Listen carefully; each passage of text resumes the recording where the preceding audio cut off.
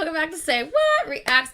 Back again with a I got a notification. That was BTS fast. storyline BU video for you guys. I was like, what is it called? It's called a video. That was fast. I got a notification already. Sweetness. That's Oh awesome. my god! Why didn't you tell me my hair was so big?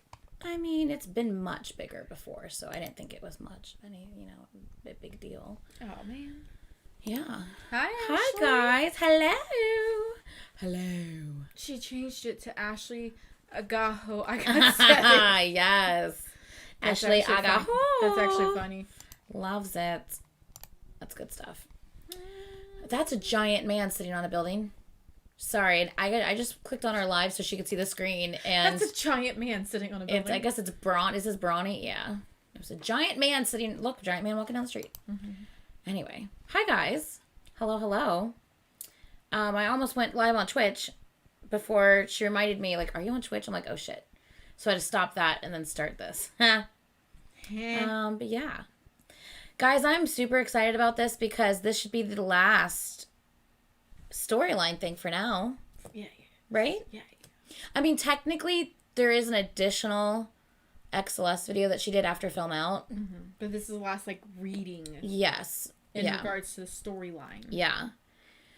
And also, just to clarify, I just want to make sure that everyone is aware, because I feel like a lot of people, and please do not try to make this a shady thing, because it's not what it is. Celeste puts so much work into her theory. She does a lot of research. She does a lot of, just trying to connect all the dots. She does an amazing job at her videos, which we've all seen, and I think everyone can agree with that.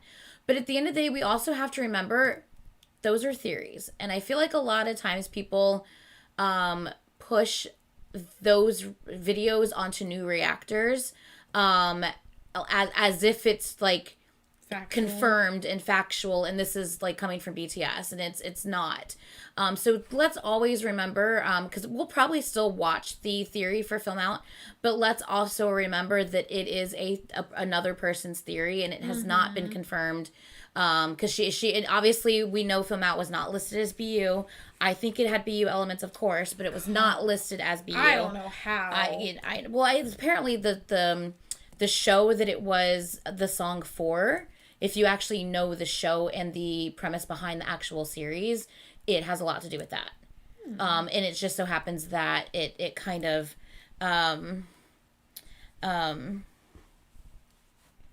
Amy did part of your... Exactly, they take her word as law. Yeah. I was about to say, I think part of her thing got cut off, and exactly, and that's definitely what I want to say. Amy, is I think that she does an amazing job, but I think too many people push her videos onto new people as if that is exactly what's happening, and we have to remember that she's a fan just like the rest of us. She's an ARMY just like the rest of us, and she's coming up with these theories just like the rest of us. Now I do think most of her shit is spot on, but I don't agree with all of her stuff. There are some things that she said that I'm like, I don't think I wouldn't have put those two and two things together. I don't agree with that one. So I see it a lot, because you guys know I watch a lot of reaction videos, and I definitely see it a lot where a lot of people are like, just watch the webtoon and watch the BU Explained by Celeste. Just watch those two things. And it's like, and I can't stand when I see that either, because I'm like, can you please give the person a chance to experience this amazing, if I want to just this watch amazing... that, But think about it. People just watch this and that, and it'll tell you everything. It's like, well, what if I want to watch everything else? no, but think about that. Think about how much work they put into every single video, all of these VCRs, these short films, these epilogues and prologues and highlight reels and the webtoon and the books of the notes. And imagine just telling somebody, don't worry about all that. Just watch this fan theory here in the webtoon, and you'll be fine. It's like, you're overlooking so much hard work. There's so much amazing work and details that you're completely missing out on, and you're literally dismissing it by telling somebody just watch this instead. why would Hi, Oscar. why would a fan do that? Hey, Oscar, not 4 a.m. and me not being able to, I'll read you a bedtime story, Oscar. She puts me to sleep. She might be able to put you to sleep. Just listen to my soothing voice. Jesus. Oscar's like, okay, time to go. I didn't want a nightmare, Anitra. But yeah, I don't know. I just wanted to say that we will most likely be watching XLS's film out theory video. But at the same time, I also just want to make sure I am putting it out there that we have to remember that this is just another theory. This is not fact or anything like that. Aw, Christina, sweetie, you're so nice. But to be honest, your theory is even more spot on. Thank you, sweetie. I appreciate you. I can't get into making theory videos. There's too much. But yeah, so I definitely just wanted to throw that out there. I wanted to make sure we all remember that there's only certain things that have been confirmed by BTS and everything else is just theories. And if you do see people trying to push the just watch this and that agenda and like kind of dismissing their entire storyline body of work, you know, don't feel bad in the comments about replying to that person and saying, you know, imagine, you know, like, let's not dismiss the entire beautiful body of work the storyline provides, and let's give others opportunities to experience that instead of just dismissing it and only telling them to react to, you know, to just watch the webtoon. The webtoon is very important. The theory videos are great as well, but, you know, let's not just completely dismiss the rest of their body of work that they've put so much time and effort in, just because it might take a long time to get through.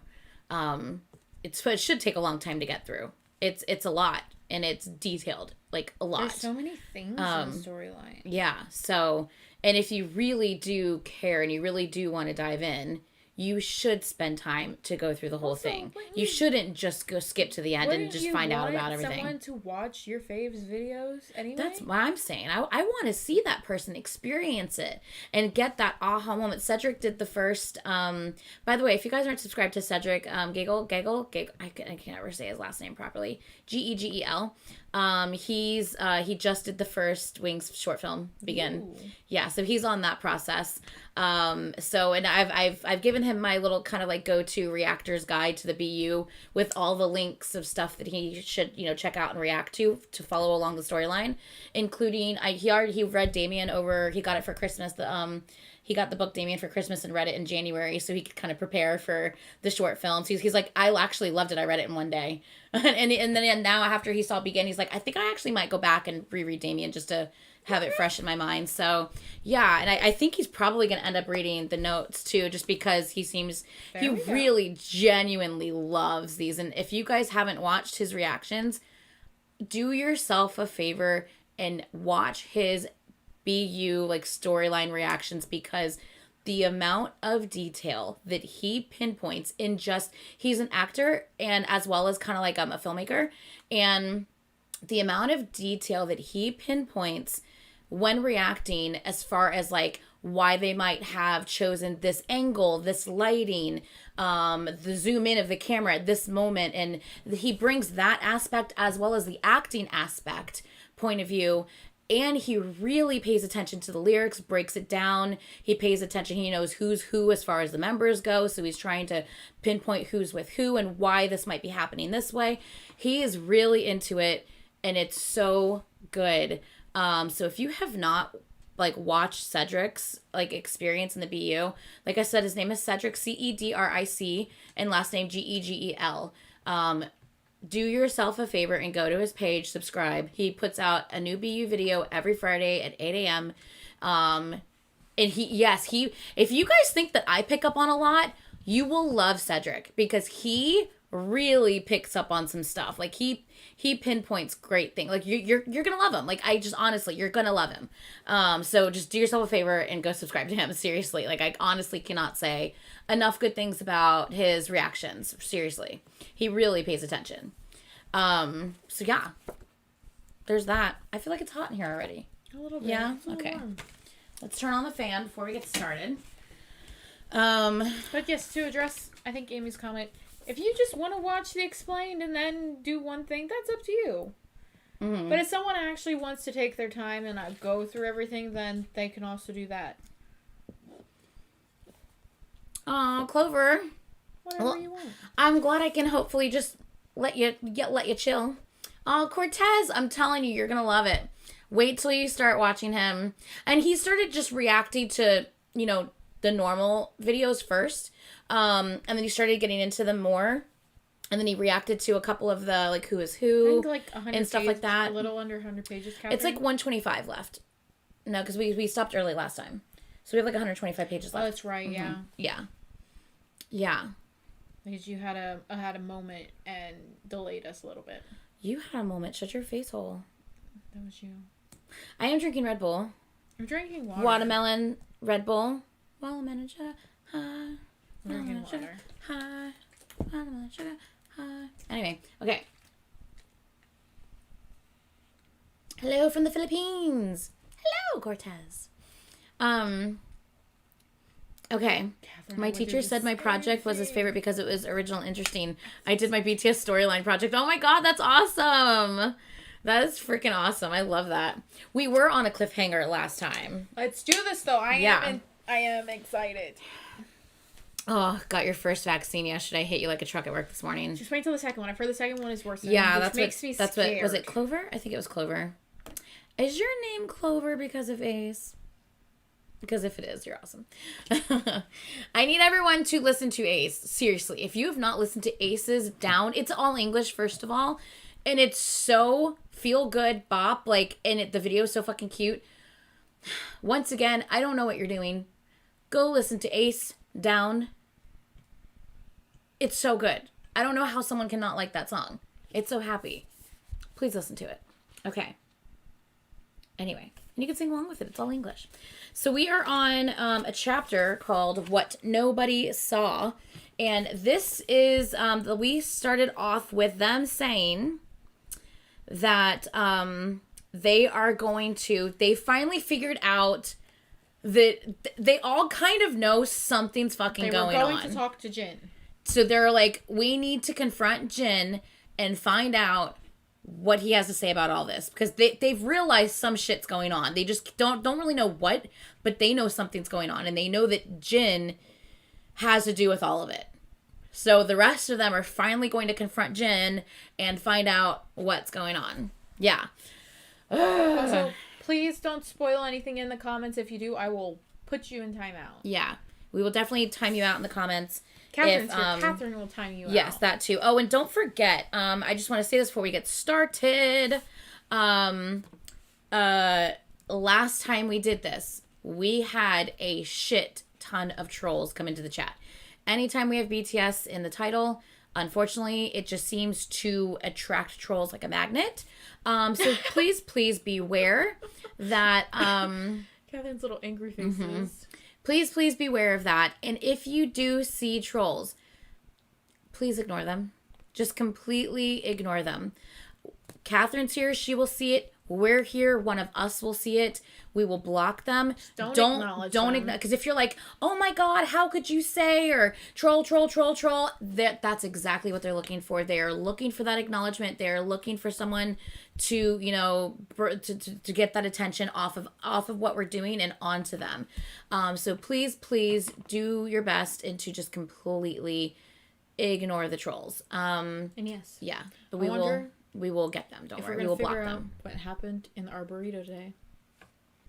Yes. She calls it the Arboreto. Because I can't say Arboretum. Arboretum? Oh, bitch! That was loud. Yes, it's not... what is XLS call it? Arbitorium? It's not auditorium. It's not an arboretum. Yeah, it's arboretum. I'm gonna call it an arboretum. Yeah, right? Arboretum, I think. I haven't read that line in so long. But anyway, okay, so Arboretum over the railroad. So yes, please no spoilers, and let's continue. And Arboreto, exactly, Margaret. So we are on page 174, and this ends at like 298. So we have a little ways to go, but we are finishing this bitch tonight. Do this. Yeah. And for those of you on Patreon, I will have a Bon Voyage coming up. I owe that. This is the next one I will be posting. Will be Bon Voyage. I'm also reacting to Kingdom because that performance just finished being subbed today. So I know I need to react to Bon Voyage, Kingdom, and I also have a GOT7 coming up. So for those of you on Patreon, look for those in the coming days. Those 3 will be the next up in the coming days. I've been trying to be pretty consistent with posting a lot on Patreon this week just to try to play a little bit of catch up, and I still have those 3 coming up to kind of still play catch up on. So obviously not the Kingdom one, that's gonna be pretty fresh and new, but the other 2 are kind of to play catch up. So yeah, okay, I think that's everything I wanted to say. Read, woman. Okay, so starting page 174, this is and by the way, this entire book is taking place during the year that Jin's character was 22. Mm-hmm.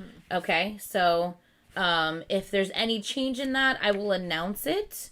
But I don't think there's any change in that until the epilogue at the very end of this book.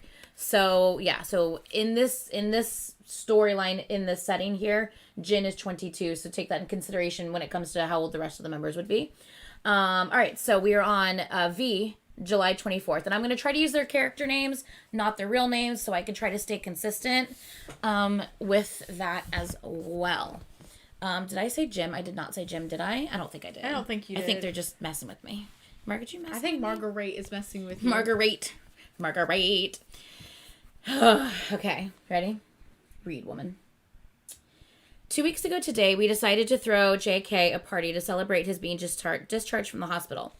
We said, let's throw him a party when JK comes out of the hospital, and we completely forgot about it. With so many things that happened since then, I had gone everywhere in Seongju City with RM looking for that building, including the classroom. On top of everything, the redevelopment plan had turned the whole city upside down. I did not know how time passed by so fast, and I had only remembered JK's last day in the hospital the day before. We had just left the classroom, and while talking about how to ask Jin about his father, someone said we should ask him at JK's welcome back party. Will Jin show up? We have to make him. How? I don't know. We all realized it only then JK would be coming home from the hospital tomorrow. We looked at each other surprised. The truth was that none of us paid much attention to JK. We had been preoccupied because of Jin, but that did not change the fact that we had been forgetful of JK. Should I give him a call? When I said that, RM said, no, it's past midnight. Let's throw him an awesome party. Hobie, you take care of the food, as always. V, how about bringing party hats and stuff? Jimin, and Jimin said, I'll get him a present. He'll like a sketchbook. How about you, Suga? When RM asked, Suga's face broke into a smile, and he said, my presence at the party will be a present. Oh, RM, what are you going to do? He said, I'm providing the place for the party. Is that Run? Where they open up the door and it's like the big party inside? Mm-hmm. Do you think that's like Run? That sounds like Run. It sounds like Run, yeah, for sure. We set to meet for the welcome back party at 7 p.m. the next day. I hung about the gas station, waiting for RM to get off work. We have to hurry. They let me out so late, we're not going to make it, said RM. He bowed a goodbye to his boss and walked towards me. I stood up. We'll get there after 7. We walked side by side towards RM's container. Do you think Jin will come? RM answered. I'm not sure, but I think he'll probably come. I texted him. What did you say in the text? That we should talk about the map of the soul.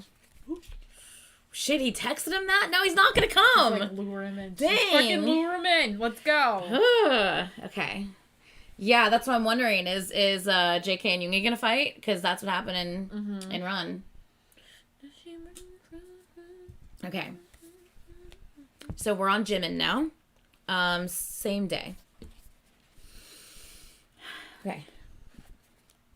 I opened up the container door and walked in to find no one. The air inside, heated by the afternoon sun, rushed out as if it had waited for the door to open. I fumbled to turn on the light. The fluorescent light flickered balefully before the room finally became bright. I was 10 minutes late, but I was the first one there. I turned on the fan and looked at my watch. 7:10. What happened, everyone? Did something happen? Were they on the way here or not? The place looked empty to have a party. I gave a quick look around the place, but there wasn't anything I could use to make the place more presentable for the party. There was some of RM's stuff, but definitely no balloons or party hats. Some pieces of paper I found, I wrote, welcome back, home, and JK, and taped them on the wall. But they only made the place look more pathetic. I should have done a better job at writing those words. I regretted it as I straightened the papers up on the wall. I checked the chat room to make sure everyone was on their way. 10 more minutes passed. A train passed by, shaking the whole container. Seeing the whole world shaking through the open door, I thought back on that day when we had banged open the hospital door and run away. Could I have done it if V, JK, and all the others weren't there for me? Just because there's a door and an open door doesn't mean that you can walk through it and step out from where you are. Maybe Jin was trapped somewhere, waiting for someone to knock on the door, which is exactly what I was thinking in Film Out, guys. If you haven't seen my Film Out reaction, that's kind of what I say in Film Out. I'm like, you know, like, he's trying and trying and trying. At least I think that's what I said. If it's not what I said, I definitely thought it after the fact, for sure. But it's like my vision in Film Out was all those doors are like just a visual representation of all the times he's tried and gone back and tried again and tried again to save the guys. I'm happy we were on the same page, even though we didn't watch it together. Yeah, to me it was very obvious. And then even though I said Monster Inc. at first, yeah, it's not Monster Inc., but okay. But then also, like, I do feel that what was that? You keep talking. Why are you like this? Don't you dare. Just get the Tata Square. I don't want the We haven't touched Tata Square in so long. I will fall asleep. Look, I'll touch him. That just sounds dirty. Ew.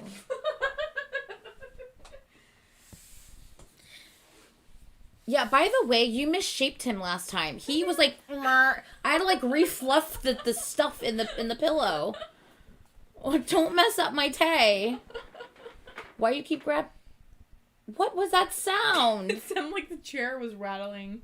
Oh, right. Why is my chair rattling? What are you? Is it ripping? Do you have shoes on? No, I mean my shoes on the floor. But your shoes underneath your foot. No, my shoes right here on my side. What are you doing to my chair? Oh. I swear to God, if I sit in this one day and it just falls. What are you doing to my chair, Caitlin? It's all the times you try to eat out of it. It doesn't move, so Caitlin. So what happens when a bag of potatoes sits in it all the time? Shut your face hole. I'm breaking your chair. Anyway, I grabbed Tay because I want Tay. Whoa! Calm down, lady. He's soft. Yeah. Yeah. Okay. He's soft. Cairo broke another chair. No, this chair is not broken. She's just a little... Oh, it sounds better now. Do it now. Sounds better now. Okay. Let me continue where we left off. Where were we? Okay. Anyway, so I was talking about how, and then in Film Out, you can kind of see those moments where JK sees Jin. Although Jin's in the room with them, he looks through, like, the window, the wall, the glass, whatever. And he can see Jin there, even though Jin's beside him at the table. And he's like, what the heck? And he looks down at the hourglass. And then same thing at the end of the MV where V is looking through the same window and kind of reaching out like he's trying to reach out to reach Jin. And it's kind of like you can see...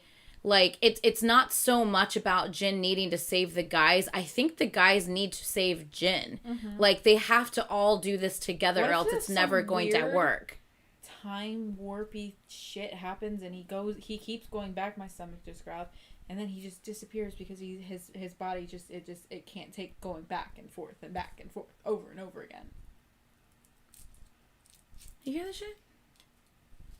What if he just disappears? What if he just disintegrates into thin air? I don't know how the fundamentals of time travel work. Do you? Obviously, they still leave you with a body or else he would not have been able to do this so many times. For now. Wow. Anyway, so yeah. So I personally think that it's at the point where it's not about Jin saving the guys. It's they have to save each other. Jin can't do it on their own. They need to be aware of what's going on. Luckily, they've kind of figured out what's going on, except for the whole going back part of things. They don't obviously know about that. But yeah. Yeah. Okay. Anyway, so I think that whole, like, maybe Jin was trapped somewhere waiting for someone to knock on the door. I don't think he's necessarily trapped somewhere, other than the fact that maybe he's just trapped in this loop of not being able to make it work. So he's not necessarily, when you say trapped, I don't think it's like as in he's trapped in one place. I think it's more like he's just trapped in this like never ending loop and cycle of constantly trying and failing. I think it's trapped in that sense.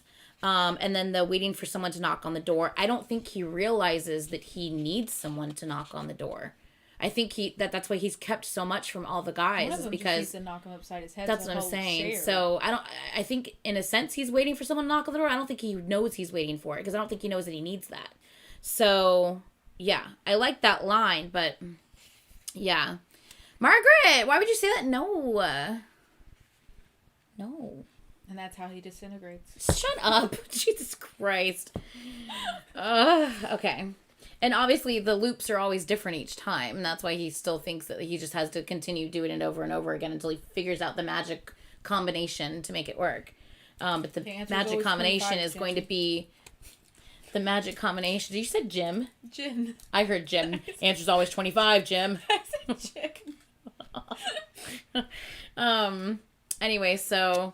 I think he's trying to finally figure out this magic combination of, finally figuring out how it's going to work. But what he doesn't realize is it's never going to work unless everyone works together. So, with their knowledge of it happening. So, anyway, we're still on Jimin. Nothing was certain. I wasn't sure if we could help him. I wish the small pieces of information we had stumbled upon would provide some hints. While I was thinking this, the container door finally opened. There's only you here, said Suga. That's what I was thinking of. Okay, so we're on to Hobie, same day. Ever since it was announced that the children's home was included in the redevelopment plan, the orphanage people had been fighting a war every day. A war without firing any bullets, a war fought in silence and growing fear.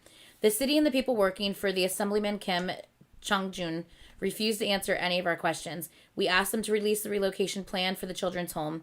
Not a difficult request, but their silence spoke louder than any words. If they had had a plan, they would have competed to be the first one to make the announcement. The children's home would be relocated to so-and-so area, but they did not say anything. By not saying anything, they made it clear and that they meant to send the kids to different institutions. I don't know who threw the egg, one of the orphanage aunts or someone who grew up there. No one knows who started the fight. The protesters, well... It'd be a stretch to call the orphanage people protesters, but they got into a physical fight with the aides.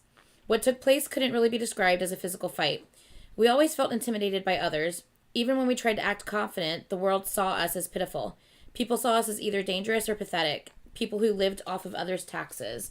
One of the orphanage aunts tumbled down the stairs, and several older kids were taken away by the police. One aunt collapsed and was taken to the hospital. Even the aunts who the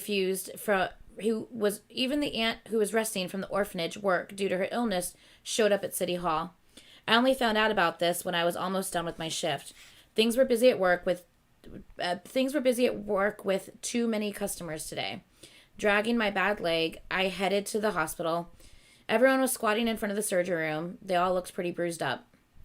Even though they were surprised by my leg, "What happened to your leg? How did you get hurt?" I said. "I fell in the slippery street the other day. It's nothing." After giving them a quick answer, I sat next to my aunts.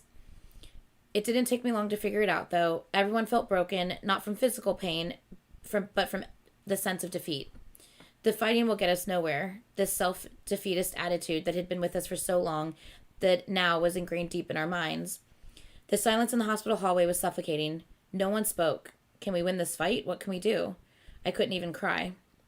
Then I heard my phone ringing with a text from V.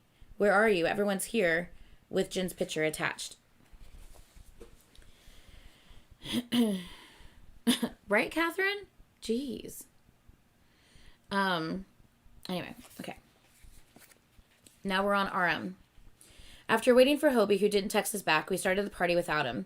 Because Hobie wasn't there, we had no cake or candles. With JK sitting in the center, we awkwardly clapped and sang a song. "Welcome back home, dear JK." Yoongi flicked his lighter... I said Yoongi instead of Suga. Suga flicked his lighter instead of candles. "Make your wish here." When JK stayed motionless with his eyes fixed on the lighter, Suga said, "So you got no wish? Then make a wish not to get hurt again." And the papers on the wall flapped because of the fan. Jin sat leaning against the wall the whole time. Looks like someone who had been dragged there against his will. He watched us and then checked the time on his watch out of boredom. So I asked him, "What are you thinking?" Jin slowly turned around, and my heart sank seeing his cold eyes. He looked different compared to when I had first met him at the gas station or at the street pub a couple of days ago. He seemed colder now. "You asked about the map of the soul the last time?" Hearing the map of the soul, Jin's eyes changed. "Ask your dad about it." Jin scowled. He must have thought I was just pulling things out of the hat. When I was about to explain, Hobie rushed in. "I didn't think you'd come." Hobie paid no attention to what Jimin said and walked across the container and went straight to Jin. He wasn't even limping. Hobie said, "We need to talk." But Jin pushed away Hobie's hand and said in a low voice, "I've got nothing to say. If you have something to say, say it here." The tension between the two was palpable. Hobie said in a trembling voice, "Can you please tell your dad to take the children's home out of the redevelopment plan? If that's too difficult, can he look for a place where we can relocate together? He's your dad. You can ask him." Hobie had never looked so desperate. Jin listened without moving a muscle and said, "It's grown-up business." The air inside the container seemed still, dumbfounded. Hobie stared at Jin. Hobie spoke in a very low voice. "You know what that place means to me. How could you talk to me as if talking to a stranger? How could you?" For an instant, Jin flinched. He scowled again and rubbed his temples. He pushed his hand against the wall and stood up. "Until when do I have to look after you guys? Can you please learn to do things by yourself?" And Jin banged open the door and left. He's so fucking stubborn. He's tired. He is exhausted, but you know what? That exhaustion is never going to end if he doesn't sit in a room with them for more than a few minutes. Exactly. Oh, okay. So now we're on JK. Jin took off, V followed him, and after exchanging glances, the other followed him too. V said something to Jin, but he didn't seem to be listening. I stood behind everyone and watched Jin get into his car. The car backed away and turned. The light coming out of the container shined on Jin's car. The trace of an accident on the car bumper was visible for a short time and disappeared in the dark. So if you're not sure what that is, the whole reason why JK was in the hospital is because Jin hit him with his car, and JK is under the suspicion that the person who hit him was Jin, but it's not confirmed, and he just saw that it's clear that Jin's car had an accident. So, yeah. I'm exhausted. Yes, exactly. The top of Jin's car disappearing out of sight merged with the headlights that came at me that night. The feeling of being lifted up in the air, the movement when I couldn't even swallow my own saliva, the fear of having sudden convulsions, the unbearable coldness that scattered my consciousness, the shadow of death lurking about, and the trace of the accident I saw on the bumper at that moment. I walked back into the container. I felt a twinge in the injured leg. The others were talking about stuff I knew nothing about, and they had no thought of coming back in. Jin. It was a waste of time. I shouldn't have gone there. Instead of attending another redevelopment meeting, I went to JK's party because RM wanted to talk about the map of the soul. I hoped that there would be a clue to get me out of this endless pain, but all I heard was Hobie begging me to save his orphanage. I stepped on the accelerator. Why do they always want something from me? Why can't they take care of things by themselves? Why do I always have to save them? I was sick and tired of it. Why do I save them again and again when they walk back into a mire of desperation after I bailed them out of there? Because they don't know that you're bailing them out. Mm-hmm. Don't waste your time on a useless pursuit. I remembered what my dad had told me. Is there a way to end this without having saved anyone? Yikes. Sounds like he's regretting it. That's awful.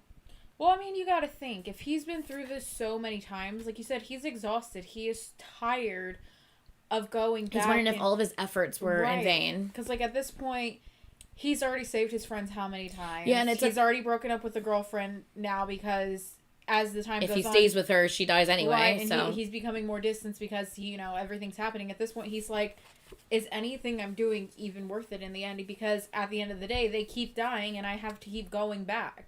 Mm-hmm. I would be exhausted and I would be questioning things too. Because even though it sucks, you're at the same time, you're just like, am I going through this for no reason? Yeah, and it's one of those things where, like he's saying, every time he's gone back, he's done something different to change the scenario, but the outcome is the same. Mm-hmm. Someone ends up dying. And so he goes back again and starts over. And so he's thinking, like, if I keep going back and they keep fucking screwing up and dying and killing themselves in these different ways, what's the fucking point? Like, is this ever going to, like, what am I doing? It's never changes. It always ends up being the same result. What the fuck am I doing? Right. Like, why am I doing this to myself when nothing's changing? Right.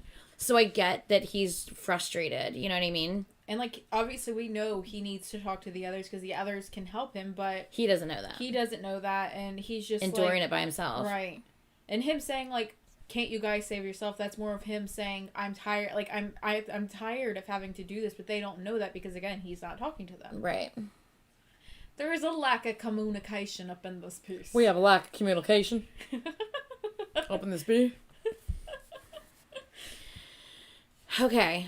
I know. We left on the cliffhanger of we were going to talk to Jin. And no one talked to Jin. God damn it. Fuck. We got like 100 pages left. That bitch better talk to someone by the end of this. 115. We have 115 pages left. Pissed. Yeah. If we read through this whole thing and we don't get a conclusion, don't tell me if we get a conclusion. But I'm going to be mad if we don't get any answers. It's going to be like ATs all over again. Her shirt does not look like Whoopi's shirt that was given to who? Was it JKV? Was it who? It's going to be like ATs all over again.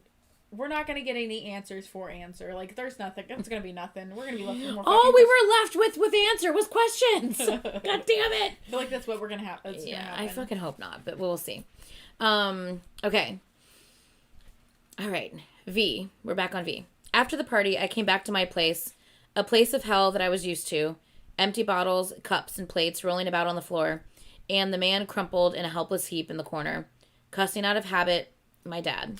Nothing to be surprised at. But I screamed when I saw my sister waddling around and sweeping up the broken bottles. Startled, she turned around. She resembled my mom. She was just like Mom, skinny, her stooped back, but also the sense of helplessness. She took after everything in Mom except in the selfishness and abandoning me. That was what she should have taken after. V, she said as she stood up. Hearing her feeble voice, I just couldn't stand it any longer. I'm sick of this. I yelled at her and I ran out. I walked any which way.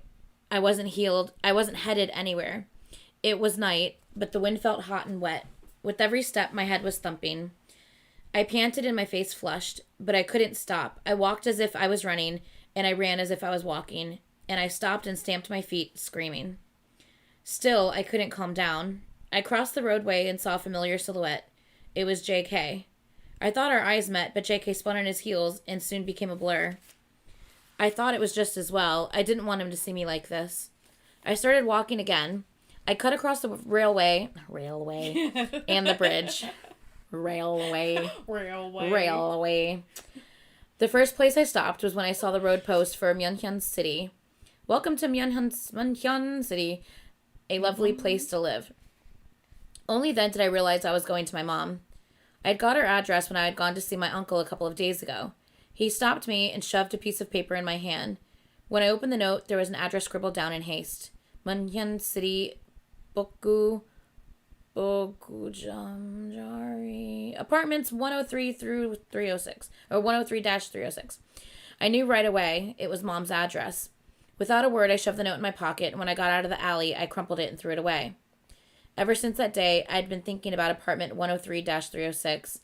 I saw the address only once, but it became engraved in my head. The public housing apartments across the busy downtown area of Myeonhyun City, Boku.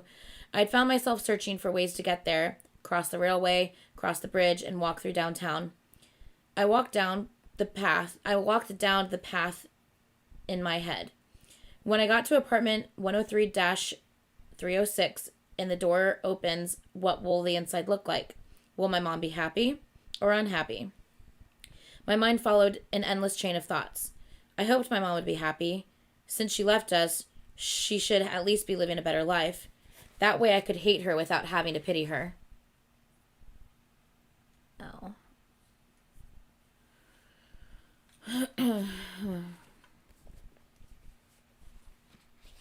What was the name of that typhoon again? We're not going to talk about the typhoon. I don't even remember. I don't either. I imagined her finally at peace in her life, a life that wasn't bound by something, a life in which she was responsible only for her life. A life in which she had no bruises on her arms or legs, and she spent her time after work tending her flowers on the veranda while sipping a cup of tea. The life of a selfish, why did I just stop there? The life of a selfish stability in which she would sometimes remember me and my sister, only to forget us soon thereafter. I'm like, life of a selfish... Your brain just shut down for half a second. Literally. You just had to reboot it all? That's it? It was past midnight, but the downtown area was brightly lit and in broad daylight. I left the people in cars whirring by and walked into the dark alley off the back street. It was the quickest route to my mom's apartment. The alley was a completely different world. Dark and grim streets, flickering streetlights, and small dingy bars with gaudy signs. With my mind on the ground, gaudy signs. With my mind on the ground, I hastened my steps across the worn-out streets. I stopped and turned around because of a loud noise. A bar door banged open and a man was chased out. A woman, possibly the bar owner, yelled at him and slammed the door shut. He probably couldn't pay her for the drinks. He staggered in my direction, bumped me on my shoulder, reeled, and fell. Standing still, I looked down at him. He wasn't going to stand up anytime soon. He seemed to be falling asleep. His overgrown and disheveled hair, his partly parted blackish red lips, his sagging belly under his rumpled shirt. I turned away and fixed my eyes only on what was ahead. I started walking and walking faster. I ran. I wasn't going to turn around, but I couldn't help it. The man was still lying on the ground. I stopped with the curse escaping from my lips. Mister, you shouldn't sleep here, plastered. He was already asleep. I shook his shoulders hard. He reeked of the disgusting smell of booze. A familiar smell. Mister, stand up. He blinked a couple of times, but closing his eyes, he said, Who are you? You know me? No, I don't, but you shouldn't fall asleep here. You have anyone who can pick you up? I swung his arm around my shoulder and helped him stand up. Leaning on me, he tried to stand up, only to fall right back down on the ground. When I tried to help him again, he pushed away my hand, and he fell backwards, and I stepped closer. Where do you live? I'll help you get home. Can you please get up? He looked at me incredulously and giggled. I pulled his arm, but he pushed me away, and we repeated this a couple of times. We grew tired, and he fell down on the ground. He said, Just leave me alone. Leave me alone so I can just drop dead. He lived in the neighborhood next to where my mom's apartment was. I carried him on my back. I was dog-tired. The drunk guy was heavy. Each step took everything out of me. I was accustomed to the weight of someone drunk. My sister and I used to roam the city looking for Dad. Bars would call us. We would find him in the dark corner of a bar, by the roadside, with cars whizzing by, or under a streetlight in a dingy back alley. As we carried Dad home, my sister and I didn't say a word to each other. Why were we taking Dad home? Wouldn't he be better just to leave him there to rot? Why are we carrying him home when all he does is beat us like dogs? We tried hard not to ask these questions to each other. Your leg's asleep because you had it underneath you the whole time. What did you do? I hit my ankle in the corner of the chair. Why is she like this, guys? Why is she like this, guys? Ow! Ouch! Oh, hi, Gibberish. Yes, I have them on. There's a playlist that's it's called, what's this one? This playlist is BTS Storyline with Caitlin, and that's where I have like the full book readings. Is because I have two playlists for the BTS Storyline. My original reaction, where I didn't thoroughly go through all the books, but I still did readings, but they weren't as thorough as this. And then the second reaction, which is the Storyline with Caitlin. And I have the first book where we read through the whole first book, and then the second book as well. We also have the webtoon where we actually read through the entire webtoon, as well as our explained videos. No. Smeraldo vlog. Oh, yes, the Smeraldo vlog thing where we read through all of that. Which reminds me, I don't have that on Cedric's guide to react to stuff. I feel like I should put that on there. Probably. So we could get a backstory of the Smeraldo flowers. So I have to go back and figure out exactly what we reacted to in that video so I can update my guide and send it to him. And I have to figure out where it falls in line, which I think is pretty late. Mm-hmm. Yeah. Okay. Anyway, but yes, I do have it on my channel in that playlist. If you type in BTS Storyline, the notes, you'll find part 1 and part 2 there. You should, at least. If you don't, just leave a comment and I can always link it to you. Okay. Oh, she's fine. She's just getting tired now. It said, "Are you okay, Caitlin?" Oh, I'm good. Oh, I think they mean your ankle because you hit your ankle. She's fine. Oh, I'm fine. It just felt like, like... It just takes a moment. Yeah. It hurts for that, that when, moment. Like, you hit your funny bone that's not actually funny? That's how it felt when I hit my ankle, and then I was like, oh my god, and now I'm fine. Yeah. Why do they call it a funny bone? It's not funny. It hurts like a bitch. Ironic. Okay. You know what's ironic? My body lacks iron.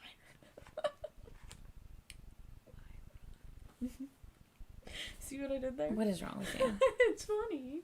Jen might have appreciated that. Okay, let's continue. I wasn't like this from the beginning. The man talked in his sleep. Yes, I get that, I told him. I put him down in the damp semi-basement room and took a breath. My eyes landed on a broken table and dishes, and empty booze bottles and instant noodle packets. I couldn't just leave. Not because I was physically drained out. I wish he would wake up and tell me stories, even if they were boring stories, but he was asleep. And I slowly got up and headed out to the public housing apartments. I got to the apartment when the sun was about to rise, the darkest hour of the day. The place was quiet. Hi, Taco Man! Oh, hi. Oh, big Did he just wake up? Taco Man. Big stretch, my Did you hear him? I was like, what? I literally just finished that line. Why were people up so early? And he's like, meow. He just woke up. Taco Man. Taco. He's like, no. Baby boy. Taco. What do you want? You awake now? I forgot he was under the couch, honestly. He changes his sleeping location once a week. And he's obsessed with sleeping in the same spot for a week, and then the next week it'll be a different place. She's witnessed it. It's consistent. He's a weirdo. This week it's under the couch in the office. Yeah. So that's what he does. Funny bone is like your elbow. Your elbow. It's not a funny bone. It's just a bone that they call funny, but it doesn't. It's not funny. No. Your weenus. You could pull the extra skin on your elbow. That's your weenus. If you didn't know. I can barely do that. I can barely do that too. Some people can pull their It's weenus. They got a big old stretchy weenus. Ew. Must be uncut. Ew. You nasty. You're nasty. Oh my god. You're gross. I mean, they are more stretchy. Let's be real. They are, but you nasty. I fucking can't. Yeah, ew. I can't. No, that was funny. You're gross. Oh, I don't know how many people actually caught that. Apparently some people did. Nope.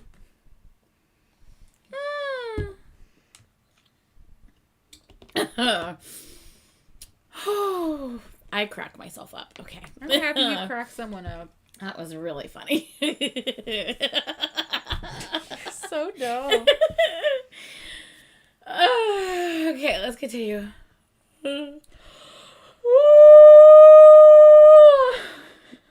You see how I was silent when I did that, but you weren't?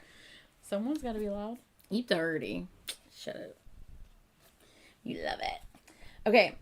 I suddenly heard footsteps coming out of the building door. A woman with her hair tied in a clumsy bundle hurried out, but after seeing me, she cowered. I kept my distance and turned around. I saw a playground. Sitting on a swing, I could see down the outside corridor to apartment 103. I kicked the sand with my shoes and looked up at the third floor. The rusty old swing clangered. Why am I hesitating when I'd run all the way here? My body ached and so did my heart. I had no idea how long I'd been sitting there. I saw someone walking out to the hallway of the third floor. I was too far away to get a good look at the face, but she was a skinny, middle-aged woman. With her arms on the railing at the end of the hallway, she looked down on the playground, and she lit her cigarette. The flame from her lighter flickered, but was soon gone. The smoke from the cigarette seeped into the bluish morning air. Without moving a muscle, I looked up at her. The sun must have been out, for things were becoming bright and hazy. The woman stated she had been with her eyes fastened outside, and When she was done with her first cigarette, she took out her second. I wondered if she saw me. She couldn't see my face, but did she wonder what the person was doing in the playground this early in the morning?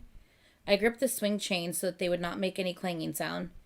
The tip of her cigarette glowered repeatedly, growing brighter and dimmer. The sun was coming up. Under the light of the new day, she smoked her last cigarette, and she turned around and disappeared behind a door. I counted the doors from the very left, 304, 305, and 306. That was my mom's place. I walked up and stood where my mom had been standing. The place was littered with cigarette butts. Like my mom, I hung my arms over the railing and looked down. I saw the swing where I had sat and stared at the empty swing moving back and forth. I heard the door of 306 being opened. I wiped away my tears and ran down the stairs. My hands smelled of rust from the swing. Once out of the apartment buildings, I saw the morning come alive. I walked to the bus stop with the distance growing between me and my mom's place. I had the sudden urge to turn around, but now was the time to go home. Shit. He's stressing me out. He was right there. Mm-hmm. Damn. That's so sad. Mm-hmm. Because, like, he wants to see her, but he doesn't want to see her. Like... Because what do you say in that moment? Exactly. Like, hey, Mom, I'm the kid that you abandoned to leave to get beat by our dad daily. Like, thanks for that. Instead of taking us with you, thanks for just leaving us there. Right. You could have taken us with you. There could have been another option. But, like, hey, how have you been? Like... It's just awkward how I wouldn't know what to say in that moment in time. Yeah. Like, he went all the way there and he couldn't. Fingers burning. Yeah. Burning. Okay. Next day. July 25th, RM. Jin will call us, right? No. I got V's text in the morning.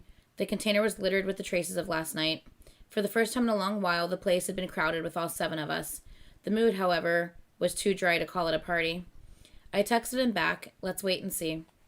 I felt uneasy the whole time at work. I thought of Hobie last night and thought about texting him several times. It was solely my fault that they would clear out the orphanage earlier than scheduled. If I hadn't dumped those papers in the reporter's lounge, the redevelopment plan would have been at a standstill as before. Hobie knew this too.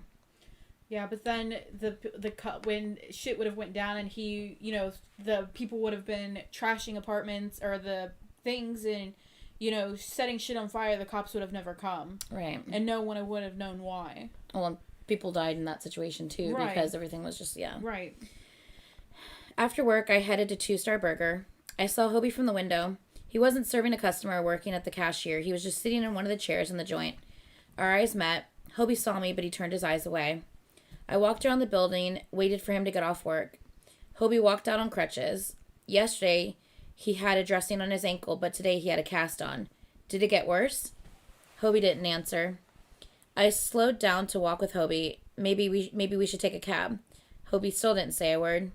It was the first time ever for me to feel this uneasy around Hobie. Are you off work now? Or are you still on the clock? Is something wrong? Are you going to join me for the protest for the orphanage? Or are you going to join the protest for the orphanage? Hobie stopped. RM, I'm going to go by myself. Hobie looked emotionless. The Hobie I knew wasn't like this. I knew what the orphanage meant to him. I'm so sorry. It's all because of me. My words had no beginning or ending. But there must be something I can do. Hobie let out a sigh and said, You? Do what? And he couldn't continue. There was implied blame in that sentence. How are you better off than us who live in an orphanage when you live in a container village soon to be demolished? I knew that he wasn't blaming me, and he was raging against his helplessness. RM, you should go. Hearing his tired voice, I stopped, and I watched until he became a blur. This is not getting better. No, it's getting worse. This better be like... The bad before the good. Yes. There better be I need this to be the bad before the good. Because right now they're stressing me out. If the end of this isn't on an up note, I'm not going to be happy. Why don't you just leave us on a ginormous cliffhanger? What if the fucking timeline resets again at the end of the book and then we're left with nothing? I swear, son of a bitch! I'm telling you. I will throw this book across the fucking room. Oh, God. Like, the only upside to this particular loop is no one's died yet. Yet. But Suga has third-degree burn scars all over his fucking body. JK just got out of the hospital because he was hit by a fucking car by Jin. Freaking V, in his emotional state, I don't even know what the fuck is still going on with goddamn Jimin. And freaking RM, nothing's better with him either. Now he's blaming himself for shit. And freaking Hobie is on fucking crutches. I swear to God. They're stressing me out. At least in the one timeline when all the accident happened with Hobie, he went to the fucking musical. He went off to the carnival, but it wasn't a carnival, it was a musical. Right. It was a musical theater traveling music troupe. Traveling music troupe. It was the dance traveling theater troupe. Yeah. I feel like I need more water. This book is stressing me the fuck out. I might need you to get me another water in a minute. My throat all of a sudden is hurting. I think it's because I just kind of yelled. Probably. Everybody needs therapy. Basically, yes. Too bad it's fucking expensive. All right. Jesus. Okay. So this is about... That means you can't talk. I can talk. Can you? It's just... my throat. Maybe. What the fuck, bitch? What the hell is that? Goddamn Hershey Kiss ball of aluminum. Sorry, guys. All of a sudden, I got you get a tickle in your throat and you can't freaking talk all of a sudden. You're like, yeah, that just happened. Okay, I think I'm better now. But I definitely might need you to get me more water now. Okay, July 31st, Hobie. So this is about 5 days later. Yeah, 5 days later. No, 6 days later. Just kidding. A couple of days ago, I rode a rocket. It was the day after I called in sick. With my leg in a cast, I was nothing but a nuisance at work and in the workroom. I woke up in the morning, but there was no place I should be and nowhere I could go to. I went out simply out of habit. Also, because it was hot and my rooftop room was getting stiflingly humid. From the bridge over the stream, I was watching rockets being launched when I had a sudden impulse to go down to the station.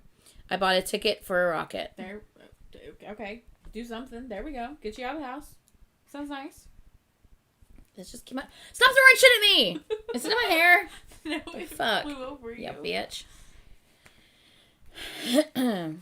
I didn't have in mind to go see a big cosmopolitan, awesome city of historical relics or vast nature. I didn't pack my bag with a destination in mind. I just wanted to go somewhere that wasn't in Seongju. I didn't get on the rocket with high expectations. With a cheap ticket in my hand, I got on the train like a big piece of baggage to be carried off without any intention or destination. To your musical people. I didn't want to think about anything. I wished I didn't have a problem and nothing required a solution. My ankle hadn't gotten better. Because I had been going around places to plead for the orphanage, my ankle was now more swollen. I tried compression bandages on it, but they didn't help much, so I was in a cast. There was not even a glimmer of hope to have the orphanage relocated. Well, it was obvious someone like me couldn't do a thing about it. I thought Jin was my last hope, but he was stone-hearted. The train's destination was Hagok.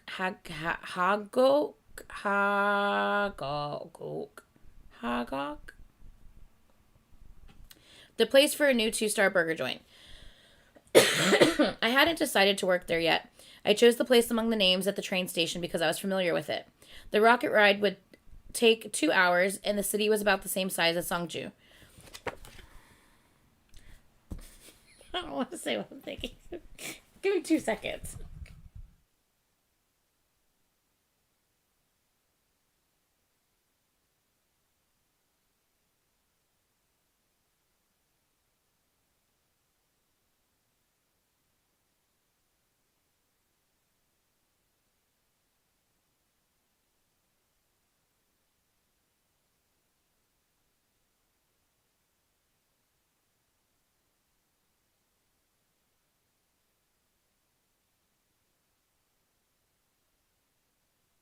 Okay, sorry. I'm good now.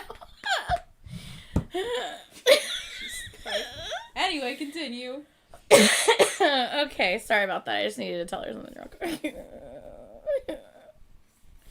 Why am I like this? I don't know.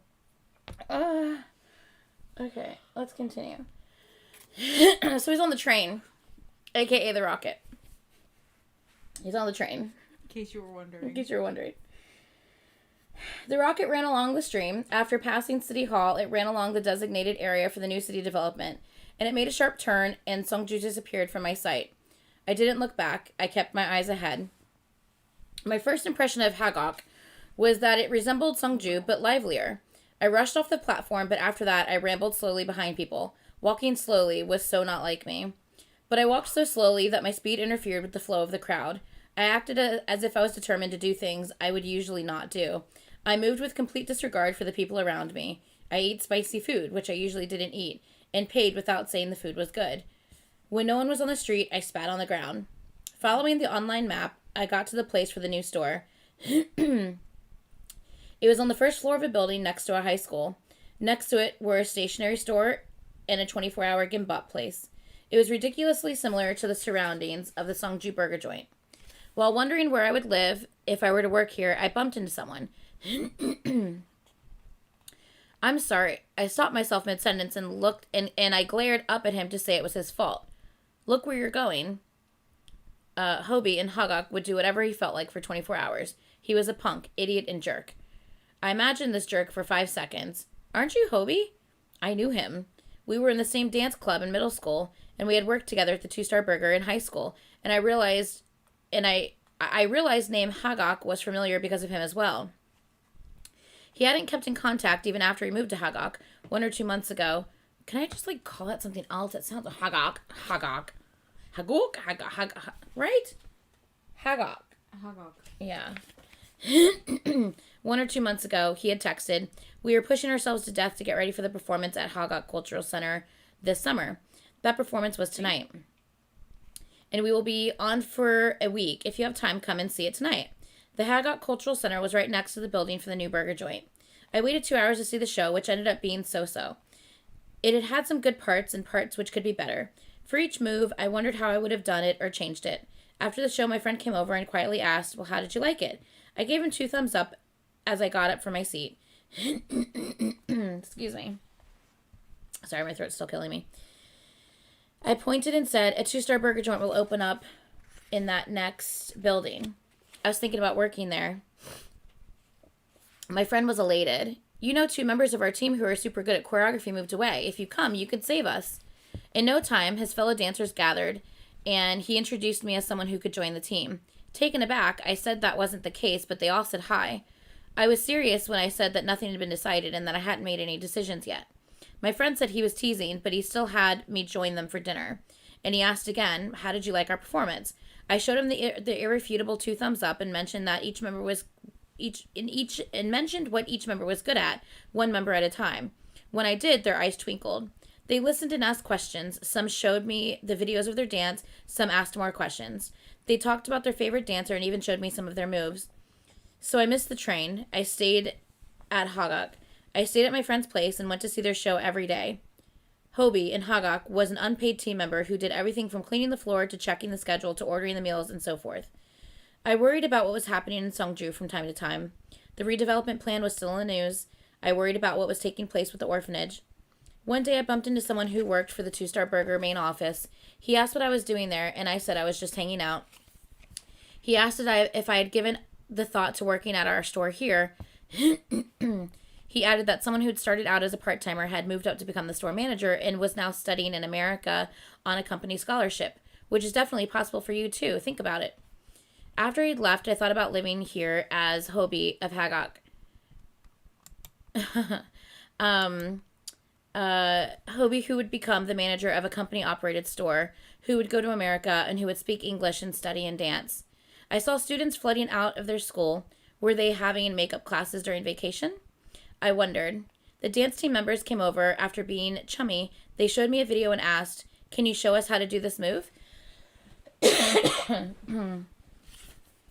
RM showed up 4 days later. He was waiting for me in front of the building where the burger joint would open. My friends had texted or called me, but I hadn't checked their messages or taken their calls. I hadn't become a punk or idiot or jerk, but I had become Hobie of Hagok. Without even a glance at him, I asked, "How did you find me?" RM said he went to the 2-star burger. I remembered bumping into the guy from the main office. Maybe that's how the word got out. We sat at a folded table in front of a convenience store with a soju bottle, 2 paper cups, and dried squid on the table. RM didn't say a word. I looked at RM. He was always running places, from his work to the library. Since he took the time out to come here, he must have something to say, or have a lot to say to me. He probably wanted to ask me why I was there. I should be home with my leg in a cast.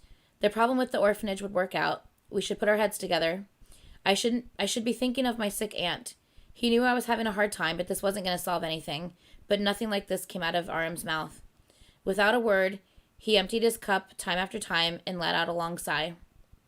Hobie, do you remember how we were both late for school and ended up having to clean the classroom together? I emptied my cup instead of answering. Jin cleaned the classroom with us, and you and I couldn't believe how he seemed to be cleaning something for the first time in his life. Really? I couldn't remember. Why bring that up now? I asked him curtly. I don't know for sure, but Jin must have his reasons. I'm sure. You know him. How he's been too nice. RM went on with what was going on with Jin. I downed the cup and thought, things going on with him. Why do I have to worry about what's going on with him? He was born rich, drives an imported car, went to study abroad, and is studying at the university. He has nothing to worry about. Why do I have to understand him?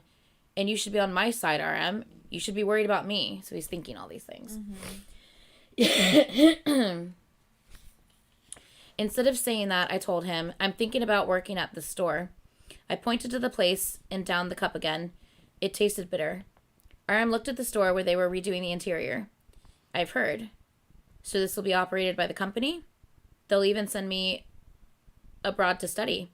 That's great, RM said, and he picked up his cup, and I asked him, what did you tell your boss at the gas station? You know. We continued our conversation on and off, downed our cups, and picked back up our conversation, which we couldn't keep going. I woke up at my friend's place the next day. I got up only to feel nauseous. How much did I drink? And how did I get here? I must have blacked out, and I turned to see RM on the floor. How much did you drink? My friend asked as he walked in the door. I went to buy instant noodles. You weren't hoping for bean sprout soup or anything, were you? RM, wake up. When I shook his shoulder, RM woke up startled. He looked around not knowing where he was. He looked at me blankly and asked, what time is it? Not even goodbye. That's so uncool. I limped to the Hagok station. RM waved and ran. RM, bye. I yelled, but I wasn't sure whether he heard me. RM disappeared into the crowd. I kept walking to the Hagok station. It was frustrating because I couldn't go faster. The crutches in my hands got in the way, and I finally saw Hagok station in the distance. I remembered the conversation I had with RM last night. Tell me, Hobie, why does this booze taste so sweet? They say booze tastes sweet when life is bitter. We need bitter-tasting booze. Hobie, you made a good decision. Don't come back to Songju. Go to America, to Europe, and to the moon, I told him. Don't worry, I'm never coming back. RM picked up his cup. You promised. I did, and we touched our cups, saying things that Hobie of Songju would have never said. I only got to the Hagok station right before the train departed, and a text came. Hobie, keep your word. The train started moving slowly. Soon it picked up speed and became a rocket. The rocket that launched from Hagok station would arrive in Sonju station in 2 hours, and Namjoon would barely make it in time for his shift. I smiled, thinking of Namjoon with his messed up hair, holding the gas pump and smelling of booze. Speak for yourself, I texted him back. I followed the rocket's path. It grew smaller and disappeared out of sight. I became teary for no reason. I turned and wiped them away. Oh my, laughing and crying at the same time. This is the Hobie of Songju. I can only imagine him laughing and crying at the same time, though. I've seen him laugh and cry at the same time. It's kind of ridiculous. Yeah. Okay. I really, really hope. This book is stressing me the fuck out. Yeah, this book is definitely stressing me out. In the Arboretum. I still don't know. Yeah, we still don't know what's going on with Jimin or what happened with Jimin. I need answers.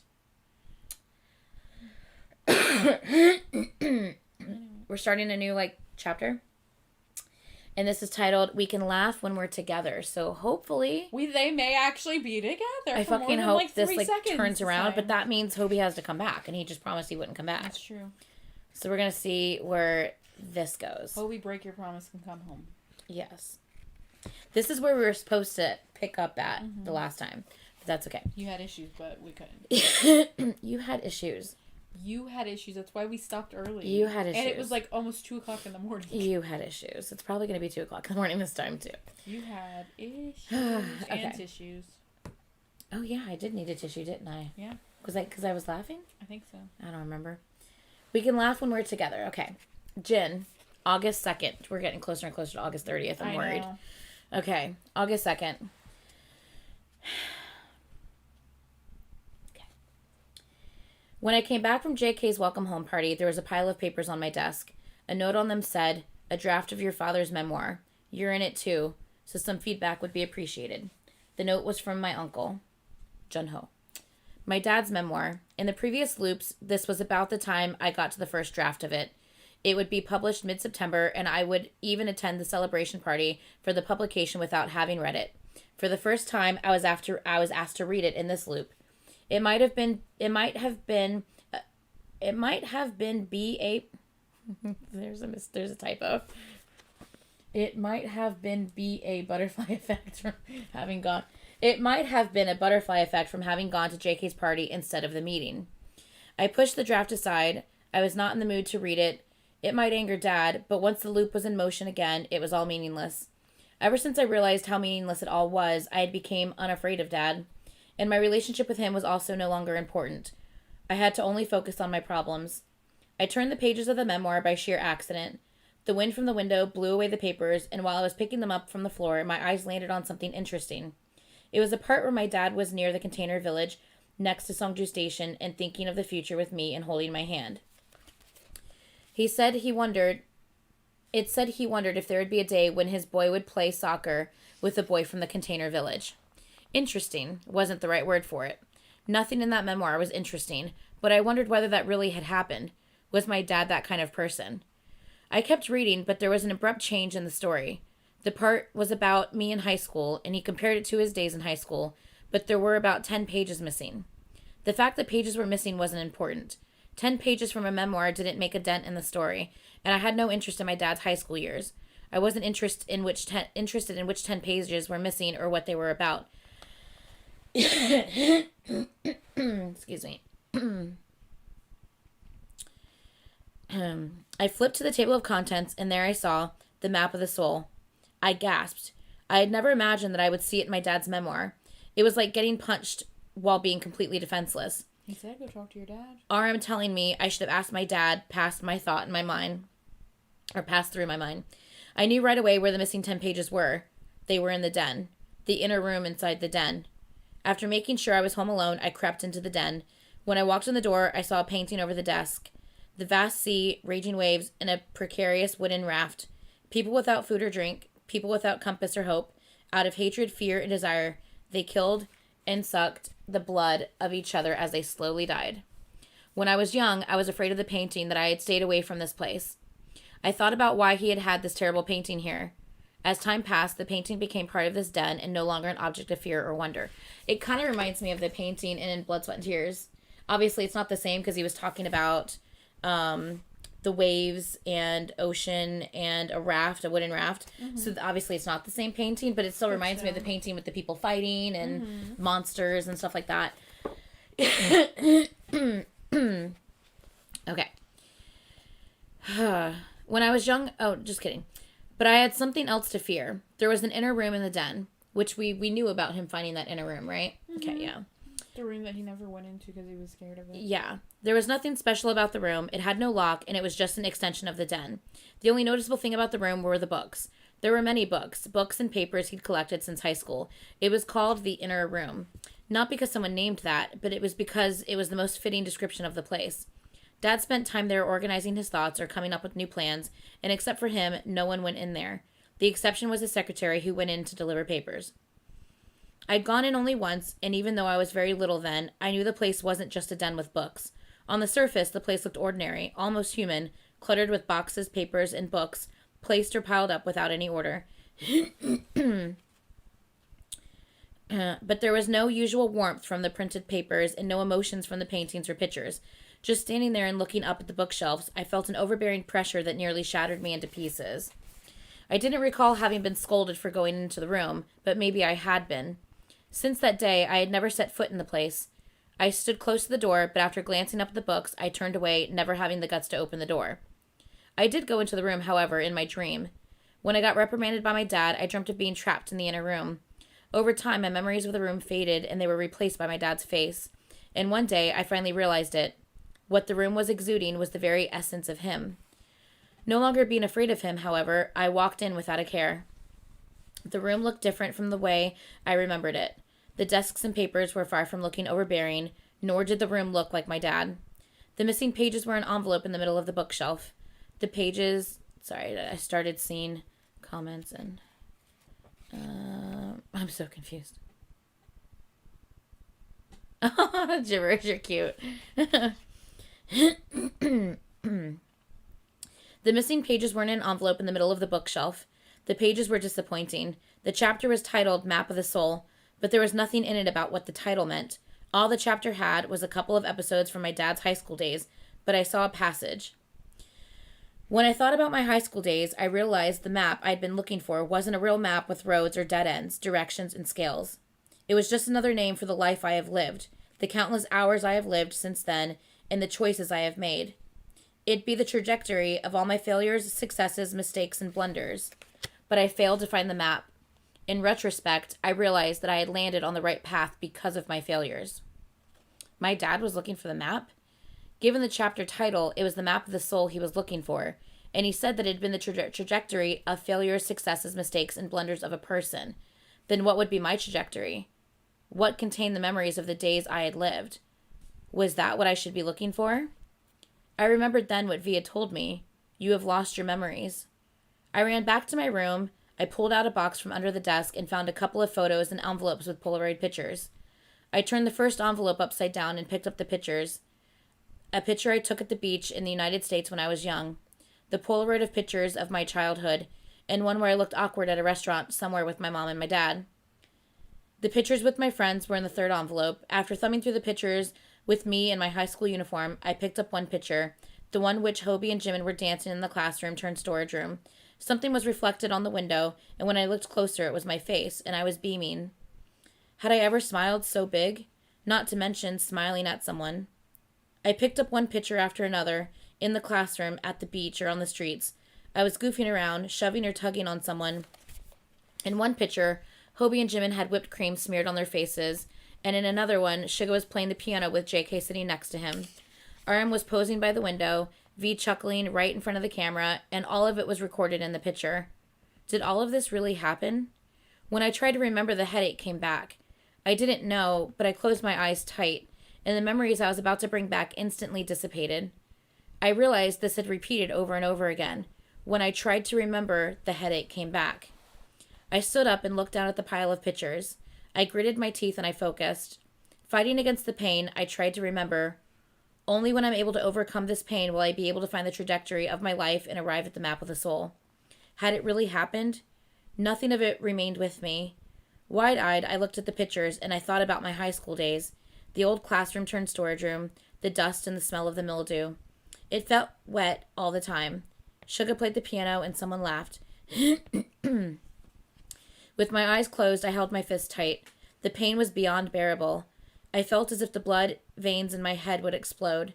The blood would trickle down, making everything crimson in my eyes, and the blood and the burning sensation would seep into every corner of my head. I buckled. If I could get rid of this pain, I wouldn't care an iota about the memories, or care about finding the map of the soul. In a fetal position on the floor, I waited for the pain to subside, and it did very slowly. The tensed-up muscles loosened and sagged. I was covered with sweat. There was no energy left in me to try anything. I wanted to give up right then and there. My phone rang a while after that. Without even looking at the screen, I touched it, and it started to play music. Piano music.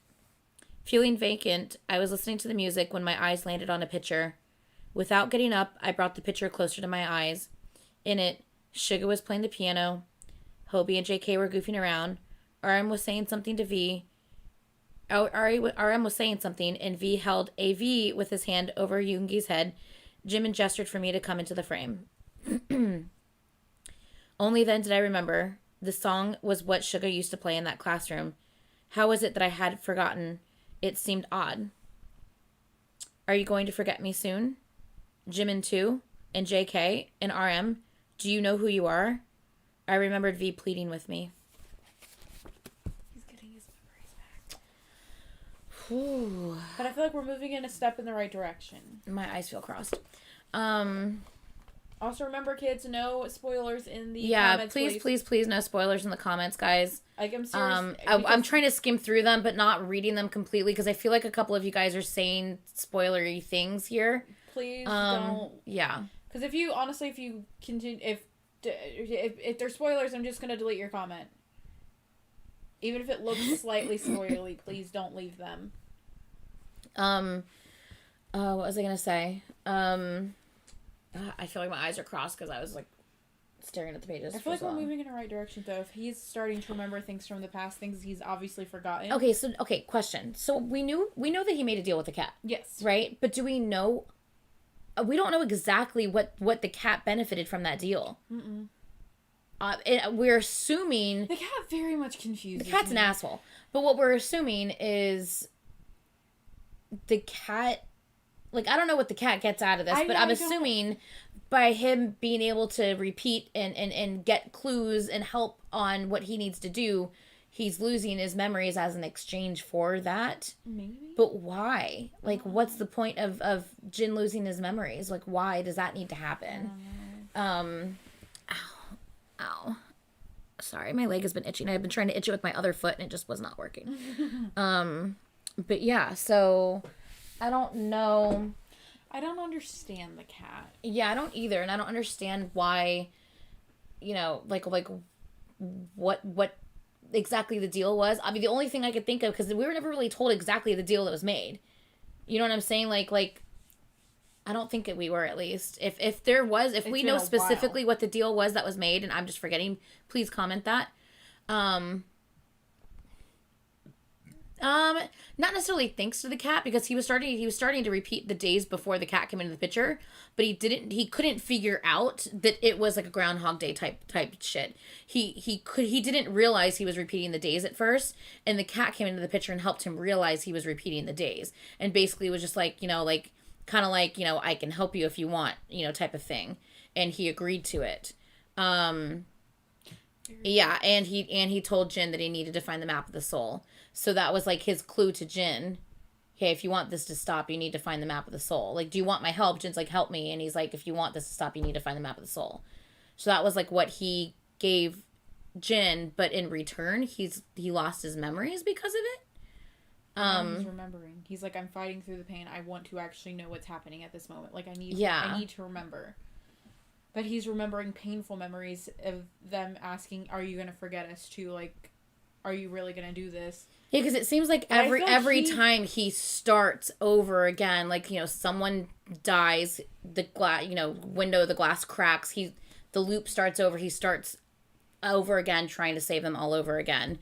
And it seems like every time that happens, like he forgets something. And because it's happened so many times and he's repeated the same loop of trying to save his friends over and over and over and over again so many times, he's lost so many memories. Right, because like I said, the last time we did this, if I'm on loop 160, I'm not going to remember what happened back in, loop 8 or loop 9. Like, yeah. Because we're going through so many things, and it's not No, but it's not just that, because he didn't start going through these loops until they were older. Right. So he's losing memories from before the loops happened, like of his actual, high school with his friends. Well, not memories from the loop, but memories of... like fractures in the timeline, fractures in his memory. I remember the cat saying that he wouldn't make it out alone. Because he needs the others, but he is so fucking stubborn that he doesn't now. But now that he's remembering his memories, maybe he will. Yeah. Maybe he realizes now, hey, it said the cat let him know not to forget. Yeah, so... Oh, okay. Interesting. We still have... And the cat said steps to remember the loop. Yeah, because I think the cat is the one who told him about the glass cracking, right? But again, if I'm not wrong, why is the cat making this deal? That's what I'm saying. Like, what is the cat benefiting out of this deal? The cat in general, no matter what universe we're in. Does the cat eat memories? You know what I'm talking about? How people, like, they consume souls and they consume... You know what I'm saying? Does the cat consume memories? And that's, like, what he feeds off of? I don't understand. It benefits from anything at this point. Yeah, it's weird. Yeah, but like I'm saying, it's... We know every time he goes back, the, no worries, gibberish, if you... I thought that you had already gone through the storyline. You just never read the notes. If you don't know anything about the storyline, you are going to be so lost. I would 100% start from the beginning, for sure. Hell, you can start on that playlist that I was telling you about, the BTS storyline with Caitlyn playlist. You just start at the beginning of that, because we literally go through the entire thing in order. From the first MV where the storyline starts, everything goes in order, so you can kind of go through it with us. And I don't spoil anything for her in those reactions. I remember crying in the first one. So... Yeah, no, you cried. You didn't cry in the first one. You cried in the second one. That's true. When they were all just like hanging out, or I don't even. Was it the second or the third? It was the prologue. I remember it. It was the prologue when they were hanging out together. You lost it. I can't. You cried. Them being together and being happy. You're like, well, it wasn't just them being together and being happy. You saw all of the shit they were going through, but yet when they were together, they were happy. Oh, God. Yeah. I remember crying in that chair out there, that uncomfortable ass chair. Yeah. I'm only here for the ride. Yeah, exactly. That's my only thing, is I'm confused about the cat's intentions. That's exactly what I'm saying. I don't understand the cat's intentions. The cat's the originator of the loop, you think? I don't know. But once again... what is the cat getting out of it? Yeah, what is the cat eats memories, I'm telling you. What does the cat benefit? This looks like an old ass stapler, by the way. What does the cat benefit works really well. in any universe from doing shit that it does? Because it doesn't make any sense. Do you remember, small segue, do you remember when we went to Atlanta and we stayed in the Airbnb with those really, like, old-ass pieces of different things? Like, the old-ass scissors, the stapler, the remote control that was, like, this gigantic remote control. The little fucking, like, chest thing in the bedroom that says, that was do not chained open. Up. Yes, it says, do there not was, like, an open. armoire in that bedroom. We stayed at like, an Airbnb, but, like, it was a separate little house. It wasn't connected to the main house. It was, like, separate. And it was like a little one bedroom. Actually, was it two? No, it was a one bedroom. It was a one bedroom, one bed. The bathroom was huge. One bedroom, one bath. It had a kitchen, living room, everything, right? And we stayed there. There's only one damn bed, but luckily she didn't starfish that night, so that was good. I don't always. But we had a little cuddle in the morning. It was great. Because we didn't want to get out of bed. We were fucking tired. But it had some creepy shit in it. There was an armoire beside the bed.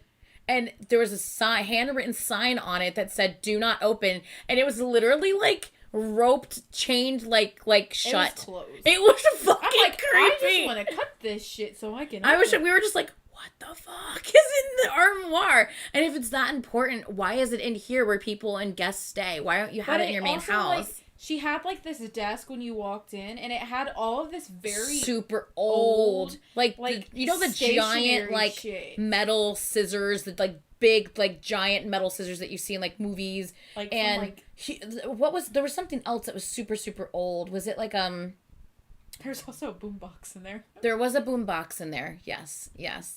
That was a nice Airbnb, though. It took us forever to find it. Yeah, and it was nice because it had, like, this huge, like, place. There was a living room, there was a kitchen. If we would have stayed there longer, had more time there, probably would have been even better because we could actually cooked there. You know what I mean? But, like, it was a nice beat. Now, I didn't like the second. Well, there's a couple other places we stayed at. That creepy ass lady that, like, sat at the foot of the stairs was, like, waiting for us to come back. That wasn't. Yeah, she was weird. And I felt, because we got there so late, I felt awkward because, like, I thought it was going to be a room completely separated in her house, like from everything else.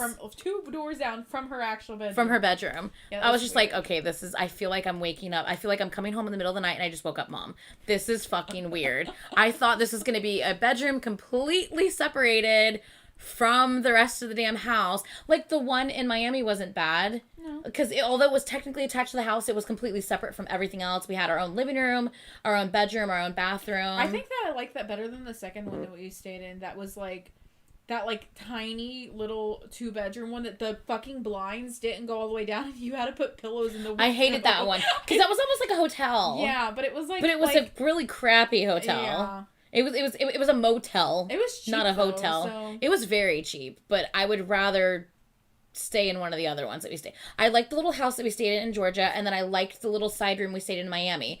I hated the damn room in that lady's house because I did not know it was literally going to be 2 doors down from her fucking bedroom. That was creepy. And then I didn't, like you said, I didn't like that like motel type of setup one. I didn't care for that one either. Oh, but there was oh no, there wasn't. I was about to say, oh, but there was that other one, remember? But we couldn't get in the door. I was like, because we were at the wrong place. You called them. I think that one would have been. I think that one actually would have been nice. It probably would have. But it wasn't. I can't find the key. Yeah, because you're at the wrong building. It's like down the street. Was she going for a vintage theme? No, her shit was just like really old. Just really fucking old. You literally felt that you were staying like at grandma's house. Yeah. Like, yeah, you just felt that you were staying at like grandma's little like side apartment to her house. Like, yeah. That's what it felt like. But yeah. Jesus. I don't know why I segued out of that. I just randomly thought about it. When you grabbed my stapler? Yeah, because I'm like, this looks like... That stapler looks modern compared to the shit she had on her desk. Like, it just reminded me, because it's so, like, bulky. It reminded me really of the stapler that was there, and that's why I thought about it, yeah. But anyway, back to the book.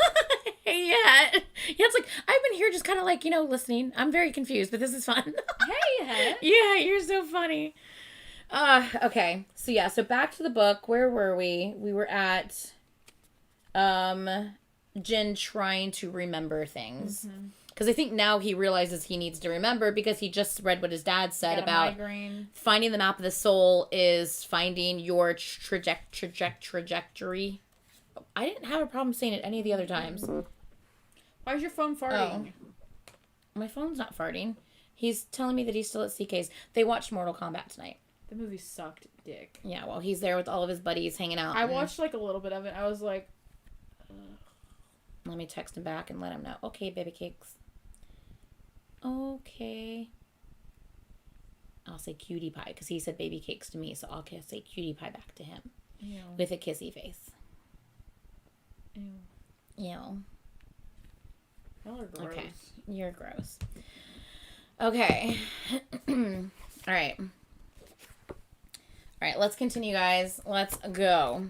So we're on Suga now. This is the same day, right? Same day. It sounds like a fart for us, though. That's what I'm saying, yeah. It's vibrating on the desk, so that's probably why. Burnt. Okay, so Suga, same day. After sending Jin a music file, I laid down again. While thumbing through the music scores I'd brought from the classroom, I saw a sentence written in the margin.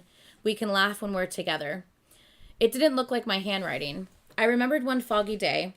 I happened to be walking across the school playground with Jin. We both felt awkward.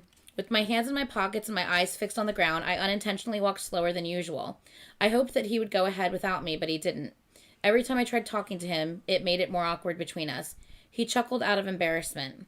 I ended up asking him, when was the last time you really laughed from your heart? He didn't answer, and I didn't ask him again. I had no intention of putting him on the spot. The question had just popped out of my mouth. We can laugh when we're together. This might be the answer to that question, but I wasn't sure if Jin had written this. I certainly didn't need to have. A certainty I didn't need to have. That's what it's supposed to say. Mm-hmm.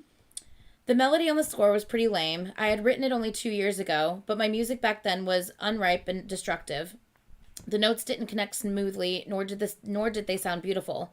When I thought about my high school days, I only remembered going around drunk, but I hadn't spent every day like that. I'd spent the whole night rewriting the score and finished it this morning.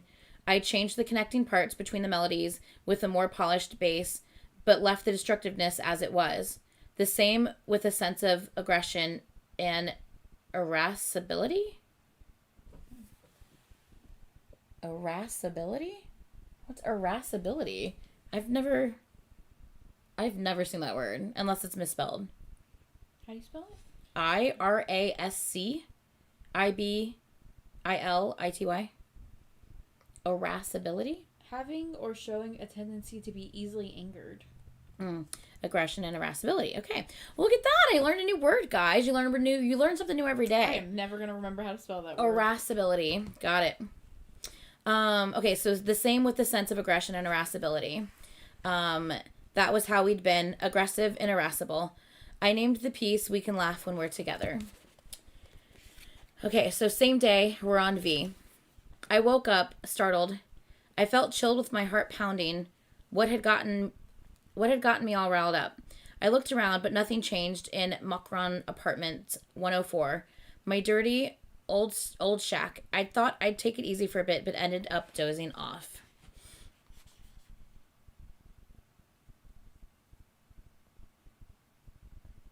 Huh?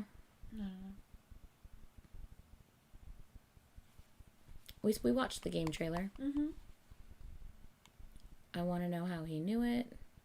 Hold on, what were you guys talking about? I don't know, they were having a conversation amongst themselves. I think that's the last note. If it's something we've already seen, I'm fine with it.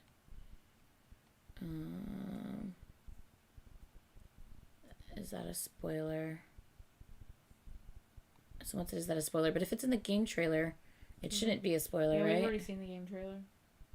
Game trailer was really good. Yeah.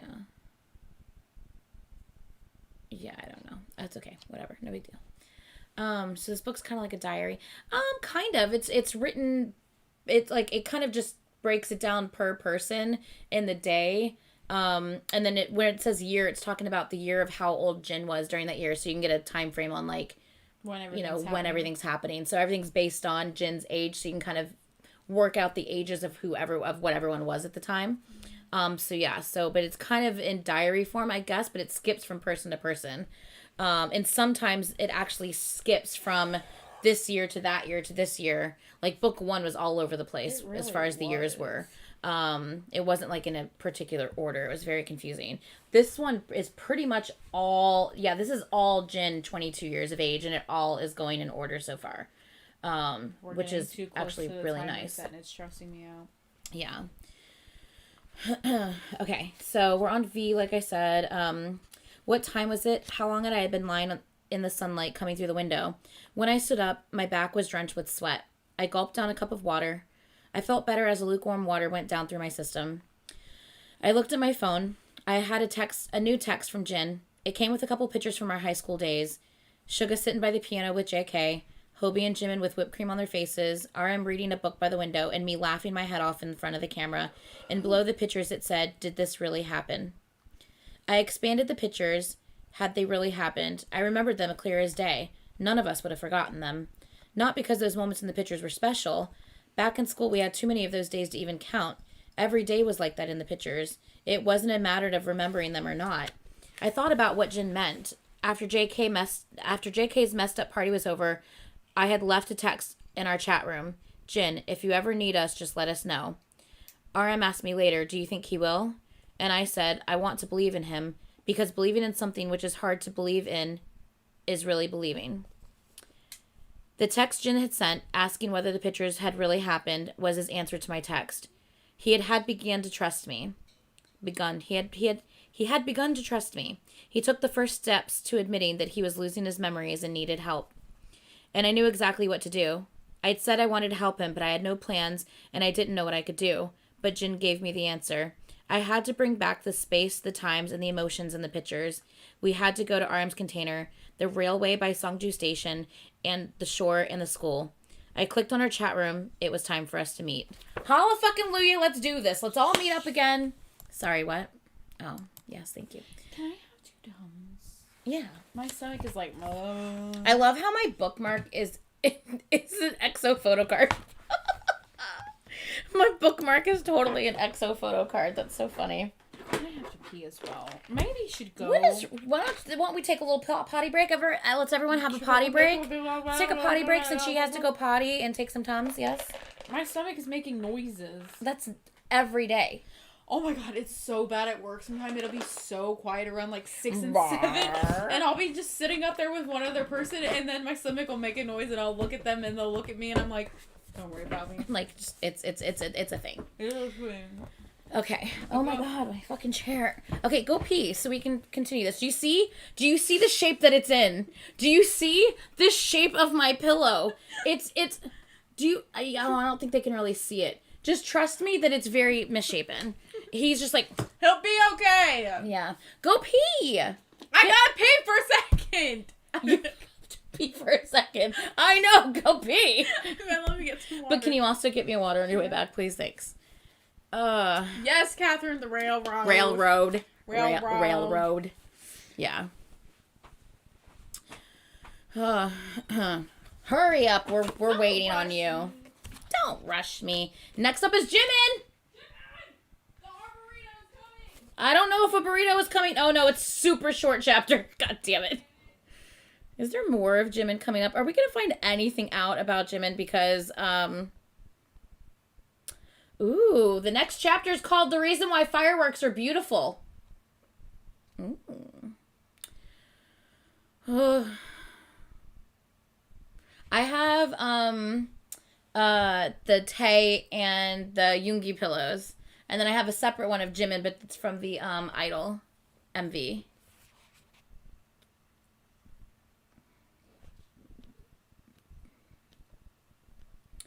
There's really not much from Jimin in this book. I was really, really hoping we were going to get answers. Oh, man, that kind of stinks, though. Ooh.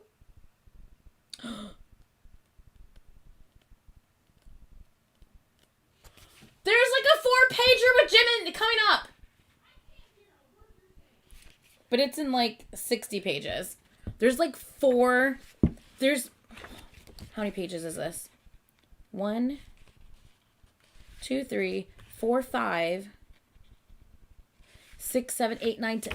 There's 9 pages of Jimin coming up, and I saw the word arboretum. Oh my god, I'm excited. Are we gonna finally get to see or get to figure what? Oh my god, I'm excited. We're finding things out today. It's happening today. It's today. Oh my god. Okay, I'm gonna say something probably stupid because I don't know a lot about this, but I know some people write diaries to remember, keep memories. So if one member, if I'm correct, keeps losing memories. Also hope. Well, they're not, what am I trying to say? I'm not reading their diary per se. I'm just reading their stories. So this isn't, this is just for us. It's kind of in diary format where it tells us what's happening with each member. But this isn't something that, like, they had written or, like, kept track of, if that makes sense. But they did take a lot of pictures. Like, Jin took a shit ton of pictures. And that's really, really consistent in their music videos. Like, you always see him with, like, a camera, like a Polaroid camera, or, like, a recorder, like a camcorder. I almost got one of those abominations of a fucking cupcake that you have on your counter. I almost grabbed one.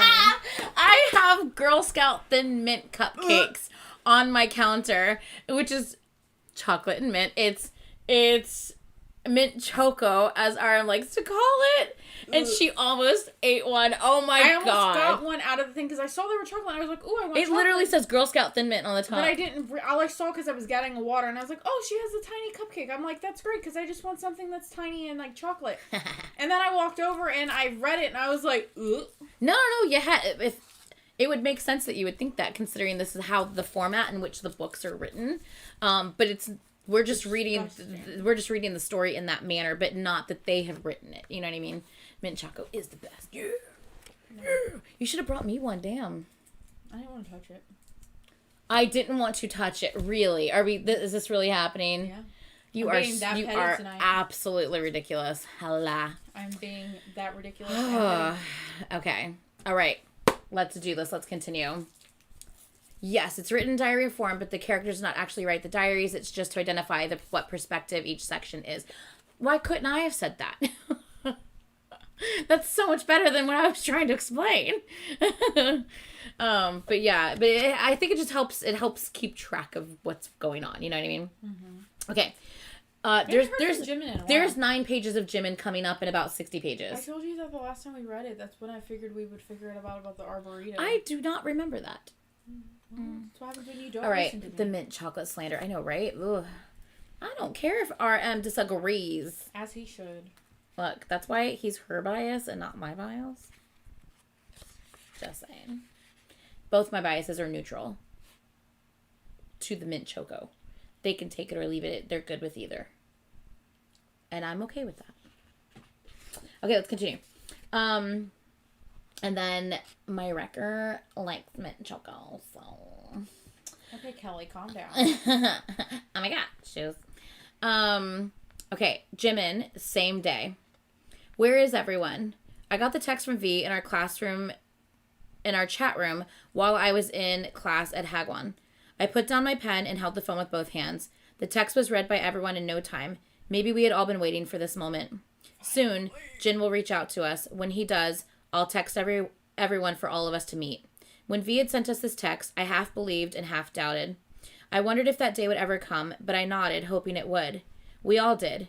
It wasn't really a promise. It was what we hoped for. I was sure it was the same for V. I packed my backpack and left. Some looked at me puzzled. As I was leaving my Hagwon, my phone kept pinging with incoming text messages. V said he was going to meet up with Jin at the closed-down swimming pool, and he would swing by RM's container at in Songjun Station and head out to school. He wanted to go to the beach, but that would take too long. RM said he'd join us at the container. Hobie said he'd be late and meet us at Songjun Station. So he's meeting Jin at the abandoned pool. Hobie's coming back home. Hobie's coming back home. He broke his promise. Good. Bitches. They need so he's meeting him at the the pool. He had to poo? The pool. You said he had to poo. You literally said he had to poo. I said at the pool. You said he had to poo. Please tell me y'all heard he had to poo. I said he's meeting him at the pool. Okay, Jackson Wing Vagina. He had to poo. It's definitely what you said. He's at the pool! Now you corrected Let me enunciate a little bit better for you. Please do. Don't ever make that face. Look at it in a second. You ready?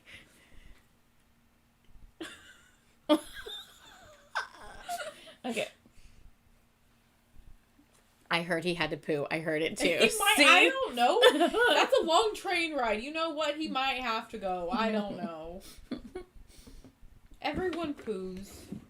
There's a book about that. Yes, there is. Okay. I heard poo. See? He had to poo. He might. I don't know. Okay. The text indicated that one person hadn't read it yet. I wrote in haste, I will go get Suga. I turned at the corner. If someone hadn't read the text yet, it had to be Suga. I felt a breeze blowing from somewhere. I quickened my steps, and I felt I should hurry. I ran up the stairs. Like that? I needed to get to it. Suga. I knocked, hearing the music coming from his room. The door was open. Sitting on the sofa, Suga stared at me, wondering why I was there when I should be in Hagwon. Hobie! Sorry, I said that weird. Hobie! Hobie! And like, Jack Hi! He always says his name. I love when he says it like that, though. I realized it as soon as I saw V's text. It was time to go back. I'd left Songju in a fit of anger a couple of days ago. There were many reasons for my anger. My aunt being sick, the redevelopment plan in the orphanage, and my injured ankle. However, I had no clear target for my rage. To be truthful, I was... There's another typo. Instead of mad, M-A-D, it says Matt, M-A-T. I was Matt at my helplessness, but I had vented all my anger on Jin. Sometimes it'd be like that. While helping out my friend in his dance team, I mulled over this and that. There's something wrong with Jin, V had said, but I didn't really pay any attention. Jin was rich, and he was the son of an assemblyman, a college student, and drove his own car. My problems were much more serious and important compared to his. I got mad at him for not helping me, but have I ever helped him? Reflection. All right. When I told my friend that I had to go back to Songju fast, he seemed at a loss. When I said I was sorry, he just shrugged and said, "You seem like you were ready to go back any day." I said that wasn't true and added, "You know how hard I've worked here, even with my bad leg. How can you say that?" He smiled and said, "You know that's not what I mean. You should go back. We'll take care of things here." I clicked on the chat room and said it'd be great if we could meet at Songju Station. I could just make it to the train in time. I started running towards Hagok Station. So I guess his leg is better now. Okay, V, same day. Jin still looked stone-faced. He didn't say a word and wasn't in the mood to be chummy, but he was focused on remembering things. He seemed to be suffering from a headache and rubbed his temples or massaged the back of his neck from time to time. He grimaced, trying to bear the headache. The first time we were here, when? I sat in front of Arm's container. Jin looked at it, half believing and half not whether it had happened really. Whether it had really happened. Meanwhile, RM arrived. We walked alongside the railway. We used to hang out here a lot and got chased away by the station workers. Suga and Jimin came from the other direction. I fell while running away, and I still have a scar, Jimin said, and he showed his left shin. When we got to Songju Station, we looked up at the ticket prices. RM said, then when we went to the beach, we walked forever with the sun beating down on us, looking for a wish-granting boulder, only to find that it had been blown up to pieces. We still made a wish by the beach. Do you remember what you wished for? Jin didn't say anything. I can't remember what I wished for, said RM as he scratched the back of his head. We met up with Hobie, too. After we left the station, we were headed to school. Sorry, the train got delayed. To catch up with us, he ran even with crutches. Okay, so his leg's not completely healed yet. When we turned the corner, we saw our school. Jin stared at it as if he was looking at it for the first time in his life. Jeez, he's really forgotten a lot. Mm-hmm. Damn. It's got like Alzheimer's. I can't say the fucking word for it. But what? You probably can't spell it either, because that shit's hard to spell. Just saying. There's a Z in it somewhere. I know. I don't know how to spell it correctly, but I know. Starts with an A.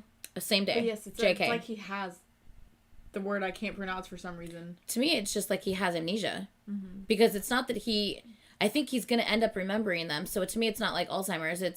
To me, it's more like amnesia. Like, he has I feel like there's a song called temporary memory loss. Somewhere. It's like he has there is a song called Amnesia. It's, Kai's. You're like, it's that one. It's that one. It's Kai's. Bye, your hat. Yeah, she puts me to sleep too, so it's okay. I got you, boo, yeah. I got you, boo, yeah. Oh. Hey. Da-da-da-da-da-da-da-da, need ya.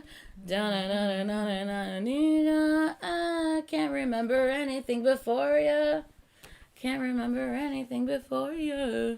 Anyway, not yet. Bye. Oh, I do have a voice for bedtime stories. Thanks. Yeah, she's I'll read you a bedtime story. I'll read you a bedtime story. I've actually fallen asleep watching you on a live, like, around this time. Yeah, you have several times. No, like, you doing a reaction to something. I put it You have several times. I just went, you will say, like, hi, kids, at the beginning of the reaction, and then you literally disappear. Like, Caitlin's nowhere to be seen. It's not because I've fallen asleep. Most of the time, I just get... There we go. I think I was maybe thinking of... No, because I was thinking of Kai amnesia. I don't listen to 5 seconds. You're thinking of Kai amnesia. I think so. Yeah. Anyway, okay. Yeah, to me, it seems like he has amnesia, for sure. Got you. Okay, so JK... August 2nd. JK! My phone rang. It was V. He said Jin had texted and we should all meet at our classroom. I put the phone face down on the desk and picked up the pen again. I was in an after-school study class. Everyone was quietly working on their workbook. Their workbook. It's fucking railroad all over again. The workbook. And the workbook. Everyone was quietly working on their workbook. Oh my god, workbook. Oh, fucking cute.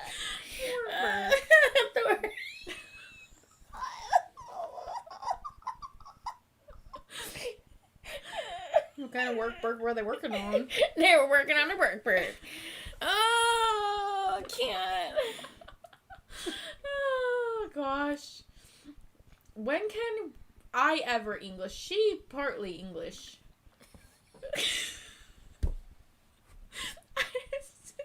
It makes sense in my head. She partly English. I'm partly British, y'all. She partly English. What? What is wrong with you? Me? Too much reading off of the workbook? We both have issues tonight. You have more issues than you have tissues today. I don't think so. I don't think so. Oh, Oscar's still awake. Oscar, you're still here. You're still here. You're here. Oscar, you're still here. You're not asleep yet. What is wrong with you? Oscar, I think I'm at that stage too. Okay, what's going on? I don't know. This happens from time to time. She just has like these moments. I love your username. She just has these moments.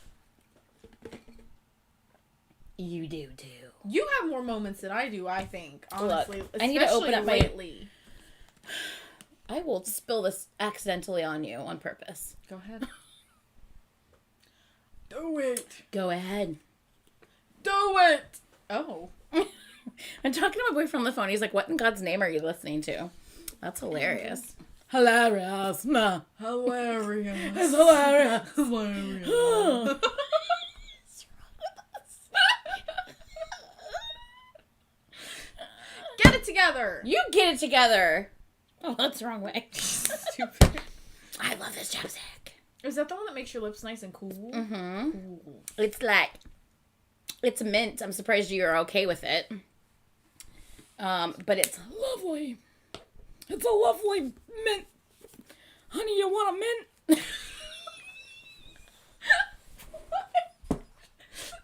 You know, there's a guy. I don't know if he's still alive.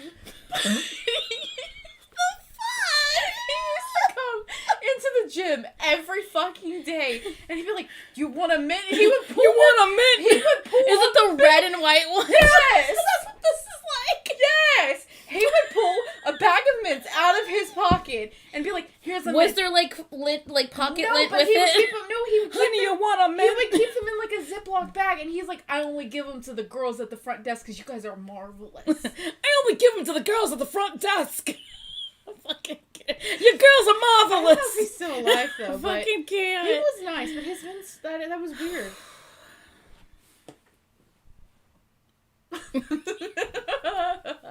Honey, you want a mint?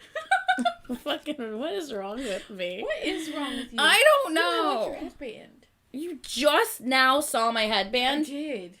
Did you just look at my face for the first time? Don't touch me. I want to see what it looks like. It's black with white Bring polka it dots. over here. It's black with white polka dots. I'm trying to see it. We're never gonna finish this book. It's black with white polka dots. Did you spit on me? Your spit touched my lip. What the fuck?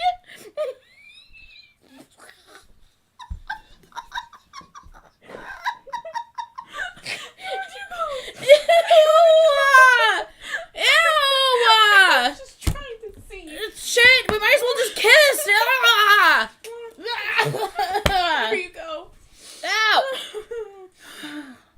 Jesus Christ. Got tears in my eyes. Thank God you got your first dose of COVID shot. Bet you haven't even gotten your dose of COVID shot. My spit didn't land in your mouth. Do you want Vice versa.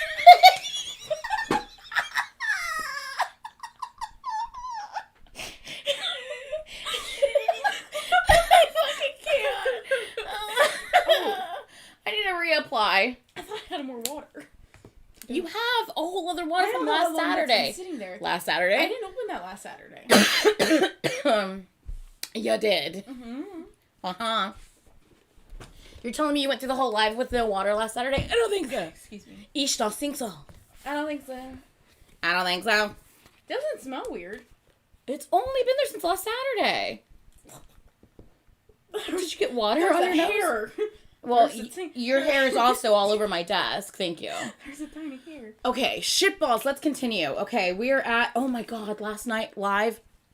You know how like sometimes like words just like come out of my mouth when I'm reacting, when something I'm shooketh about something, and I'm like, you know, sometimes like, you know, Jesus and then shitballs and bitch and fuck, or no, that's you. Well, apparently I accidentally said, what did I say? I was like at a loss for words, and I was just like, and then I was like, fuck, and then I said Jesus, but I said it in that order. So I went, fuck, Jesus. Oh. Naz is the one who pointed it out, and I didn't notice it until I was reading the comments later, that apparently I said it in that order. It's, yeah. You know, I used to work with someone named Jesus. Jesus Christos. Okay. Yeah. So, I don't, though. Look, whatever you do in your spare time is up to you, boo. No one is judging you, Anitra. Exactly.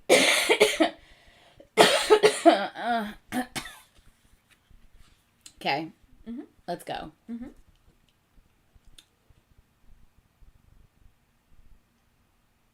Stop reading ahead. I was trying to figure out where I was, and I remembered I was on work. Work. I was like, where did I leave off? I'm like, oh yeah, work. Yeah. I'd come to school thinking the school would be better than my stifling home, but it was boring here as well. I had my own problems to work out, though. What had happened that day? Was it really Jin? Did everyone know it? Oh, who hit him? Okay.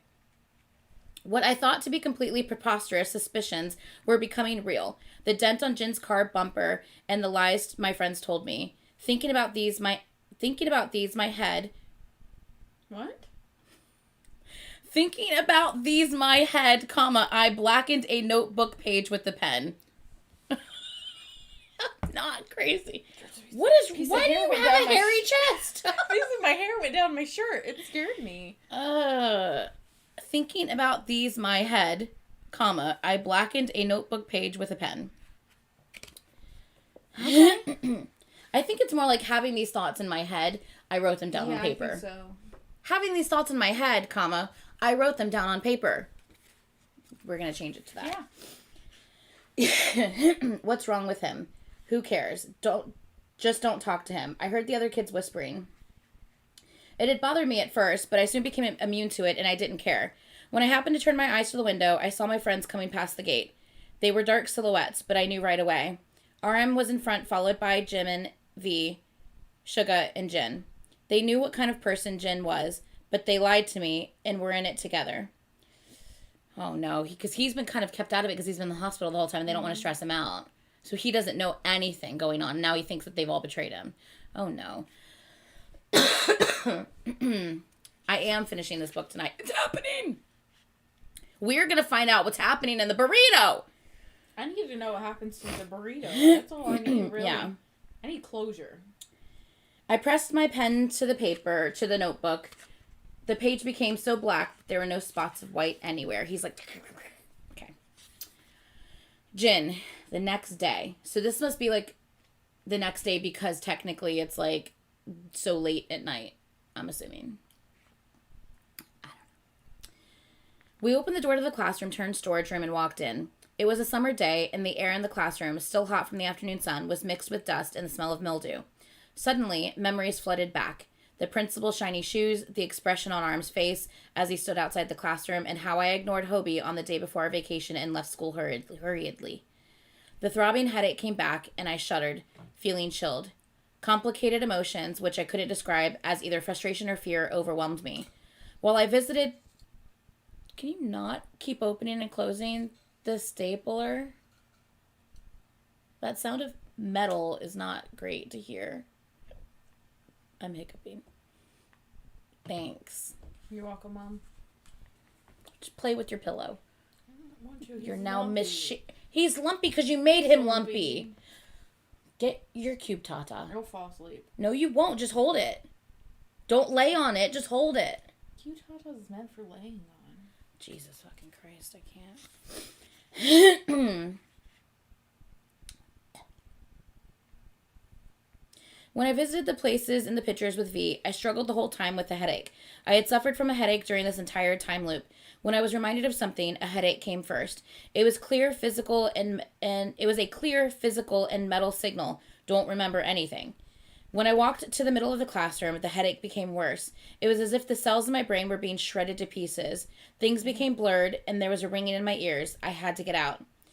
V must have noticed. He grabbed my arm and said, "Try a little harder. Try to remember what happened here." I pushed his hand away and turned around. The pain was unbearable. I was about to scream. Everyone looked at me, not knowing what to say. Remember. What V said was meaningless to me. That I had done those things had happened to me, and the stories of us doing things together. I think we did. It seemed we did, but remembering is not understanding or accepting. Experiencing is not grasping something by hearing about those things. Experiences should be rooted deeply in one's heart, mind, and soul. But everything I remembered was terrible. Things that tormented me and that I wanted to run away from. When I headed to the door, V blocked me. Step aside, I said, but V wouldn't budge. I shoved his shoulder, but he pushed me deeper into the classroom.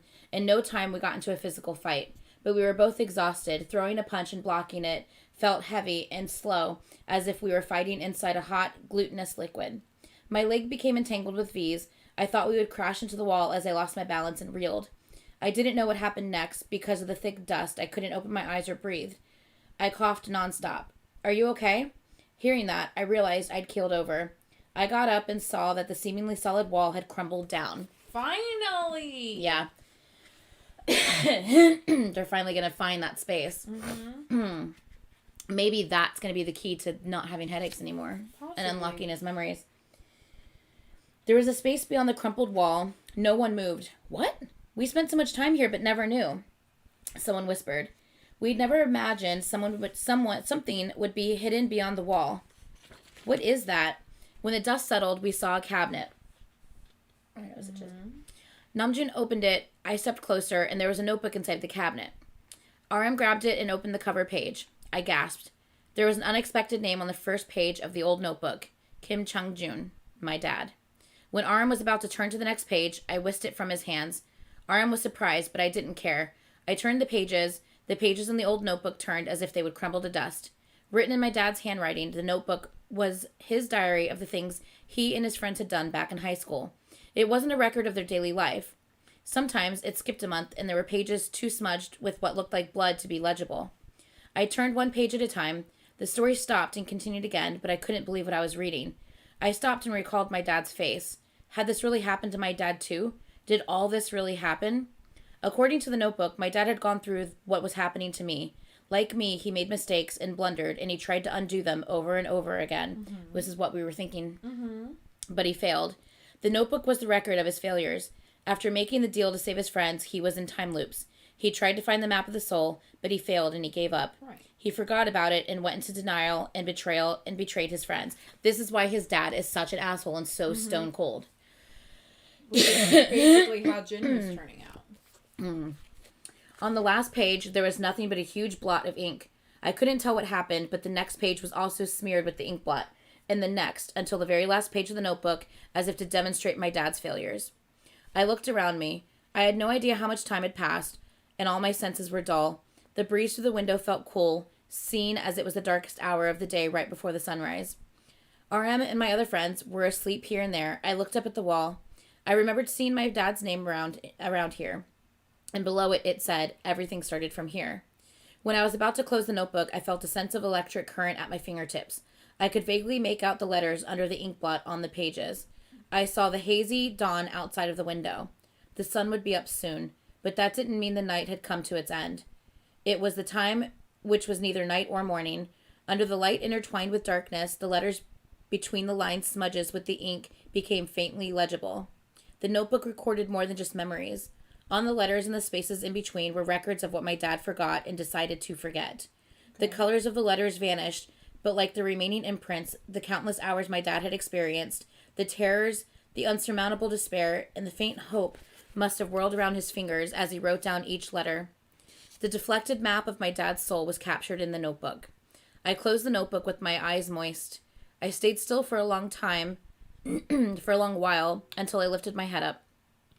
My friends were still asleep, and I looked at them one at a time. Perhaps it was inevitable that we returned to this place. Everything about us began here. I realized the meaning of being together and the joy of laughing together. Here remains like a gaping wound my first mistake, my first error that I could never admit with my own lips. Everything up to now couldn't have been a coincidence. It was inevitable that I'd arrive here.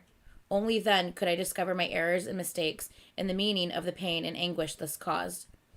And finally take the first step in the search for the map of my soul.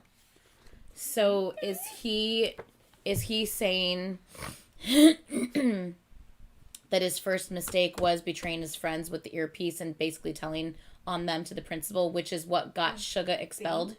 And kind of... Because that was kind of like where everything kind of like started toppling down. That's where V was like, why did you do that? And that's when Suga got expelled and got kicked out of school. And... yeah, maybe. So I feel like that's what he means. Like, this is where I made my first mistake. And everything kind of spiraled out of control from there. In various ways. Yes. But every time the time loop begins? I was going to say restarts and begins. Every time the time loop begins, it doesn't take him back to that point in high school. It starts later than that. So how does he fix that? If he can't go all the way back to then, how does he fix that? You see what I'm saying? Because the time loop doesn't restart there. But what if there's a way he can go all the way back to then? I mean, I guess we will find out. Because, like, why is he starting back at that one day, and like, that one day in particular? Over and over again. Right. Yeah, I don't know. All right, we're on V this time. V, same day. I woke up with the sun in my eyes. I couldn't remember when I had dozed off. Everyone else was also asleep except for Jin, standing in the middle of a swirling light. The light seemed to be exuding from the notebook in his hand. A light that was cold, white, and pure. It whirled around him. It was a light, but also an emotion. He looked at each layer of light. He was trying to feel something, not to give up something, but to grab something with his hands. Seeing that, my eyes welled up for no reason. The swirling light slowly settled down and disappeared. The classroom sunk into darkness. Jin stayed as he was and looked at us. I glanced at him. Something about him seemed to have changed. Or maybe not yet. He saw me and said, "I have to get going now." I nodded. I watched him walking out the door. He knew what he had to do now, and he was on his way to do it. Okay. At first, I wasn't sure if that was a premonition type dream that he was having. It was like he was awake. But this seems like it was actually like happening. All right, so we are on JK. Same day. Maybe it's not a physical fix. Maybe just realizing what he did was wrong and owning up to it.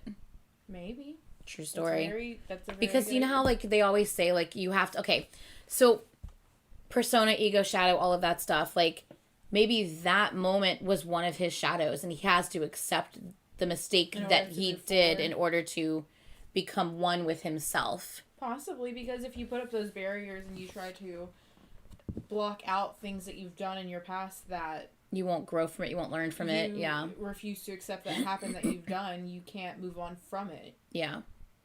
And it affects everything else. Mm-hmm. Yeah. I think you might be right, Sian. Okay, so JK, August 3rd. Same day.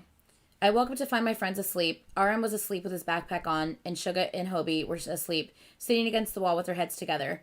Jimin was asleep on 2 desks put together. When V opened the curtain, the classroom filled with sunlight. I covered my eyes with my hands and said, "Close the curtain, will ya?" And they woke up one by one. "Where's Jin?" someone asked. V said, "He left." I glanced out the window. The school playground was empty. We said goodbye at the gate. I watched as they headed their own way, and I went to a PC room, the one I frequented these days. With a headset on, I would cut myself off from the world in the dark room and focus only on the computer screen, which eased my frustration. I felt better in a dark and isolated place. I hated a bright place with lots of light. In a space that was just my own, I could face reality and plan my revenge. The PC room was just the place. So he still doesn't realize what's happening. Because no one has told him yet. So he's like, I'm going to plan my revenge. And it's like, no, come on, we're going in we're going in a good direction. What happened? Yeah. I had started coming to this PC room after I paid a visit to the place. It was on sheer impulse that I got on the bus to the place, but I knew I had to go back there to understand for myself the meaning of what had taken place there. As I watched the scenery out of the bus window, I asked myself, can I trust my friends? When I got off the bus, the sky had darkened. Because remember, he also is the one who ran into Suga and Jimin outside of the hospital, and he called them, and they're like, "Oh yeah, we're not here," and he could see that they were literally lying to him. So he literally thinks his friends are lying to him and betraying him. Mm-hmm. Communication, people. When I got off the bus, the sky had darkened. I had walked slowly to the place of my accident. Like the last time, the road was empty with no traffic. A surveillance camera was installed at a distance. I stood at the spot of the accident. I looked down at the road and recalled that night. The huge moon in the night sky. The world turned upside down and the headlights coming at me in the upside down world. In the shape of the car as it simply passed me by. And the familiar sound of its engine. I sprawled down on the asphalt like on the night of the accident. My face was upturned at the sky, but I couldn't see the moon. If a car were to come my way without seeing me on the road, I would get into another accident. While thinking that, I felt the faint vibration of an engine from the road. Is a car coming? I was going to lift my head up, but I couldn't move. The road vibrated more, and I was sure a car was coming. With the ringing in my ears, my nerves were on edge. I was alert, but I couldn't move or scream. Soon, the bright lights were zooming down on me. It was a car, and it was in front of my eyes in no time. My whole body froze, and I couldn't even close my eyes. Crash. It sounded as if the world were split in two, and then came the pain. Help me, I screamed inside, but it didn't come out of my lips. I couldn't swallow or open my eyes. Because of the headlights in my eyes, everything was too bright. Alternating between pain and fear, I couldn't breathe. Something hot and sticky seeped out of my body. It hurt so much that I felt I'd drop dead any minute, but the pain lingered without bringing death. My consciousness scattered, too brutally, slow, and the pain would not let up. Finally, the brightness subsided and everything became dark. I couldn't see or hear anything. The fear and pain were gone too. I felt restful. I wondered when the last time I had felt this comfortable. I just wanted to stay here. This felt like the place I should be. I went limp and trusted my body to the darkness, the complete darkness and silence, a space that was colorless, odorless, and impeccable. This must be death. Finally, this was the end. Everything would come to an end. But something fell onto my eyes, as if a current had sparked in my head. I had had a headache. My eyes were closed, but I knew I was being buried. Jin was looking down and throwing a handful of dirt on me. My other friends were with him. More dirt poured down on me. My body, face, and eyes were covered with earth. Help me, I screamed, but I failed to utter it out again. I wailed, struggled to stand up. With the dirt in my mouth, I couldn't breathe. When I tried to spit it out, I got more into my mouth. I let out a cough and opened my eyes. I was still on the road. My friends weren't there and there was no dirt. I hadn't gotten hit by a car or hurt in any way. I was drenched in sweat and trembling with cold. I felt chilled to my bones, dripping buckets of sweat, and my whole body felt stiff and achy. So did he just have like It's kind of like having a dream when you're awake. Like yeah.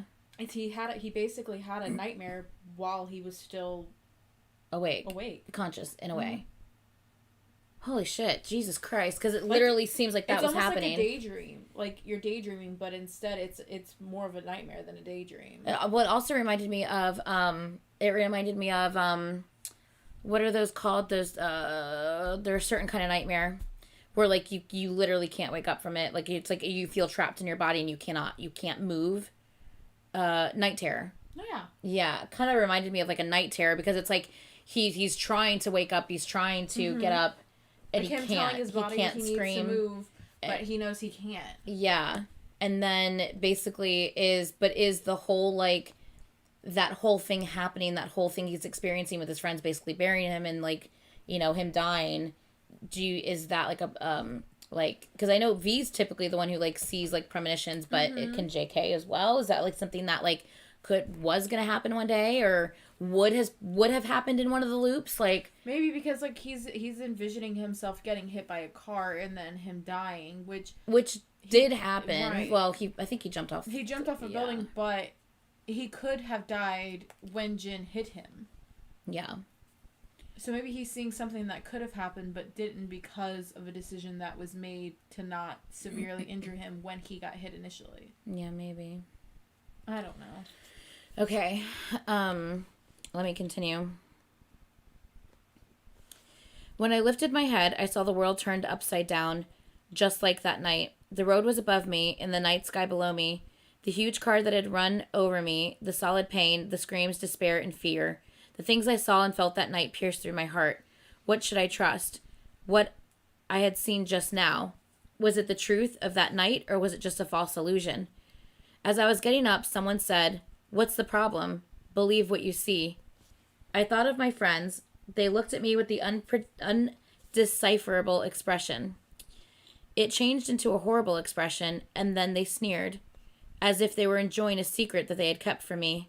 Like a fool, I was the only one being duped. Kill him, kill him. Why aren't you killing him?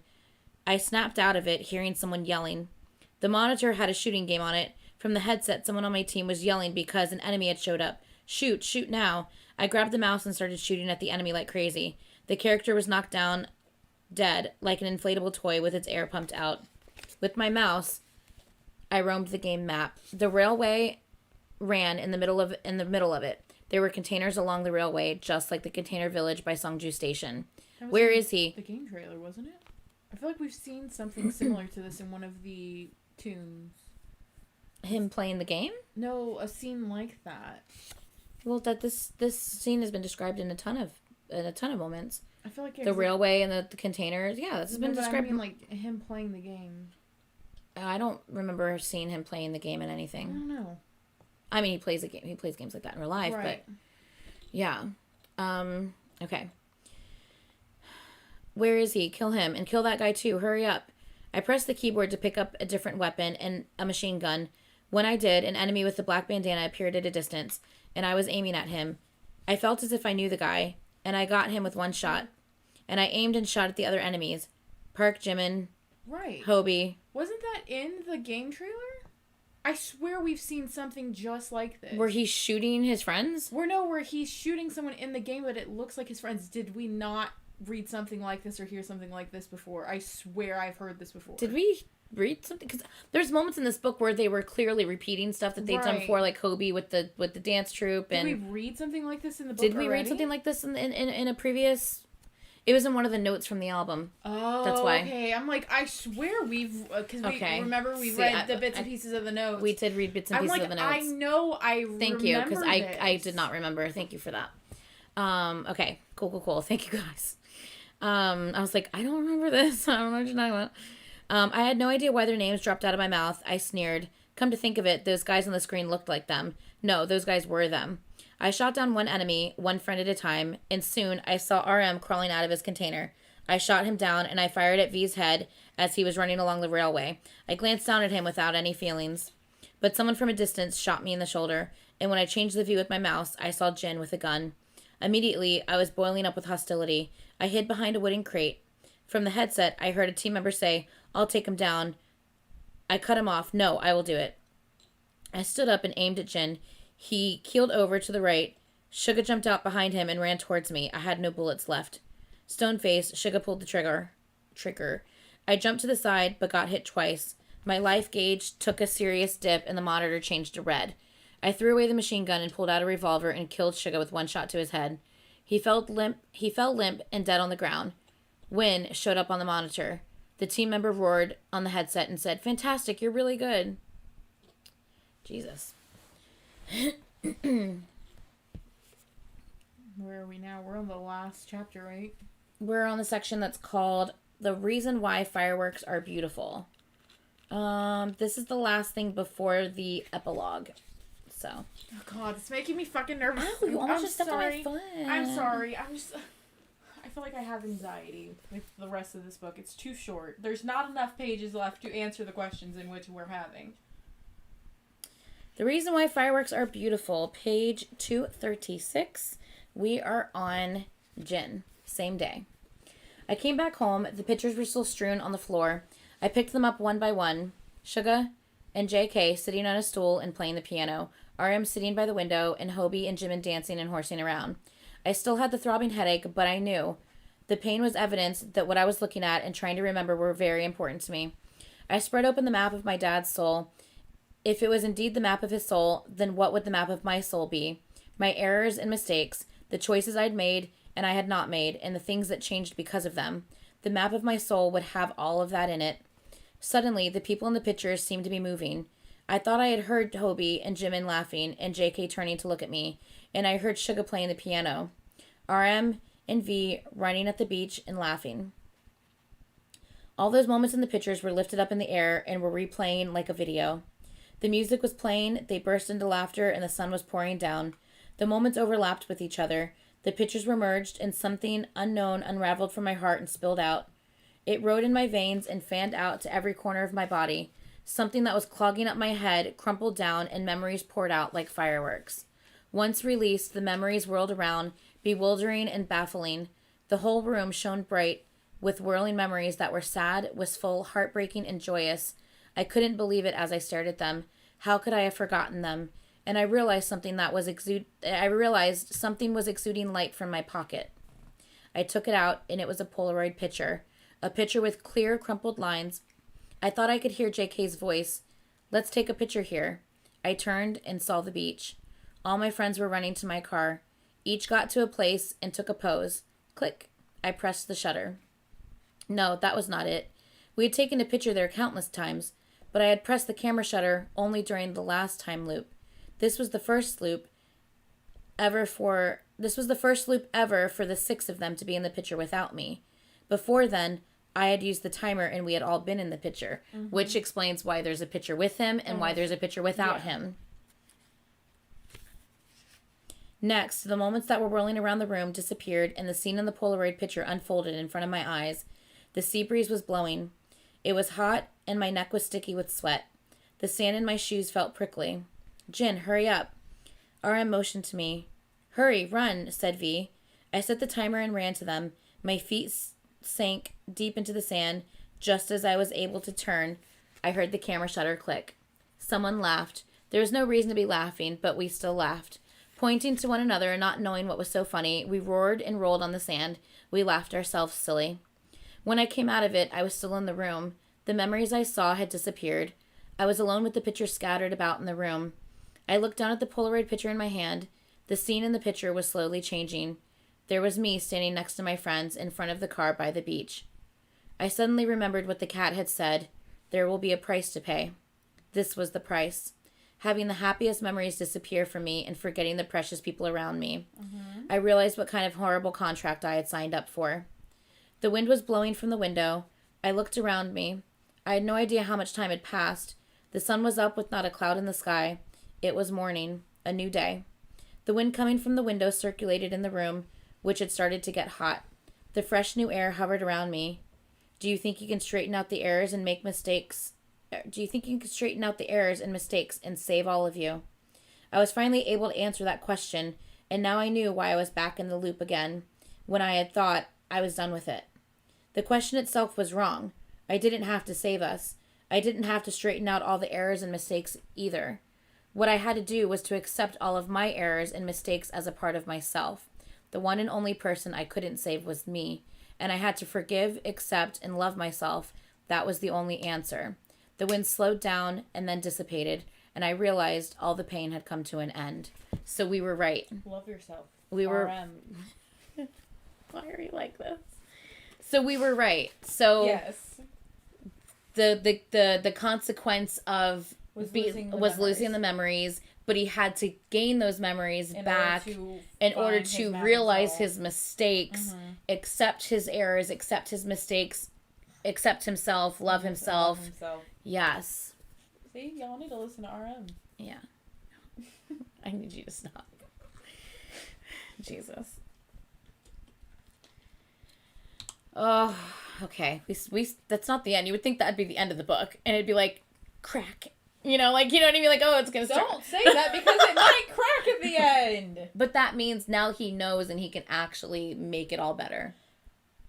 I am stressed. There's like 30 pages left. We don't even know what happened in the burrito. It's coming up. I hope so. I saw, Jimin, I saw 9 pages and I saw the word a burrito. What's not burrito? RM, August 7th. So this is going to be 4 days later. Okay. I walked out of the gas station. It was deep in the night, but the heat of the day seemed to have made the road its permanent home. I glanced at the downtown area where V and I had roamed around. What had happened several days ago seemed ages ago. After coming back from the classroom that day, I had to adjust back to my daily routine in no time. Making a living was still the most important thing. Besides my job at the gas station, I found another temp job. When I dragged this dead, tired body of mine home, I ended up crashing onto the bed. When I got to the container village, a sense of something eerie in the night air blew against my face. I gave darting glances into the dusk. A notice was posted on the containers. In accordance with the redevelopment plan of the city of Songju, this area will be cleared out starting September 30th. And this is August 7th, by the way. Give me 1 second, guys. Sorry. I just got an alert for a comment. I'm just checking it. because I think I need to delete it, but let me just double check.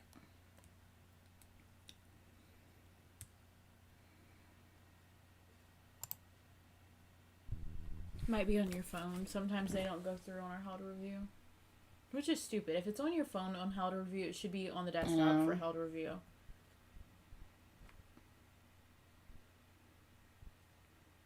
It's not there. Unless YouTube was like, bitch, no, and deleted it.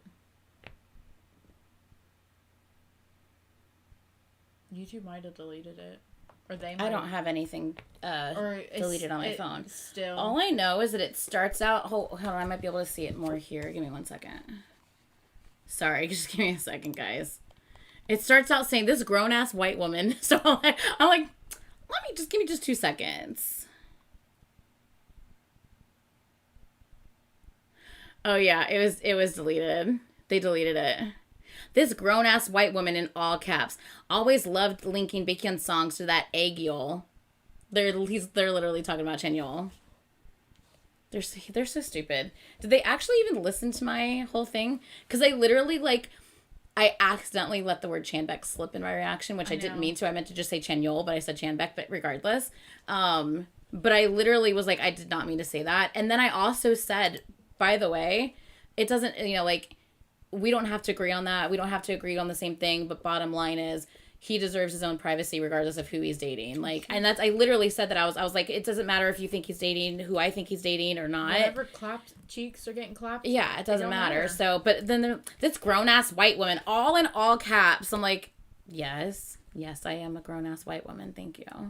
And a grown ass ginger white woman, Hispanic ginger white woman, redhead Hispanic and Scorpio. Woof, honey. Bad. That's why you're crazy. It's a bad combo. That's why you're crazy. It might be. Anyway, sorry about that. I just but it never got posted. So apparently they are either rethinking their comment or YouTube might have deleted it. YouTube be doing that sometimes. I don't think YouTube deleted it. Oh no, you had commented on one of my things 5 times but you have a lot of shit words blocked. Yahet didn't use any of those. You don't know. You had crazy with what she's saying. Oh, no, she was very common a comment, and it still deleted it. She had a re-comment from a different page, and it posted it. Well, the comment's not there. I tried to click on it, and the comment's not there. So, but because the comment's not there, I can't go to their page and just block them, because obviously I don't want them on my page if they're going to try to talk shit about me, but I can't block them, so. Let's see. We'll see if they try to leave another comment, and then I can block them then. Anyway, but yeah, so I literally corrected what I had said and was like, I didn't mean to say that. And then I also was just regardless of who anyone's dating, first of all, we are not owed any information on who anyone's dating. That is their private life. We don't, just because we buy a bunch of albums doesn't mean that we're privy to information on these idols in their private life. We do not deserve any of their private information. It's not our business. If they ever told us, that'd be great, but it's not our business. And then I said, and regardless whether he's dating a girl, a boy, I don't care. I will always support them because that's their decision and that's their private life. Mm-hmm. So, yeah. Anyway, so that's literally what I said at the end. But obviously, they didn't hear any of that. They just heard the word Chanbek and they freaked out. Which didn't even mean to say. Anyway. But yes. Okay. Anyway, sorry. I just saw that comment. I was like, hold on. I might need to delete some shit. Because you know me. I'm on deleting negativity from my page like that. This grown-ass white girl.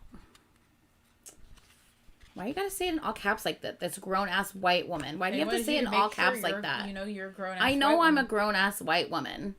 I know that. Thank you. You don't have to say it in all caps like that. It made it seem like it's an insult. It's not an insult. It's just fact. Why you gotta be all caps with it? I don't understand. Anyway, okay, let's continue. Okay, are they really going to clear out the area? I had received a notice a couple of times, and a person from City Hall had made a visit. He said the residents here, including me, had no rights whatsoever, and he was right. We had just come here and made these abandoned containers our homes, so of course we had no right of possession.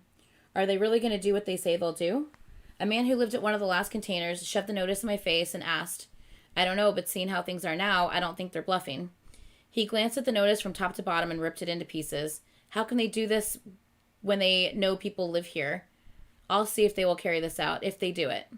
The document disclosing the policies the police's. The document disclosing the police's non-interference agreement, even in the case of violence, was made public, and the news and media poured out criticism against going ahead with the plan.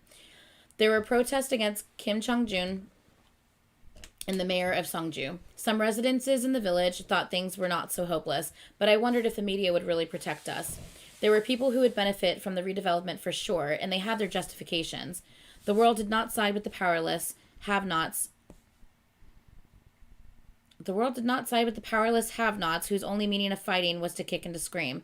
Other people could sympathize with us once or twice, but not for long. The law and the system were never on our side. I squatted in front of the container. There was only a month and a half left before they kicked us out. I had no choice but to stay in the back room of the gas station. There were people here who had no place to go. People who had no other means but to scream at the top of their voices or to face violence with nothing but their bodies.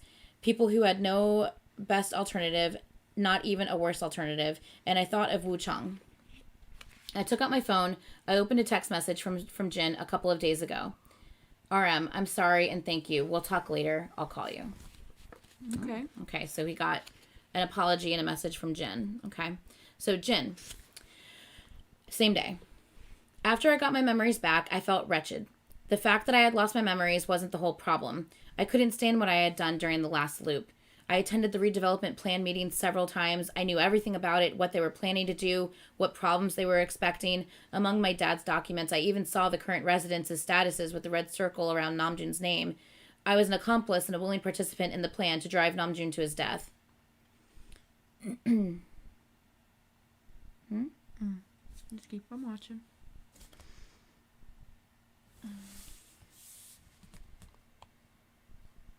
I'm not sure yet, but I think we might need to.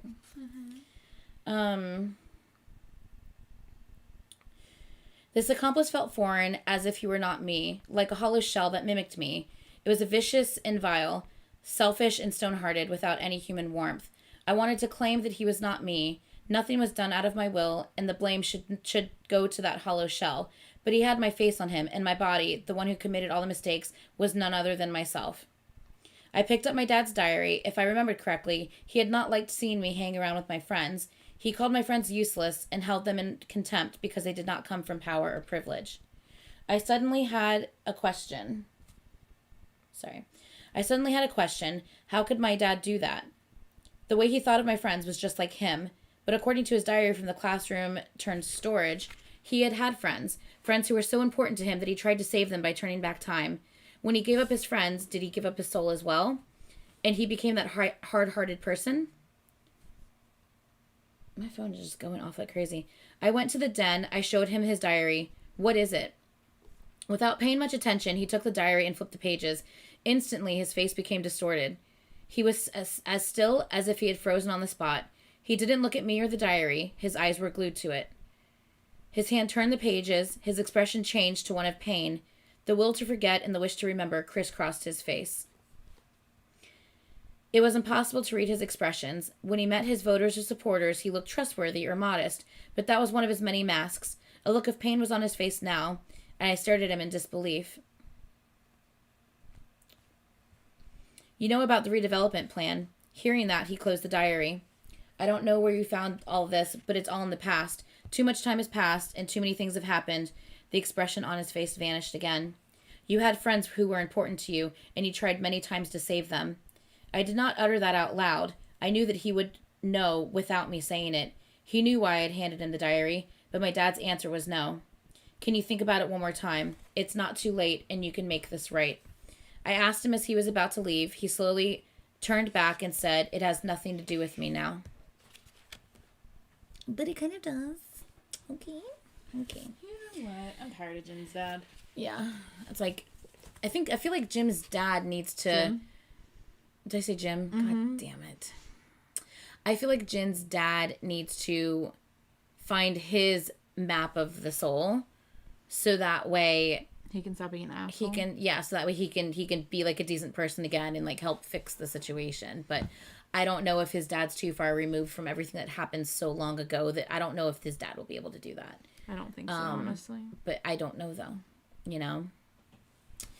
They need to be like lazy and stop rewind and turn back time. That's literally like what I was just now saying. Do you think that he, unlike Jin, was never able to accept his mistakes and forgive himself, and that's why he's like this? Yes. That's why he's literally like what I was saying. Yeah, absolutely. He's a cold-hearted snake. Ooh, look into his eyes. That's where my brain was going. He's been telling lies. Literally. He's a lover boy of play. Sorry, I really like that song. Okay. Okay, so we're on Hobie, same day. After the meeting at the classroom, we had not heard from Jin. Sungju was seething with talk of the redevelopment plan, and it was the same with me in RM. Are they going to go ahead with it? Have you heard anything else? I asked RM after hearing about the eviction notice, but he didn't have anything to tell me.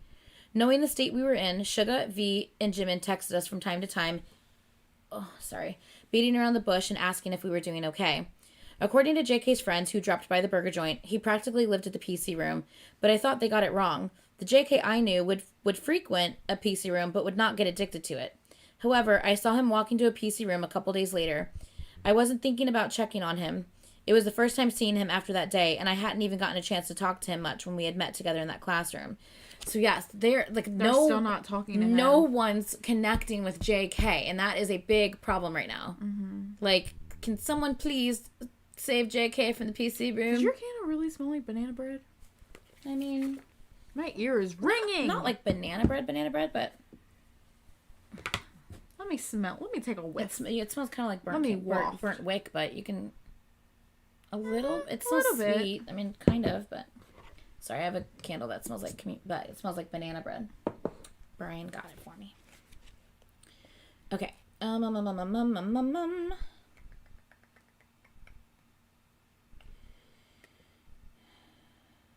Top place PC room was on the 5th floor. There was no elevator. I walked up with my legs still in a cast. Inside, the people with headsets on were all staring at their monitors under the dim lights. Some were snacking and watching a drama or movie, but most of them were playing computer games. They were talking into the mic and clicking fast with the mouse. I heard them say, kill him, don't lose him. Glancing at the rows of chairs, I walked all the way to the furthest chairs from the entrance. From behind, I saw someone in a leather chair. He was playing a shooting game, pressing the keyboard with his left hand. He was clicking the mouse like mad with his right hand. Every time his character moved, the monitor screen changed colors. I lowered my head to get a better look at him. The light changed from blue to red as it shone on the player's face. After staring for a while, I realized it was JK. With a headset on, JK kept his eyes glued to the monitor. He didn't hesitate as he shot down the characters in the game. He killed as if he had been planning on shooting them one by one. He cussed or sneered at them. He was so focused that he didn't know I was there. I couldn't call him. I just looked at his monitor. JK was gunning down the characters as if to pour out his rage. Wind showed up on the screen and the game ended. The screen turned black. The black screen reflected JK's face. He looked vacant. I was also reflected on the screen, but JK didn't notice, as if he was trapped in his world. I was about to tap his shoulder, but stopped. What had happened to him? I became afraid. No one's talking to him. That's what happened. Yeah. People are lying to him, keeping things from him, not talking to him. He already feels weird because he feels like his friend hit him with the car, which he did. Mm-hmm. And now he thinks everyone's lying to him and hiding things from him and betraying him. I mean, technically, they are hiding things from him because no one's... They're not betraying him. They're just hiding things. But they are all hiding things from him, yeah. And technically, they are lying because they lied about being outside the hospital. Oh, yeah, you're right. So he's being lied to. Yeah, he's being lied to. He's being... secretive. Not betrayed. That's the only thing he's not being done. Okay, Jin, 3 days later. August 10th. When I walked out, it was raining. It didn't look like it would stop anytime soon. I drove my car to the main road. I passed Songju Station and was near Suga's workroom. The stores in the cleared out area had big X marks on them with rotting trash bags piled up in front. The road was uphill but sloped down soon. Weeds were growing between the houses with broken windows.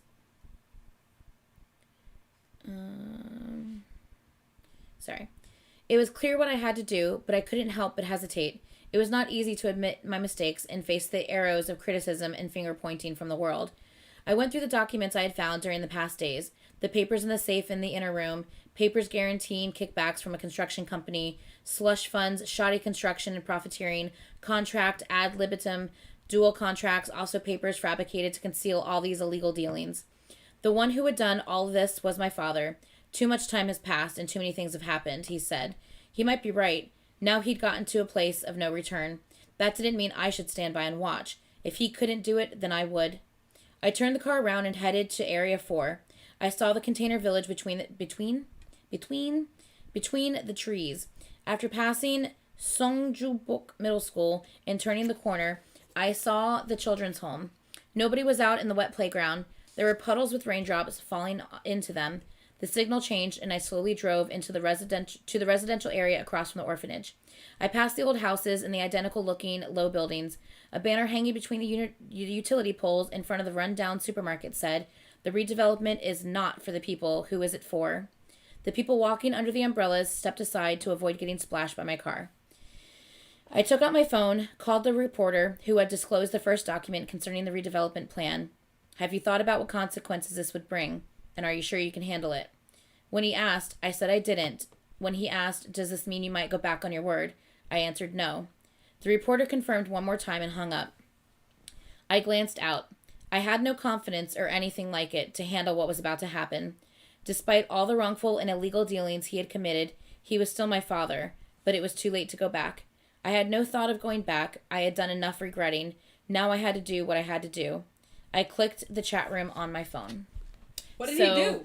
No, he's saying he got all of the papers that proved all of the illegal, shoddy shit going on with this redevelopment plan and all the people who are in on it, and he's going to expose everything to shut it down. As he should. Hell yeah.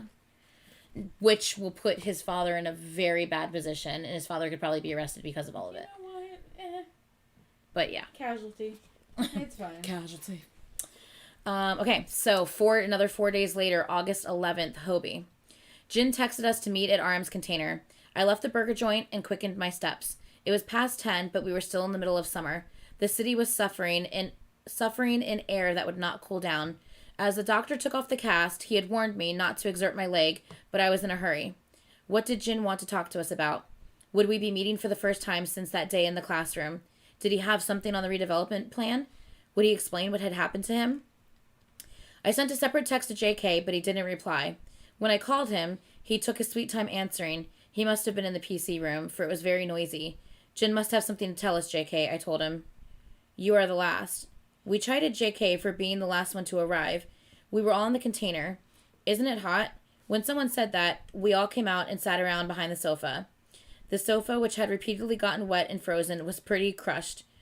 When V jumped on it, the dust flew up and the corner fabric ripped. Suga took a big step back. All 7 of us were together, but we weren't as rowdy as before. Maybe we should get a campfire going. This reminds me of, is it Run? When they were on the top of, like, kind of like a rooftop. It would look like they were on a rooftop, but it looks like there was containers, and they had the fire, and they were laying, and they were like, should we go to the beach? This reminds me of that scene with, like, the fire, and then the shoddy couch, and, yeah, them kind of being rowdy. Okay, so, maybe we should get a campfire going. When V said that, RM, who was used to his old jokes, replied, "It's in the middle of summer, V."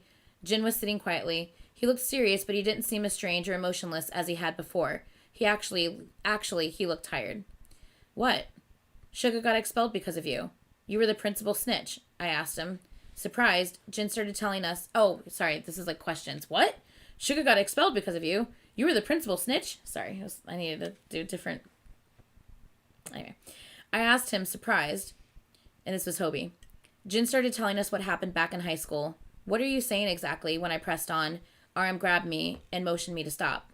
Jin continued about his family, him growing up in America, and the first day he had met the principal after coming back to Songju. No one spoke for a while. Sweat ran down our spines, but no one even thought about fanning himself to cool down. I looked at Suga, the very person whose Jin's story was about. I didn't know what he was thinking because he kept his head low. 2 years had passed since then. If he hadn't been expelled, would things have turned out differently for him? Finally, Suga opened his mouth.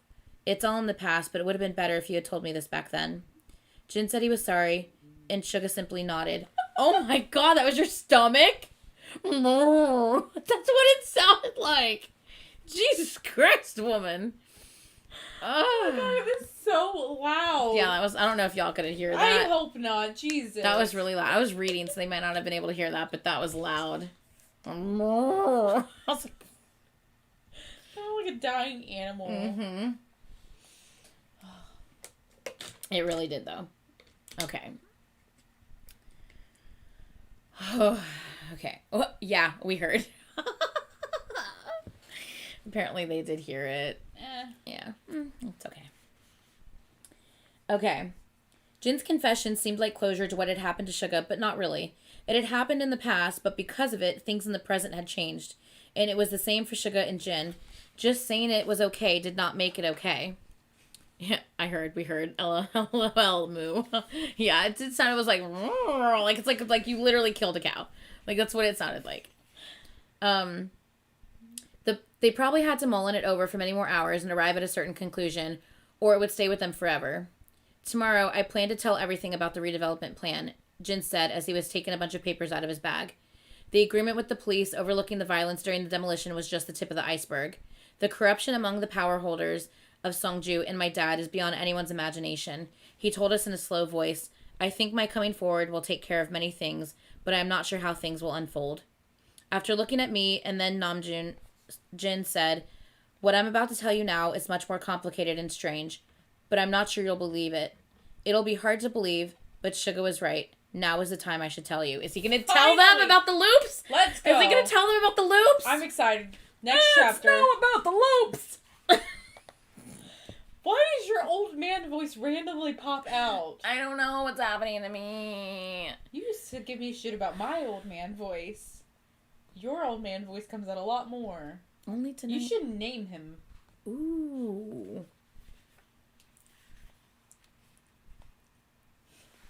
Carl. I don't know. No, I knew someone who used to be named Carl. Not that he used to be named Carl. He was named Carl. Oh, but I used to know someone. What's his name?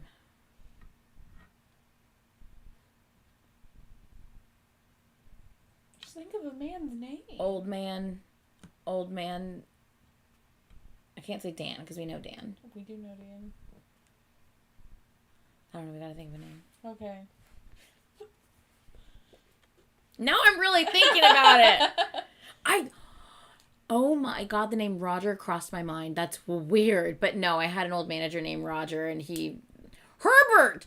Someone said Herbert and someone else said Hubert! Oh my God, that's really weird that y'all were so close. Old man Herbert. Or you like Hubert better. Hubert. Old man Hubert. Old man Hubert. There's the creepiest fucking dude that stops at my store and his name is Carl, so please, no. Only you two would name your old man voice. I can't. Why not? Old man Hubert. Why? Can I just say Bert? Yeah. Old man Bert. Old man Bert. Old man Bert. That's where we're going. We're just going to go with Bert. Bert's just easier. Bert. Old man Bert. Now all I can think was bird. Bird is the word. Not bird. Bert. Old man Bert. Old man Bert. You want a mint? Yeah, that's his catchphrase. Mm-hmm. You want a mint? All I can think of is him carrying around a bag of mints. Oh, God. These are only for the good girls behind the counter. You want a mint? What if that guy is alive still? I haven't seen him since pre-COVID, so I don't know. Is he at the gym? Yeah. Do you remember his name? Because No. I can look him up. No. Oh, well then that's not gonna... I think it's like Good old Bert. That's right. Like William something. It's good old Bert. Okay. Jin took a deep breath and started telling us the story. Finding out the future misfortunes of everyone after he came back from America, the cat he had met at the beach, the contract to turn back time, and the things he had experienced over and over again since then. The map of the soul and the price to pay. Losing his memories. Can you stop playing with the staple? What is your obsession with the stapler? Staplers, you've lost stapler I feel privileges. like I have an issue. Like I can't just completely sit still. Yes. Like I have to be like fiddling or touching something. Oh, the ball. Wait, no. Oh my God, it still smells like old lady. I'll give you this one so you don't smell like old lady. Like I usually do like my popsicle. I'll play with like the popsicle. no, that one you can actually you can spin the top. Okay, this is gonna distract me for a while. Give the cat the toy something to play. Give the cat the toy something. Give the cat a toy so they have something to play with. Yes. But anyway. Oh man, Bert. No.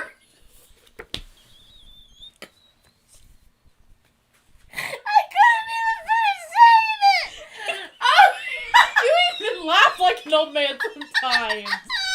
Jesus.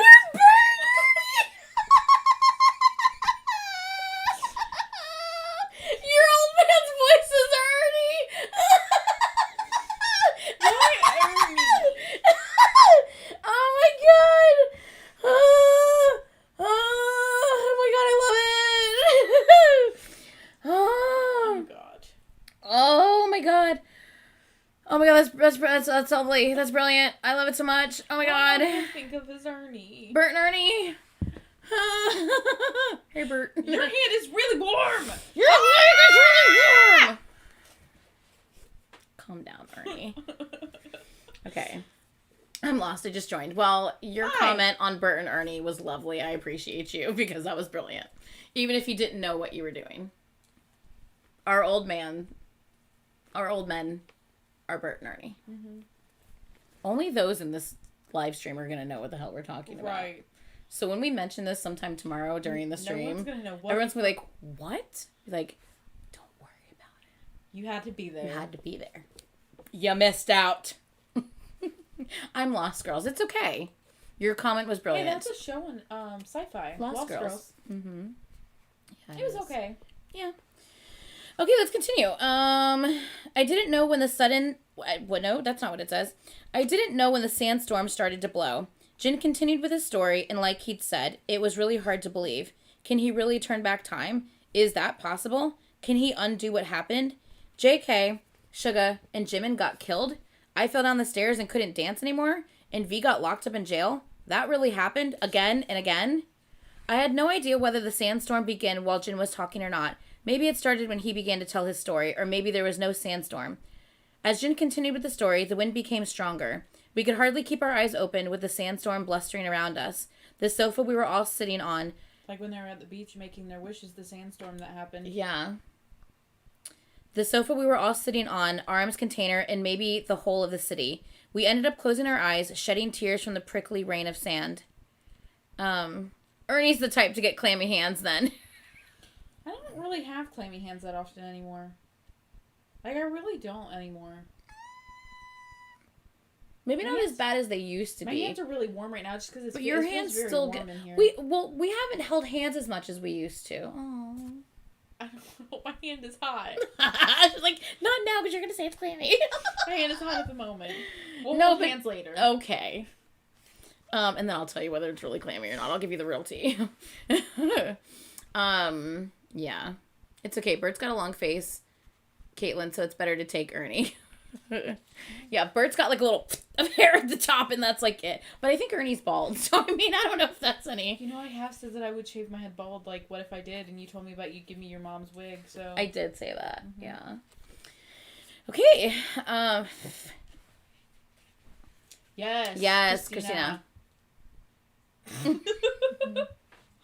down. Okay, we could not see with our eyes, but we could feel it, as if we had experienced it ourselves. Something flashing as time began to go back, the sound of a window being shattered, the room with the sunlight pouring in, and what Jin saw as he opened his eyes in the room.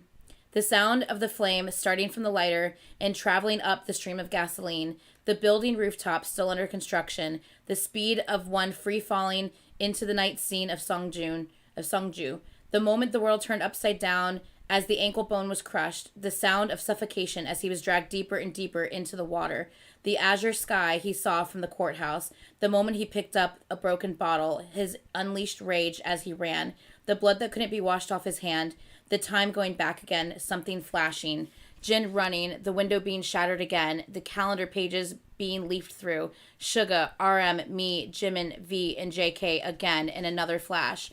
I literally have goosebumps all over my body right now. That's like I sands literally of time. have goosebumps. It's the sands of in time. The fucking hourglass from Film Out. Yes. And didn't Film Out look dusty AF? Yes. Film Out looked dusty AF. I was also thinking of the movie, the Disney movie, the Prince of Persia. When they put the knife. Honey, I've never seen that. I don't know. But look, it's about the sand. It's basically about the sands of time. They hit the button on the knife and it turns back time. But at the end, when they pierce the hourglass.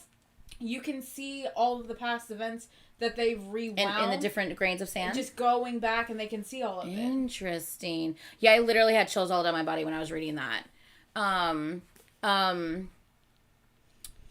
Yeah, so that totally just reminded me of Film Out because of it looked really kind of dusty in some of those scenes, like in the room, and I'm curious here are they just seeing everything that has happened in the past, or are they actually going back? I think they're just seeing it. I think they're seeing it. Like I think they're just seeing it. Like almost like a movie. Like, but they're seeing it within the sand. Yeah, even though there's probably not really a sandstorm happening, they're seeing all of this. But because he's finally telling them everything, just letting it all out, they're also being able to see it. Because let's be real, if you came up to me and told me that you've been traveling back in time, by the way, like I've seen you die like 100 times, like I'm gonna be like, do you need to go where Jimin was at? Like, I'll drive. Yeah, that's crazy. I was reading that and I kept reading it. I was just like, I have chills all down my body. Okay, let's continue reading. Jin standing alone at the beach, the moments of horror continuing endlessly. Jin running and running again. A Polaroid picture, the 7 of us standing by the beach. In the sandstorm, I finally understood. What had happened to Jin, the choices he had made, his mistakes, and the endless hours he had lived through again and again for us. And the reason he had lost his memories and feelings. I slowly opened my eyes. It was still midsummer, and I was in Seongju. Nothing had changed from the beginning. The air still felt hot, and the sofa felt sandy. A can rolled away behind the container. No one spoke. The sandstorm disappeared without a trace, and the moon hung in the night sky. I wanted to say I was sorry, and I was grateful, but my lips wouldn't move. No, those words could not begin to express the feelings I had. Because, like, because they've spent this entire loop thinking basically Jin is this heartless asshole not realizing doesn't care about them, but in reality now that they see it, they're like, oh shit, like this is the reason why he's become like this. Yeah. Could you imagine Sandstorm, Film Out, and Fake Love. Could you imagine though, like finding that out? Like how would you, because like he said he wanted to say thank you, but he couldn't he couldn't move his lips. Like he felt like saying thank you and saying sorry just wasn't enough. How do you say thank you to someone who has literally watched you die countless of times and has endured all of this, that's only become this way, that you have, been saying, like, basically he's being an asshole, he is heartless now, his eyes are cold. Like, how do you say thank you, but also I'm sorry for the things in which I thought, And realizing also that it's not because Jim was an asshole, but he didn't remember the children's home. He didn't remember Hobie's connection to the children's home. So it didn't mean anything to him because he didn't know. Right. So that's why he wasn't, like, he didn't realize, like, okay, so Arm's name is on the list, and what? Like, none of it was connecting with him. It's like he didn't understand it. He didn't know because he couldn't remember any of it. The little red strings that connect everything together. Exactly. All right, we are on V, same day. I walked for a long while with my hands shoved into my pockets. I tried my best not to look up at the sky, nor to look around. I passed Suga's workroom, a construction site, Nari gas station, the Mokryon apartments, and Jeongjil Hospital. If I looked up, I was afraid I would remember what Jin had told me, so I walked with my eyes glued to the ground. Jin had told us matter-of-factly, but we couldn't listen matter-of-factly. What he said was not something you could listen to sitting down. I went over it countless times. I thought they were all dreams, but they all really had happened. After Jin finished telling us, silence lasted a long time. No one spoke, but the thunderous silence shook the container. Only when I got to my graffiti did I finally look up. Jin in the nightmare was still there. I didn't feel a chill exuding from it. I wasn't afraid anymore. I touched his vacant eyes. Did Destiny really exist? Yes, she's my sister. My sister's name is Destiny. You're a dork. I heard someone singing from afar. If everything has been decided, then the fact that I am standing here and now has been decided too? Then someone among us will die or get into an accident? Maybe we had all survived, and I was still here because he had not given up on us. I drew the pupils with my fingers. Maybe the future would change depending on how we were to draw the present now. I left the alley and looked at the city. I saw Seongju Jail High School in the distance. Behind it were the railways and the stream. Beyond them would be the big, wide world. I felt like crying. So I shoved my hands back into my pockets and walked with my head hung low. Okay. Where are we going next? JK, same day. Okay. I had to snicker. Yeah, like any of what he had said made any sense. Soon after Jin started telling us his story, all the others looked as if they had totally understood what he was saying. Understood what? Jin had lied to us since high school. Suga got expelled because of Jin, but he glossed over that point with the simple, I'm sorry. See, he doesn't realize the discovery of everything like everyone else. So he's just out of nowhere hearing this crazy ass story. And he's like, okay. How is everyone else just like, oh yeah, that makes sense. What the fuck? Yeah. Because no one talked to him. He's like, y'all are fucking crazy. Jin fed us some wild stories about things he claimed he had done for us. The others didn't even ask questions or point their fingers and accepted all of it. I stood up from the very end of the sofa. I hurried out to the main road. Jin had not mentioned it, even in the end. After mouthing off like the person of great moral character, disclosing his father's immoral acts, he had never uttered a word about the car accident that night. That's probably what he really wanted. That's all he wanted to hear. To have that closure that Jin is the one that hit him. Yeah, and this is why he did it. Right. He had never uttered a word about the car accident that night. Liar. I looked back. They were going back in the container one by one. No one looked out. They had no idea I had left. He's just feeling isolated and betrayed and... Maybe... I'm wondering why... He's told everything. How did he not tell that? What if he's not the one that did him then? But his car has damage on it, but it never... But it's true. What if he actually isn't the one? Because it never said he was the one who hit him. We just made the assumption that he's the one that hit him. This is very true. What if he's not the one because that hit him? He also did say that he did hit a guardrail. Right. So what if that's the truth and he actually didn't hit him? And we were just, this whole time we've been under the assumption he did. Because maybe he did hit him in a past time loop to save him, but maybe he didn't do it. Not in this one. What if Jin's dad did that? That's what I'm saying, because if Jin is sitting there spilling all the tea, if he is telling them everything he has done, and you're also seeing it in the sands, you're seeing the playback basically. But it doesn't sound like JK saw the playback like everyone else did, right? Which is odd, because if he's not... Because he's like, he's just saying stories and they're believing it. It's like, did you not see the magical sandstorm of time we just had? Catherine, I am lost. But I'm saying but even without the sands of time, even without seeing the history being unfolded, seeing the different things that have happened, why wouldn't Jin just own up and say, I'm the one that hit you, and that's what I'm saying. Why I did so. I'm thinking it maybe Jin didn't hit him. Maybe that's why. Maybe he doesn't tell him because he's not the one that did it. But JK just has it in his mind that he's definitely the one who hit me. Right. Because Jin's car has damage, but obviously he hit he hit a guardrail, so I don't know. Maybe that's all he did is he hit a guardrail. Yeah, I'm confused by this one, guys. We'll see. Let's continue to see how things unfold. Okay, Jin, next day, August 12th. I walked into the meeting room of the newspaper company. The reporter I talked to on the phone shook my hand. It's inevitable that you'll be followed by reporters once the news gets out. I nodded and took out the documents from my bag. This proves that my dad received kickbacks from Yongjin Engineering and Construction. I handed them to him, and this is a record of what they went through to get the redevelopment committee's head's request to my dad and get the mayor of Songju to expedite the plan. After perusing the document, the reporter asked, "Do you mean to release all of these?" I nodded. Tensed up, I tightened my fists. The interview lasted a long time.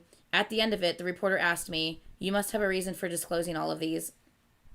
I couldn't come up with an answer. It had nothing to do with justice or conviction. I wasn't doing it to help someone. I thought about the endless time loops and moments of despair. There was no way I could convey all of that. If there was one reason, I was doing it for myself. I finally said, I am ready. All the errors and mistakes can't be undone, but the first stage of making things right again would be to acknowledge my errors. To do that, I shouldn't run away or hide. What I said was a spell I was telling myself. A spell to remind myself that I do my very best to face head on what was about to come. Ouch, my foot. Oh, my hand is like cramping from holding this for fucking 3 hours. Oh, it's almost 2:00 in the morning. Jesus. I know. Jesus. Christos. But I'm determined. I'm determined to finish this. Even if I have to finish it at 3 a.m., I'm finishing this. Go calm down there. I mean, it's already 2. We ain't gonna finish. We have 40 pages left. 37 to be exact. Sugar. Same day, August 12th. It was a night on a weekend, and the restaurant was crowded. The news was on TV. For the past several days, there had been nothing but bad news about redevelopment plan. Today, again, it was about the newly discovered illegal dealings. So news began with the pictures of the rundown areas of Songju, followed by the commentary of the anchor. The people who were eating all turned their attention to the TV. There has been a continuing controversy concerning... Oh, I'm supposed to be a reporter. Hold on. There has been continuing controversy concerning the Songju redevelopment plan. Last month, a document was discovered concerning an illegal agreement between City Hall and the police to overlook possible violence expected during the forced clearance of the area. Mr. Kim Sok-jin, a son of Assemblyman Kim Chang-jun, asked to be interviewed to disclose a connection between the politicians and the companies, and what you are about to witness is a portion of that interview. Oh shit, they put his name out there too. And oh shit. When the anchor's comment ended, they showed Sok-jun's interview in summary. The part about the Assemblyman Kim Jong-jun getting kickbacks from a construction company created a stir in the restaurant. A man from the next table said, I knew it. That's why the police said they would keep their hands off it. Someone put his spoon down and said, Anitra's a DJ and a reporter now.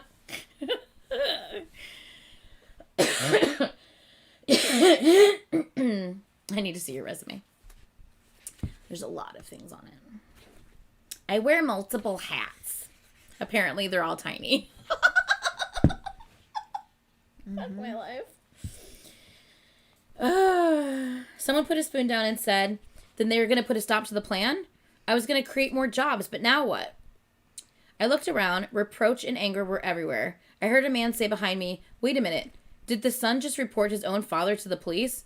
I couldn't begin to fathom the weight that Jin had to carry from now on. Oh, shit. I think here we go. Are we getting the burrito?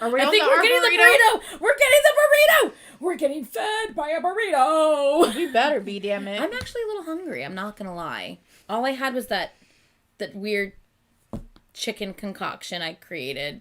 I'm actually very hungry, and it's 2 o'clock in the morning. That's not great. Kimchi! Yes. Okay, let's continue. Let's do the burrito. Jimin, August 12th. Lying on the bed, I searched online with my phone. There was an article about Jin disclosing his father's illegal dealings. From the interview, I could feel Jin's determination to face this head-on. Even after the interview was aired, the redevelopment plan and Jin's name were the top search words. After reading some more comments under the article, I tossed my phone onto the bed. I got up and glanced out the window. It was in the middle of August, hazy and sweltering outside.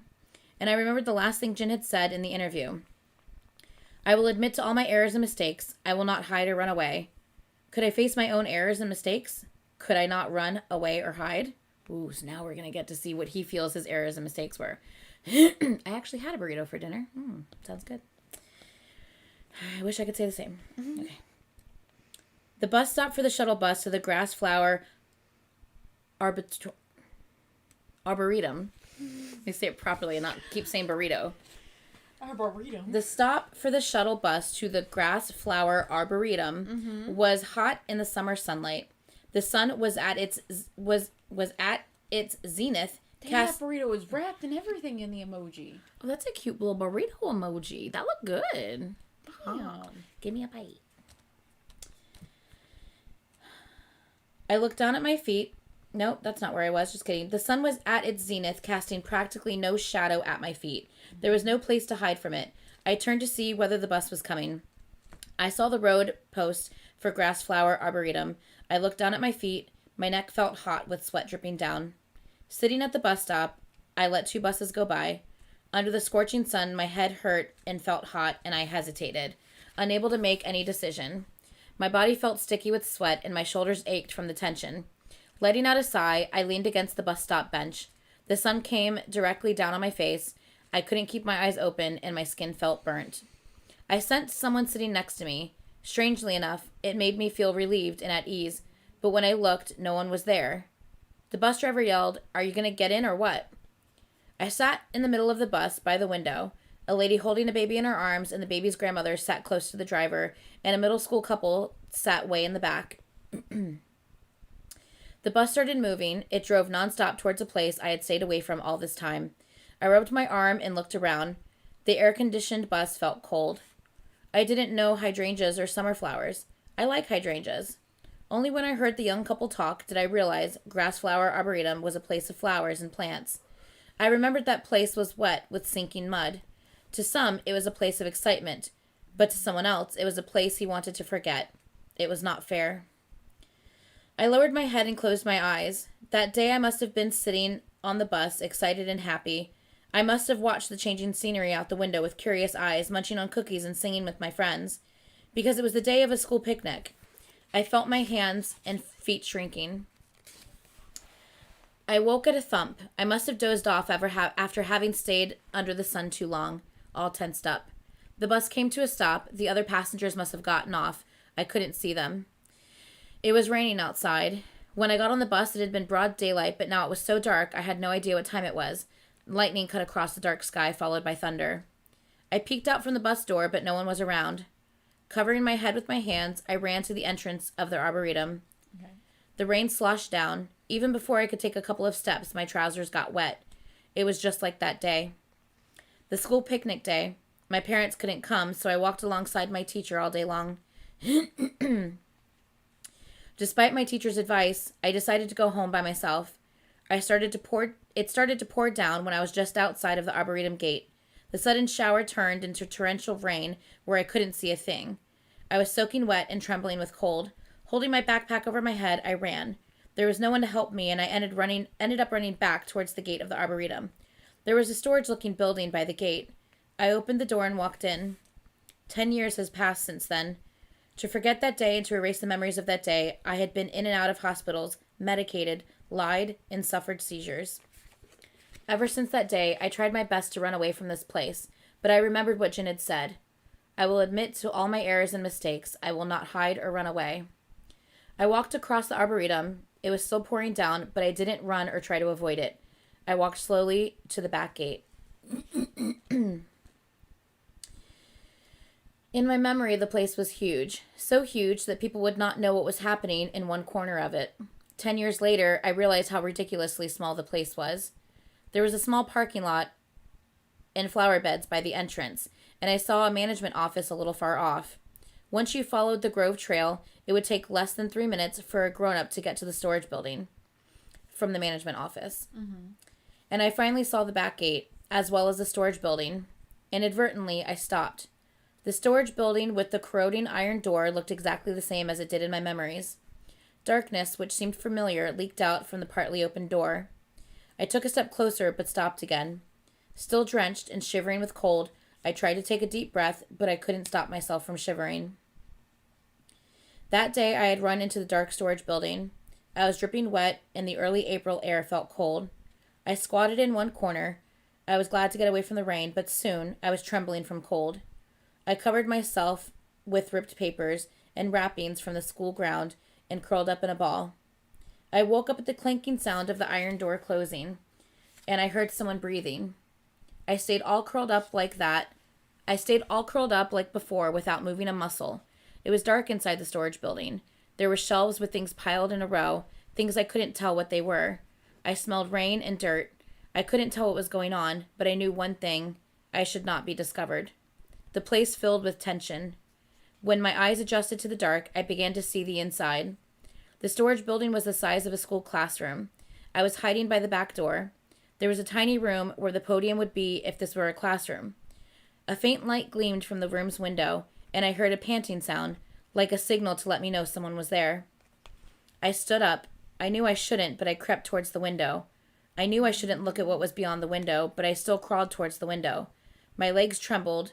The raindrops dripped from my hair and trickled down my neck. At that moment, a small white hand suddenly peered at the window and disappeared. I gasped, frozen on the spot. Every cell in my body screamed for me to run away, but my legs couldn't move. I went blank. I heard someone whistling outside. The door clanked and opened. I jumped and crawled under a desk to hide. A man came in and looked for something. making the clanking sound of metal scraping against metal. The man walked into the room, leaving the door open, so I could look inside. It was dark there, too, but the things inside were visible. It looked a room for storing fertilizer. He walked in, and with his legs apart, he looked down on something. The man's eyes fell on a small boy lying on the floor, all curled up. He had bruises on his arms and legs and scars on his wrists from being tied with a rope for too long. The man picked up a towel from the shelf and wiped his sweat from his own face and hands. The boy's eyes, for a brief moment, his eyes met mine as I was crouched under the desk. The boy lay seemingly dead under the man's peering eyes. The boy's eyes were speaking to me. It was dark and he was far away, but I knew. There was no way I could not know. He was asking for help. Help me, save me, help me, run away. The man, sensing something, turned around and looked around the storage room. I made myself smaller. The boy's hand fumbled on the floor as if he was looking for something, and he slowly raised his body. He was trembling. With big teardrops rolling down his cheeks, he raised his hand, and he was holding something shiny in his hand, a box cutter. He cut the man on his thigh with the box cutter. He yelped in pain as he turned, and the boy tried to stab him one more time, but it didn't work. The man unarmed the boy in no time, and he threw away the box cutter, and he slammed the door shut. I heard him cussing at the boy. The boy screamed. I heard something breaking, splitting, and crashing. There was also an odd jangling sound. I could crawl out from under the desk thanks to the noise. I crawled to the door with my shaking legs, and I tried my best not to make any sound. I crawled right under the window so that I would not be seen from the window. The boy's scream turned into wailing and gradually subsided. As soon as I got out, I nearly burst out screaming. The sound of gushing rain overwhelmed me. Tears fell. While running away, my knees buckled and I tumbled down in the mud. I got up again and ran. I wanted to yell for help, for someone to save me, but no one was around. My feet slipped again. My trousers got torn and knees scraped. Immediately, the blood seeped through the trousers. Without meaning to, I ended up looking back. By then, I was out the back gate of the arboretum. The storage building looked faint. In my eyes, I saw the boy's white hand. It was bleeding. The next thing I remembered was the hospital. I saw my parents, a doctor, and a nurse, and everyone asked me one thing: what happened? I said I didn't remember, and it was true. Back then, I couldn't really remember. The memories of that day came back one day in my first year of high school when I was going home from school. I was walking with Hobie when I saw the boy in the shuttle bus to the grass flower arboretum. His empty eyes no longer spoke to me. They released only the boy's last name, Choi. Wow. Mm-hmm. And he was 5 at the time. I found this out online. Several articles detailed the incident. He was discovered near Hwayong Mountain on April 10th, and he suffered from temporary amnesia caused by shock. The police were looking for clues to conduct an investigation of the case, but there were no follow-up articles on it. I wondered how he had survived. I wondered whether it would have been possible for him and me to have been spared what we had suffered, to have a different past in which the boy spent that day playing with his friends instead of being dragged to the arboretum by a stranger, and I stayed home with a cold instead of going on a school picnic. I already knew the answer, but with my mind wondering about meaningless possibilities, I arrived at the storage building by the back gate of the arboretum. I couldn't change the past, and I had no means to correct my past errors and mistakes. That day, I had come here on a school picnic while roaming the place by myself. I had become wet in the rain. I had gone into the storage building and run away by myself, leaving a boy behind in pain and despair. In the distance, under the pouring rain, I was running away. My small feet, soaked clothes, tears streaming down my face and my terrified eyes. That day, I was out of breath, panting and heaving. I ran precariously as if I would collapse at any minute. A short moment later, my feet slipped and I tumbled down. I stayed fallen and blank, but startled by something, I started to run away. The mud caked on my face and elbows, crumbled and fell. I had to run away endlessly from memories I couldn't escape from. I stepped closer to the boy. He was running faster. To catch him, I had to run faster. I splashed mud with my feet and slipped many times. I plopped down in the mud and sprawled in it. Finally, I caught up with him. I grabbed his shoulders and turned him around. He looked up at me with his frightened eyes. His eyes spoke to me and asked me what was happening to him. I couldn't tell him anything. You're going to be okay. The words came up through my throat, but I couldn't utter them out loud. The words I could say easily to others, but why was it that I could not say them to myself? So he's picturing himself as a little boy and him telling himself he's going to be okay. I braced the scared boy in my arms. I felt his drenched body and pounding heart. I spoke slowly, stammering, "Wait just a little longer. When you grow up a bit, you'll meet wonderful friends. When you're with your friends, you'll become a better person. Then you'll be fine. So wait just a little longer and hang in there." With that, I hugged him harder. My eyes welled up and I couldn't hold it anymore, and I cried. I had no idea how much time had passed. When I opened my eyes, the little boy, me, was gone. I wiped my eyes and looked at the sky. It was clear without even a wisp of cloud, and it was quiet. There was no trace of rain anywhere. That was the little boy that Jin tried to save in the beginning, wasn't it? I believe so. What we were talking about, that we thought that was the boy, that's who we thought would have died in the Arboretum. Yeah. But he has to realize he was a kid. Well, not only that, he can't blame himself for not saving the kid because he literally didn't remember. It was like it was like PTSD. He didn't even remember what happened until high school. Oh, my ears ringing. And I don't think he remembered until high school when he saw the article, and that's what triggered the memory. It's like it's like trauma. Everyone has blockers for trauma, and it's not until something happens that wall comes down, and then you experience all that. That's why he was having the seizures and stuff like that. But in another sense, he has to realize that he was a child when this happened. That little boy reaching out for help, he was a little boy in himself. There was nothing he would have been able to do. Yeah. Well, I mean, he could have told somebody, but with him not remembering it, he can't do anything. I mean, like, in that moment. Oh, yeah, in that moment, he would have just been caught with the other kid. Yeah. Well, it doesn't seem like the kid died. It said that the kid survived. He was found... Oh, no, he was found later on dead on the mountain, but he had lived all the way till then, yeah. That's what I'm saying. That's why he was like, how did he live until that point? Like, how did, like, this amount of suffering? Fuck. Like, in that moment, he would have probably died himself. Yeah. And I had said all along, two things. And, like, the part where it's, like, I also heard jangling, like, I immediately, like, thought of, like, I don't even want to say it because it's just awful. Yeah. So my question is... The sound of like... My question is... Undressing when you have a belt on. Did we ever figure out what happened to the dad? Or do we still believe the dad is the person that's locked in... Is the dad not the one in the mental hospital? But I thought he had a different name. Oh yeah, you're right. Who was the? No, didn't that guy pass away? Wasn't there a person in the hospital we didn't know the name of?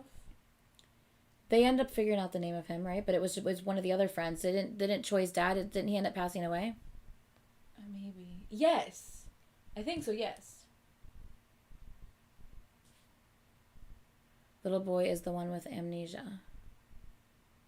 Huh? What? What? The dad's the one that's missing.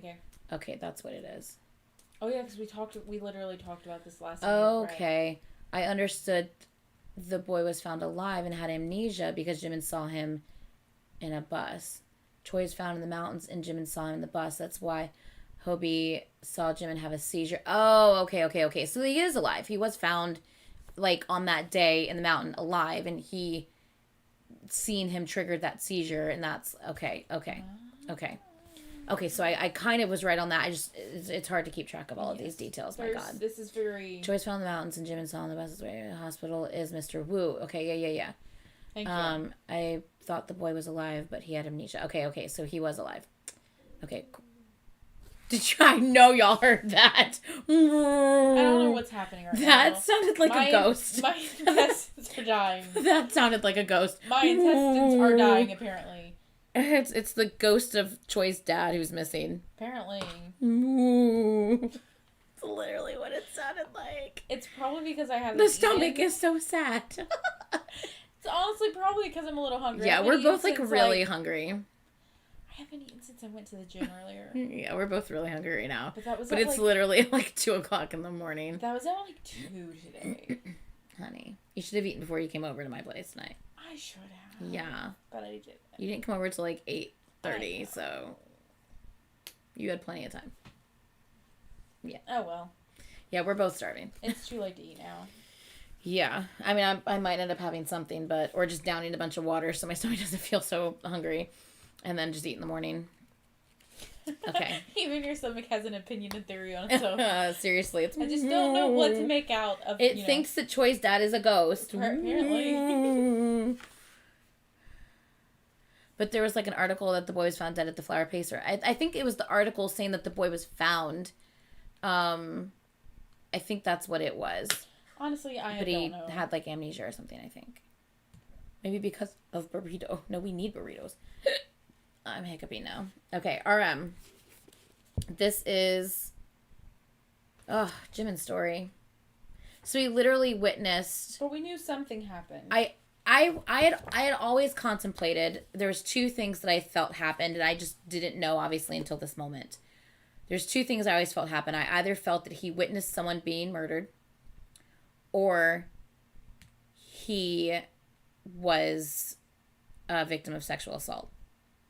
I thought it was one of two of those things, and it ends up being that he basically witnessed a little 5-year-old boy who had been kidnapped and basically was being sexually assaulted and abused, basically.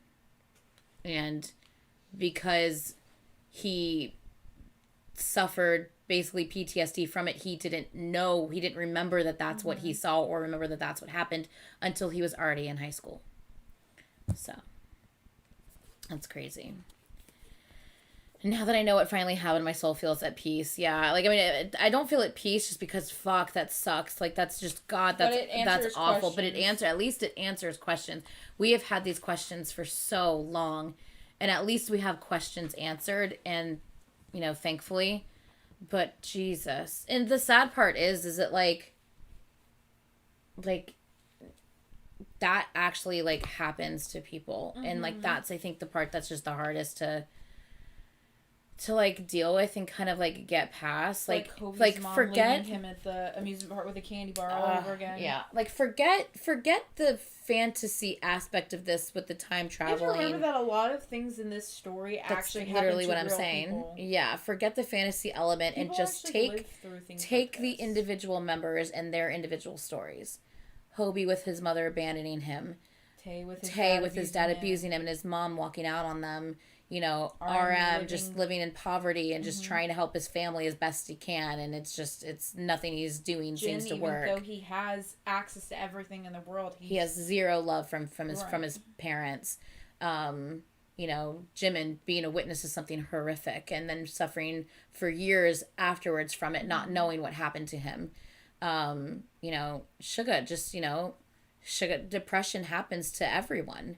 You know what I mean? And suffering losing his mom in the fire. Yeah, exactly. But I think he was like kind of suffering from depression prior to that, and then losing his mom in the fire, following up with that. Kicked out of school, like everything. And then just JK, just once again, kind of family situations where they don't really ever seem to care. They're just kind of there. Everyone's just kind of there, but he doesn't really like, you know what I mean? It's just, I think I covered everyone. I don't know. I agree. It's very sad, but I feel like it's also relatable for people. And this is why people relate to them. I think that's why people love the storyline so much, because even though it has aspects of fantasy in it, it also depicts very real situations that so many people experience on a day-to-day basis. And even though it's something different, it's something that you can relate to. Just like music, you can find bits and pieces of music to relate to. You can find something in this to relate to. Yeah, the throwaway child, exactly. That's like JK, yeah. And I think honestly, you have to have the fantasy aspect in this case, because if not, it's just horrible. It's just horrible. You have to have this fantasy element where it's like, they can go back and they might be able to make it right. You know what I mean? And it's just... Make it right. I can make it right. I didn't even realize I did that. I'm just like that brilliant. Oh, jeez.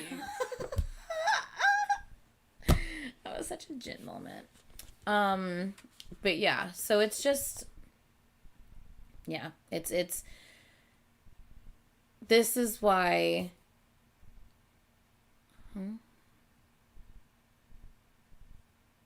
He was the one being chased by the two guys. Oh, yeah, there was a boy being chased by two guys at one point, wasn't there? That was the boy that Jin was trying to save. Oh, yeah. She had said that earlier. That was the one in the beginning that Jin had at his house. He took it, like, the guy, like, people came to his school and everything, and Jin's dad was like, no, leave him, and, like, held his shoulder really tight. Yeah, Jin's dad was just like, this has nothing to do with us. Mm-hmm. Because at this point, Jin's dad doesn't care about anything. No. Yeah. Yeah. Okay. But yeah, she had said that a little while ago. Okay. So, RM. So we're I think, 5 days later again? Yep, 5 days. It had been 5 days since Jin came forward, disclosing his father's illegal dealings. The raging wind, which had started with the newspaper report, had not died down. Transformed into a bigger whirlwind, it was swallowing up the whole city. There is no end to people's greed. It doesn't matter how much you have, you always want more. Everyone had something to say. More disclosures followed. The connection between Assemblyman Kim Chung-jun, the mayor of Sonju, the president of Yunjin Engineering and Construction, and the head of the redevelopment committee was in the foreground of the news. People protested and demanded that Kim Chung-jun and the mayor of Sonju step down, and it was suggested that Kim's chief aide, Sung Jun-ho, who had disappeared, was the key player in all of the dealings. There were people who worried about having the redevelopment plan nullified. The regional media voiced their concerns over putting a stop to the important project for the area just because of unprecedented corruption. They emphasized the necessity of redevelopment along with the financial loss that would be caused by this incident. I read all the articles and news comments, but the whole course of events that had led to this was complicated and difficult to understand. If I listened to the supporters of the redevelopment plan, they seemed right. But if I listened to the opposition, they seemed right too. That is so politics. Fortunately, because they put a stop to the plan, Yongji Children's Home and the container village were given a moment to take a sigh of relief. The people didn't look kindly at Jin, who was in the middle of this tornado. He reported his own father. He must have a motive for doing it. When I saw him at the container a couple of days ago, he seemed unperturbed.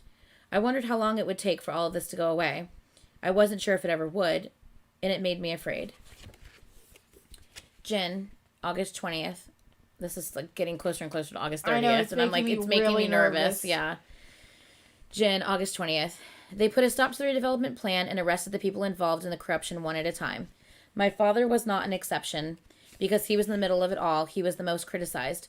The house was surrounded with reporters when I came back after the interview. The landline phone was pulled out and our mobile phones rang incessantly. Dad was in the den. I hesitated for a long time before knocking on the door and going in. He was looking at something, but he put it in the drawer and turned to me. I'm sorry, Dad. I knew what I had said could not possibly solve the problem. Dad didn't say a word. I stood there. His phone started ringing, and so did my phone. We heard a commotion from outside. Go and get some rest. He stood up and went into the inner room. Since the interview, people had poured out endless news reports. There was enough news to make people discombobulated. Even I couldn't tell what was true or false.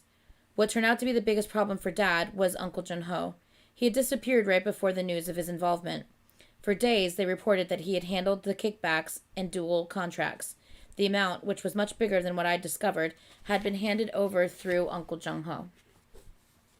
Speculation snowballed. Some saw him as the very center of the corruption. Some said that my dad had made him flee to overseas, that he would turn up in a body bag, or that he would turn up in a body bag soon. Some tried to have him take the rap for the whole thing. Some claimed that my dad was using him to weasel his way out of it. Dad looked tired when he came home after being interrogated for hours by the police. They asked him for the whereabouts of Uncle Jun-ho, but he didn't tell them. My guess was that Uncle had pocketed some money behind my dad's back. It probably wasn't much, unlike what people were saying, but Uncle Jun-ho wasn't ambitious or brazenly greedy. He was more like someone who blunders over a small amount and ends up walking into a bigger blunder to make up for his first mistake. One day I overheard Dad's phone conversation. He said we had to find him before Yunjin Engineering and Construction did, the company involved in the whole incident. Uncle Junho had been reported as the one who closed the illegal deal with the company and received a huge kickback. I realized things might be more serious than I thought. Uncle Junho might be pursued by the company people, or he might be hiding somewhere trying to figure out a way to vent his frustration somehow. Things escalated. People petitioned to disclose every illegal deal committed by my father and Uncle Junho, and the protests for and against the redevelopment became more violent. Walking back and forth in front of my dad's den, I thought about whether all of this was the result of my decision, whether I was too hasty to disclose it, whether I had brought on this irreversible catastrophe. I was terrified. If I hadn't come forth, something worse could have happened. However, it didn't mean that things were okay now. I was afraid to open my eyes every morning, and I couldn't bear to look at my dad. RM, August 22nd, 2 days later. After work, I went back to the container. I had to use the flashlight function on my phone to light the way. The street was darker than usual. It was hard to see with just the hazy moonlight. As soon as I got to the container village, I saw someone sitting in front of my container. Who was that? I knew everyone around my place. He looked drunk. After seeing me, he staggered up. I thought I had seen him somewhere, but I couldn't figure out where. I approached him with caution. Everything is ruined because of you, he said. He looked a sight. He was bleary-eyed, and his white shirt was all crumpled up. You talked Jin into this, didn't you? You ruined everything. Is this... Who is this? Is this... I don't think it's Jin's dad. Is this Jin's uncle? I don't know.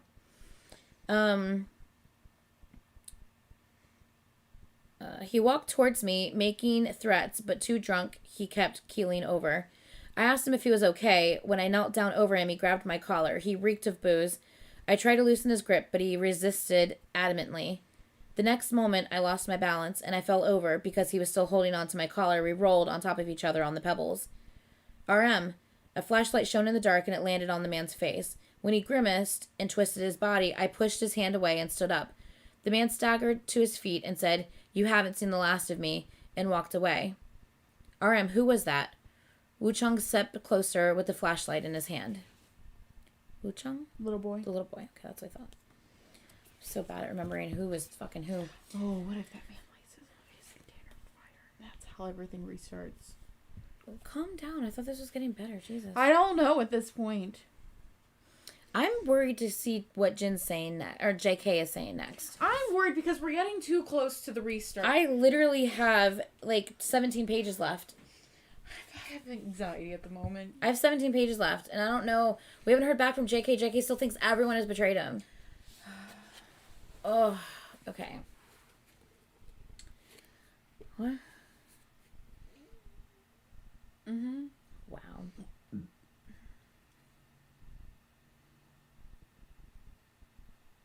Okay. Is it that Jin's dad? Wait. Is it who Jin's dad? No, that the guy outside of the container. I don't think that was Jin's dad. I don't think so. Actually, it didn't say who it was. Did it? It didn't say who it was. No, it just said a man that was drunk. So who was it?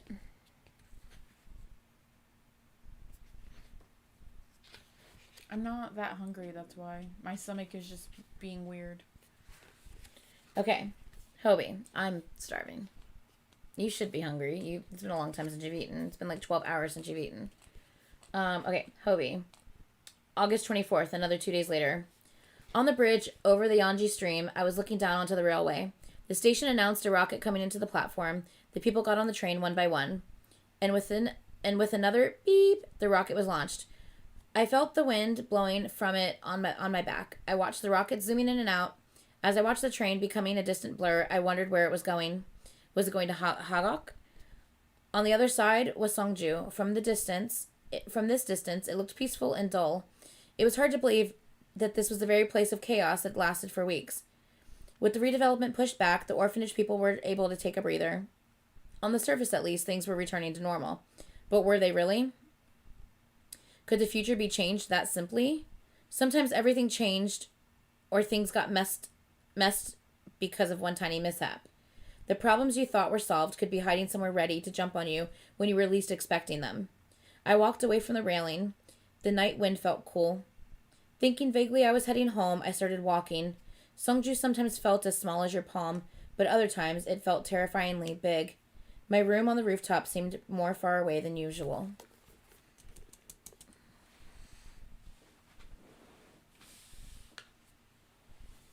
Yeah, I was thinking possibly it was Uncle Jun-ho as well, but I don't know. Woo Chang was a little boy, I think, right? Yeah. And that's the person who came up and said, RM, who was that? That's the little boy that he saved from the fire. In that container. one loop, yeah. Okay. That was the 24th, so now we're on the 25th, and we're on Jin. Okay. Okay. Jin. And this is like in italics. I thought long about sending this text. They're not going to clear the container village now, are they? And the fire accident won't happen, right? RM said he met a strange man in front of his container the other day. He was short with a round face. Is he someone you know? When I got this text from V, I understood the source of the strange anxiety that had lasted for days. The man had to be Uncle Jun-ho. He must have gotten drunk and harassed RM. I had succeeded in ending the time loop, but since then, too many new things had happened, and I couldn't predict at all what result would be brought about by my actions, because he's never gotten this far. He's never succeeded this far. So he honestly doesn't know what's going to happen because he's never lived through this one. He's gone further than he's ever gone.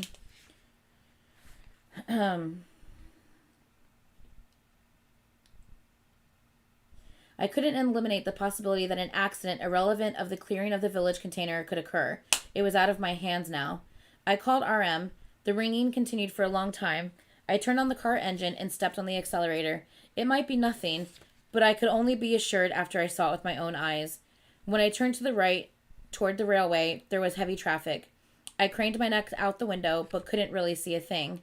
I called RM again, but he still didn't pick up. It was way past rush hour, but the cars were stuck on the road. I parked the car by the roadside and started running. Soon, I saw the container village. There was no fire, no one there to force the people out, no hired thugs, but I couldn't help feeling apprehensive. When I got closer to the place, I smelled something. Then I thought it must be gasoline.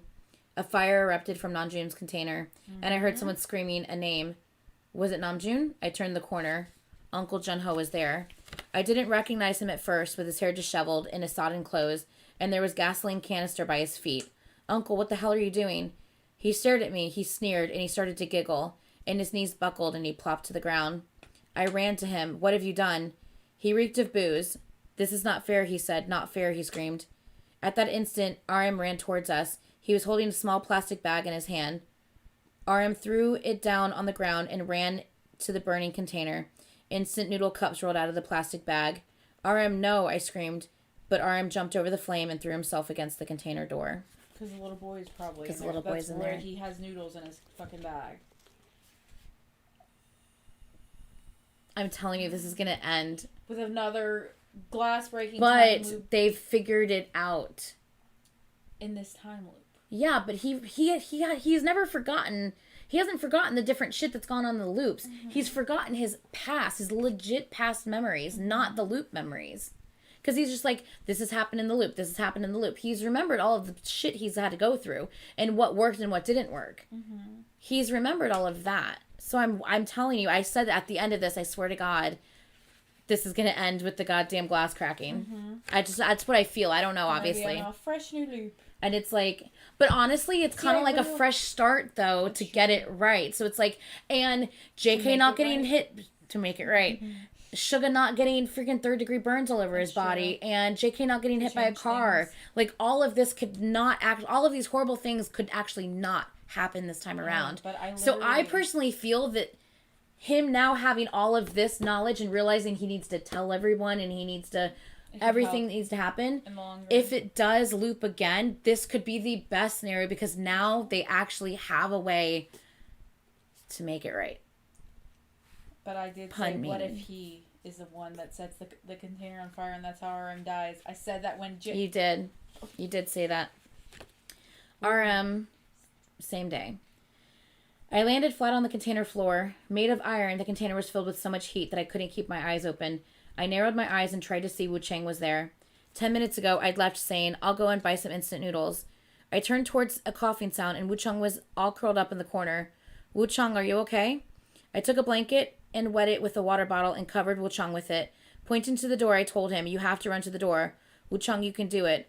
But the door was soon surrounded by huge flames from outside. I just spit. By huge flames from outside, I gripped Wu Chang's hand. When I say 3, you run to that door. 1, 2. Just then, something toppled down in front of the door. The construction materials that had been piled up next to the container. The flames rose high in the midst of dust. Scared, Wuchang and I stepped back. We had no exit. Clang, clang. I turned to the sound and saw Jin through the window. He was trying to pull off the security grill. I stepped up on a chair and with the wet towel wrapped around my hand, I tried to push out the window. The wet towel sizzled when I put my hand on the heated window frame. Outside the window, Jin was trying to pry out the grill with a stick. I coughed from the smoke because of the heat. I couldn't breathe or keep my eyes open. Finally, there was enough space for Wuchang to escape. Jin, be careful. I threw Wuchang through the window to Jin, and I had no strength left. The container was filled with smoke. I heard sirens coming from afar. After taking a couple steps back, I collapsed, and I slowly blacked out. I'm stressed. Okay. Vincenzo? What is Vincenzo? I don't know. Jin, same day. RM, I called him but nothing. Kim Namjoon, I couldn't see the inside of the smoke-filled container. Hang in there, the fire engine is coming. Nothing. I tried to pull off the grill and call to Namjoon's name at the same time. The smoke was everywhere. Inside and outside the container. Boom, a metal ladder toppled down on the container. Kim Namjoon, I screamed his name again. It was then that Namjoon stuck his towel-wrapped arm through the window. I clutched the window frame and pulled it as hard as I could. After pulling it off, I held out my hand. Namjoon grabbed it. I gave it everything I had and pulled Namjoon out. Okay. Here, someone yelled. The paramedics came running with the stretcher. Boyfriend just got home. Baby! Yeah, boyfriend just got home.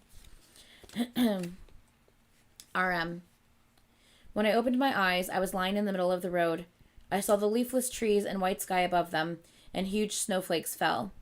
I sat up, and I saw the white chalk mark of a person. Hey, babe. Was it a good movie? I heard it was shit. It was pretty garbage, but it was what you would expect from Mortal Kombat. Yeah, you know. Thank you, baby. Love you. Okay. Wait, hold on. Huge snowflakes fell. I sat up, and I saw the white chalk mark of a person where I had been lying. How did I get here? I looked around. So why is there a chalk mark around him? Because that only happens when people have passed away. And they mark the body. Mm-hmm. Why are you here? I turned to the voice, and I saw Jong-hun sitting on his scooter. He didn't look changed at all. The boy that died. The boy that died. Did RM die? Did he die? Or is this like he's in between? I don't know, but I'm stressed. I'm super stressed. Why is he seeing the boy that died in the village on the scooter? And that's why it's snowing, because the boy was snowing and the boy died on the scooter. Wait, so is he lying in the boy's place in the road on the scooter because it died? Maybe. Because remember there was a white line around the boy, so he's like envisioning himself there. I don't know. Oh my god. Why are you here? I saw Jong-hun sitting on a scooter. He didn't look changed at all. Why are you here? I asked. But interrupting me, Jong-hun pointed to the basket of a scooter. As I got up, I felt something sharp in my hand. A piece of the scooter headlight I had left behind. When I'd gotten on the scooter, it lurched and got going. The wind was blowing on the face, but soon I felt hot air. I shut my eyes. Kim Namjoon, wake up. I opened my eyes again, hearing someone calling my name. Jin was looking down at me. Behind him, I saw a white curtain and medical equipment. Only then did I realize I was in the hospital, and the last thing I remembered was grabbing his hand. Am I okay? I sat up and looked down at my hands and feet. You passed out from inhaling too much smoke. I nodded, looking at my unhurt hands and then my palms. Bye, was what I had heard sitting on the back seat of the scooter. Because the boy said bye to him because it wasn't his time. Mm-hmm. So he was like in the in-between place. Okay. He saw the boy, but he got back to reality and he heard the bye from the boy. Okay. Wow. Okay. Oh my god, that's crazy. Okay. Ooh. Okay. Kind of like people in like movies and stuff, like when like a loved one or something dies and they're ready to die, but the loved one's like, it's not your time yet. Like, we'll meet when you're ready. That's what I'm thinking of. Like, yeah, kind of. Yeah. Okay, Jimin, the next day. Hold on, I really need I'm gonna be suffering tomorrow during tea time. I've read and talked so much tonight. I'm gonna be my throat's gonna be a mess. Plus, I have like 3 Patreon reactions I need to record.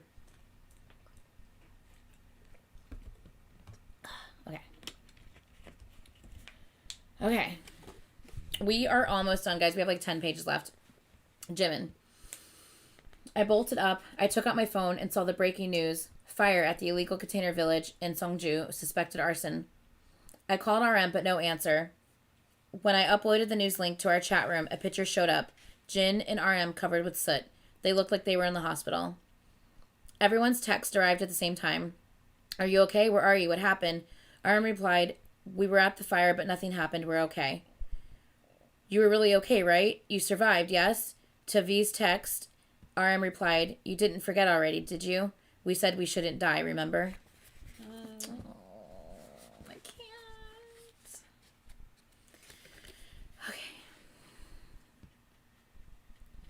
Okay, Jin. August 30th. Oh, shit. Jesus Christ. August 30th. We don't have good times with August 30th. Something always goes wrong on the 30th. I'm, like, scared to read this. Fuck. Okay. August 30th, which we all know is the day... where everything resets. Where it's the day where he goes to meet the girl with the red diary, and she walks out in front of the flower truck that he called to come back because they forgot the note in the bouquet of flowers, and it hits her, and she dies. And instead of repeating that same scenario because he doesn't want to ruin her life, he decides to not... Like, he decides to... Well, it depends on... I don't know what's happening in this loop. I'm assuming he's not speaking to her in this loop because he decided to stay out of her life. Well, they broke up, remember? Because he decided to, like, in every loop that he had, he tried different things, and they ended up breaking up. In this loop, they broke up? I thought that was, like, in a past loop, and he just didn't even contact her in this loop. Maybe. Either way, they're not together. Yeah, they're not together in this loop. Okay.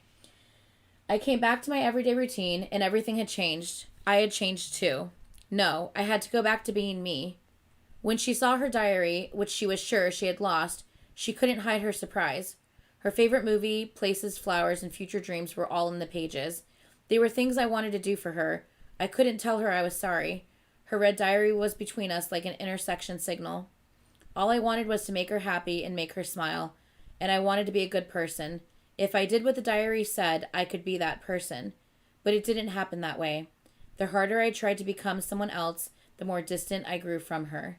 Even when things became so bad to the point of being irreparable, I wondered about revealing my true self and her leaving me disappointed. I desperately tried to hide and turn away from myself. As you cannot put a period at the end of a sentence without a subject, after losing myself, I circled around the same place, unable to take a step forward. I now know the me who fails and blunders is still a part of me. Only when I was honest with myself, no matter how cruel or painful it might be, would I be able to take the next step. I stood up. She didn't stop me.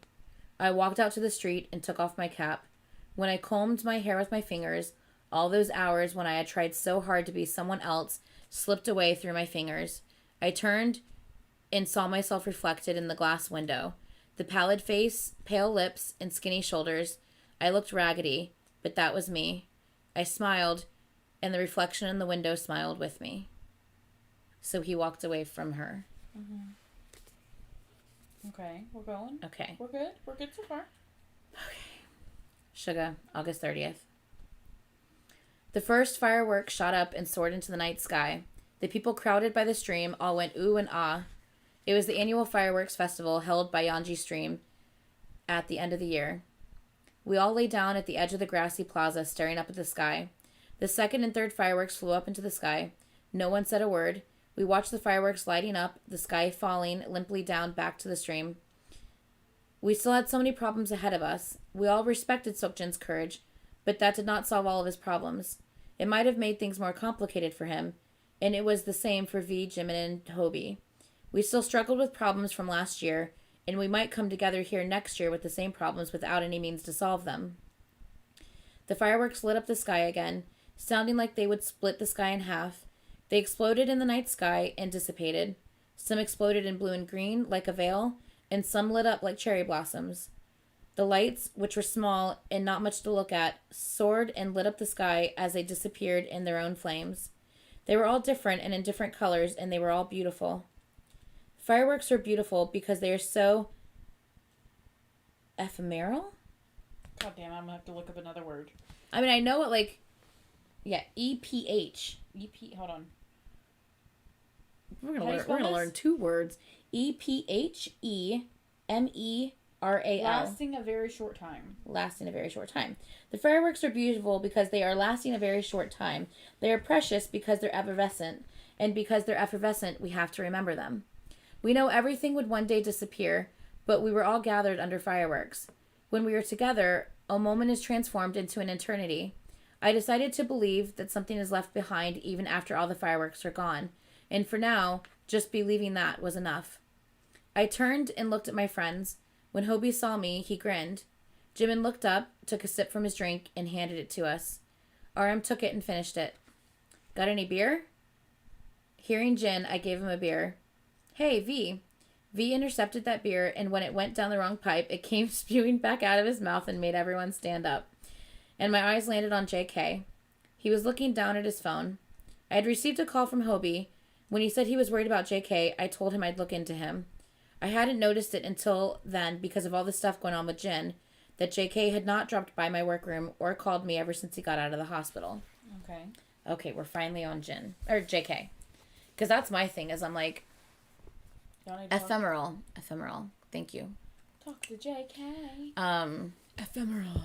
It sounds like a drug. It does.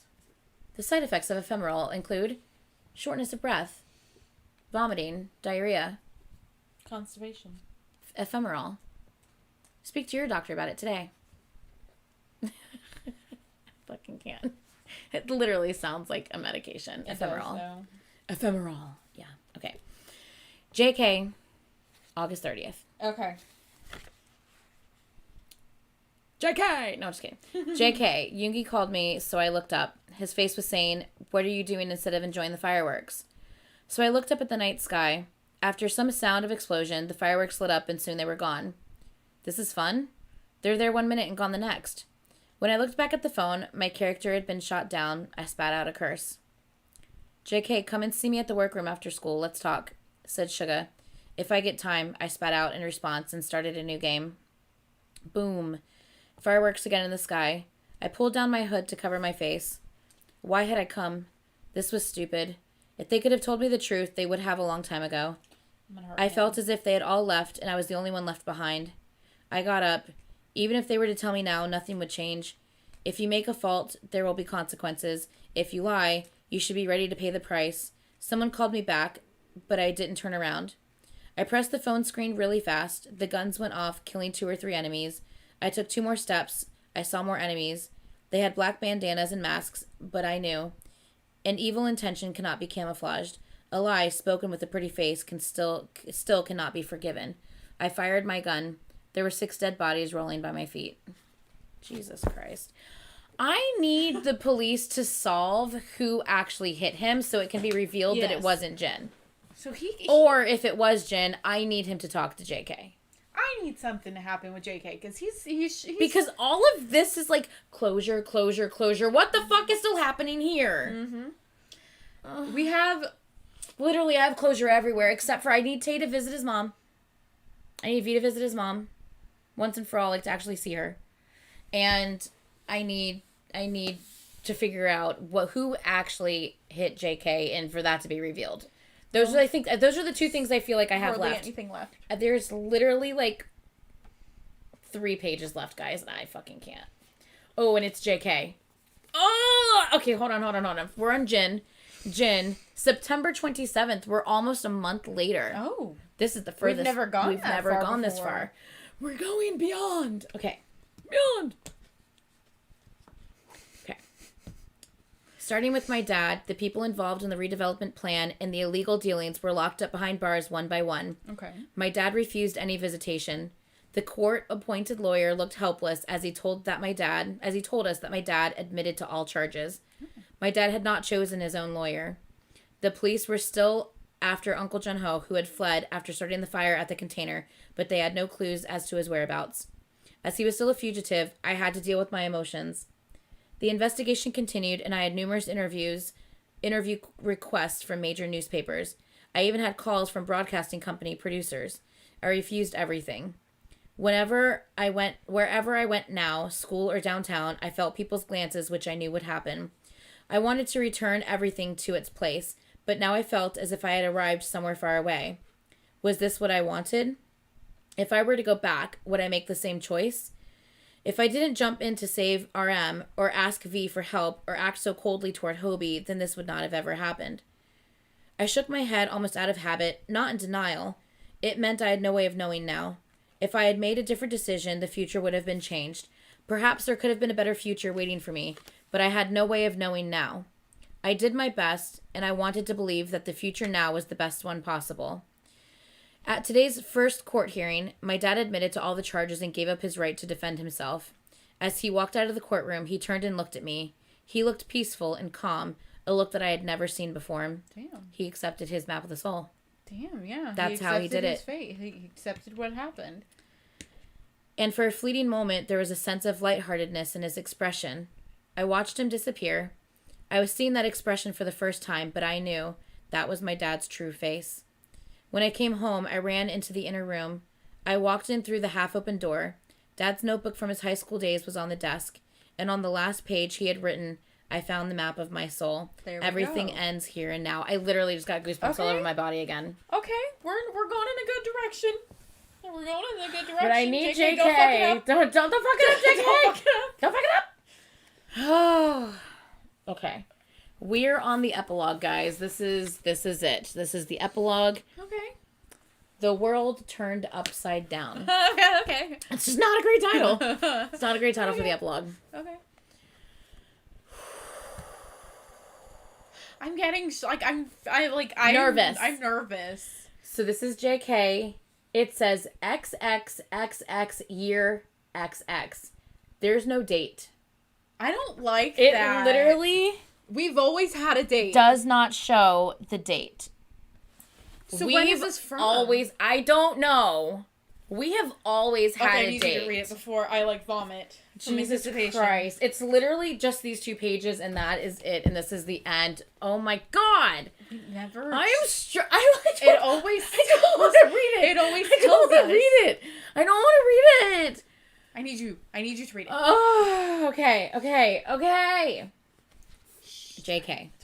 We don't know what this date is. I opened my eyes. It was dark everywhere, as if I was floating in an empty space with everything gone. My fingertips felt strange, so I looked at them. Something sticky and slippery dripped from my fingertips. Dripped from the fingertips. I don't know why I said it like that, guys. I'm so sorry. I peered into where it had fallen. Nothing, just darkness. Where am I? What's going on?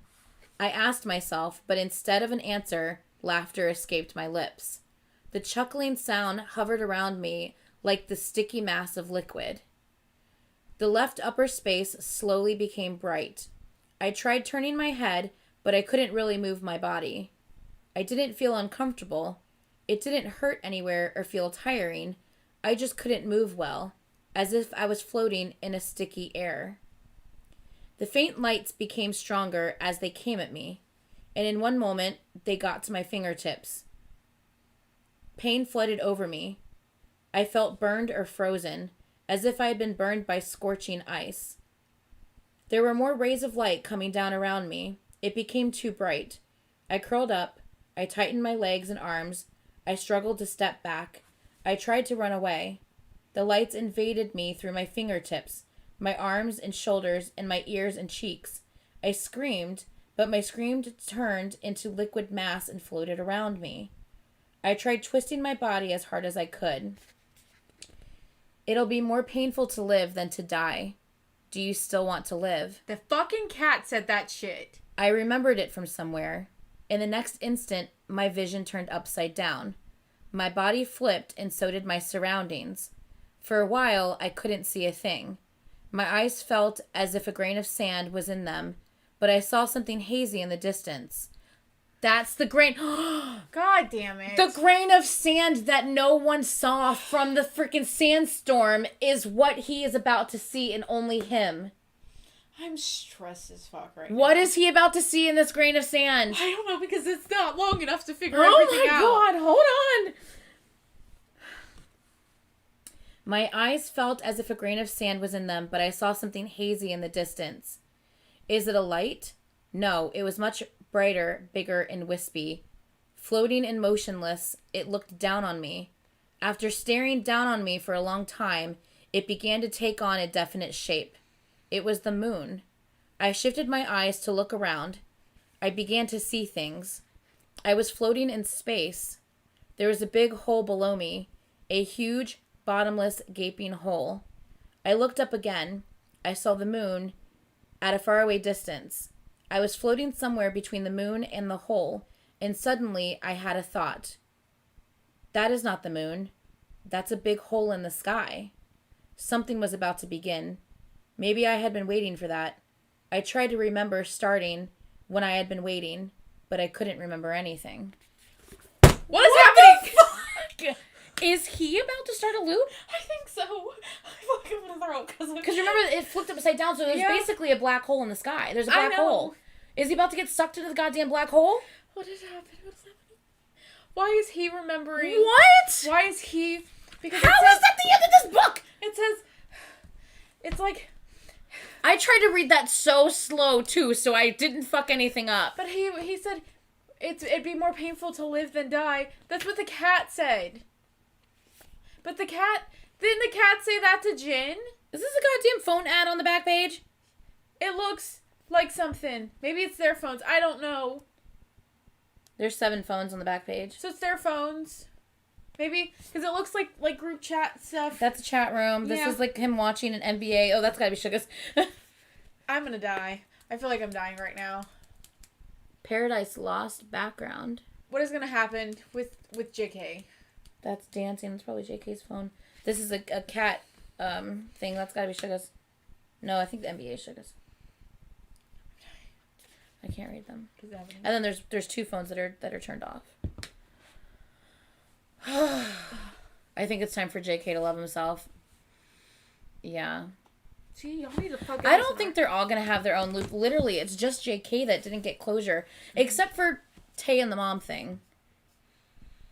But I feel like that's like time. Oh my god. That's like one step to the next. To the next. He said it's JK. Okay, I'm dying. I feel like I'm gonna throw up. What the fuck? How did it end? What? He's like those birds. Oi. Mine. Yeah. Why? This is this is for now. Yeah, for now, this is the last right book for now. This is the last. Other than this, the only other thing that's somewhat story related that has been released was Film Out. Yeah. Yeah, maybe that's why JK could see the time loop starting or ending in Film Out MV when he saw the hourglass flip over. It's his turn. Maybe. Mine. But instead it was why? Oh my god. Oh god. Oh. This is so stressful. I thought we were gonna get like closure. Let's wrap this up in a pretty bow. They're like, bitch, we're riding this train for a long we're in this rocket for a long while more. Stupid. Oh my god. Like what is gonna happen next now? Yeah, so we've already obviously watched the game trailer and everything like that. Like I said, there are a couple of XLS things that have come out since then. Once again, I'm going to repeat what I said in the beginning. I will watch and probably react to the XLS theories, but we need to remember that these are theories, and she's a fan like the rest of us. None of this has been confirmed by Big Hit or BTS, and so we just have to make sure that we are treating these as theories and not as like actual truth, and this is exactly what's happening in the story, because I just feel like I love Celeste's videos, and I think she does such a fucking amazing job with her theories and putting everything together, but at the end of the day, they're just theories. Nothing's been confirmed, and we don't want to treat theories as actual facts, because I watch a lot of reactors, especially reactors reacting to BTS story and stuff like that, and the amount of people who push the theories videos onto new people as if they're gold and truth when they're not. They're theories, you know. I think and don't get me wrong, I think she gets a lot right. But I think there's a couple things. Ended when all the sandstorm and stuff where everyone is able to see. I think that was the end of his time. He was telling sorry, he was admitting everything. I think so too. That's when he found his like map of the soul, and that's when his time ended. Yeah, I think so too. Much like his dad found peace, Jin found peace. Yeah, so anyway, so yes, like I said, I'm not going to play the BU game. I do not have time on my hands like that, guys. And I know that that game is extremely consuming. Oh,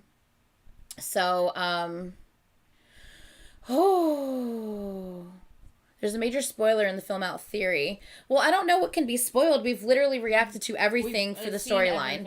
We've seen everything for storyline. So she might try to connect things that maybe we haven't thought about. But there's nothing really to spoil. I don't think there's anything that can be spoiled because we've seen everything. So there might be a connection we haven't made, but a spoil, I don't know what else could be spoiled. Yeah, not either.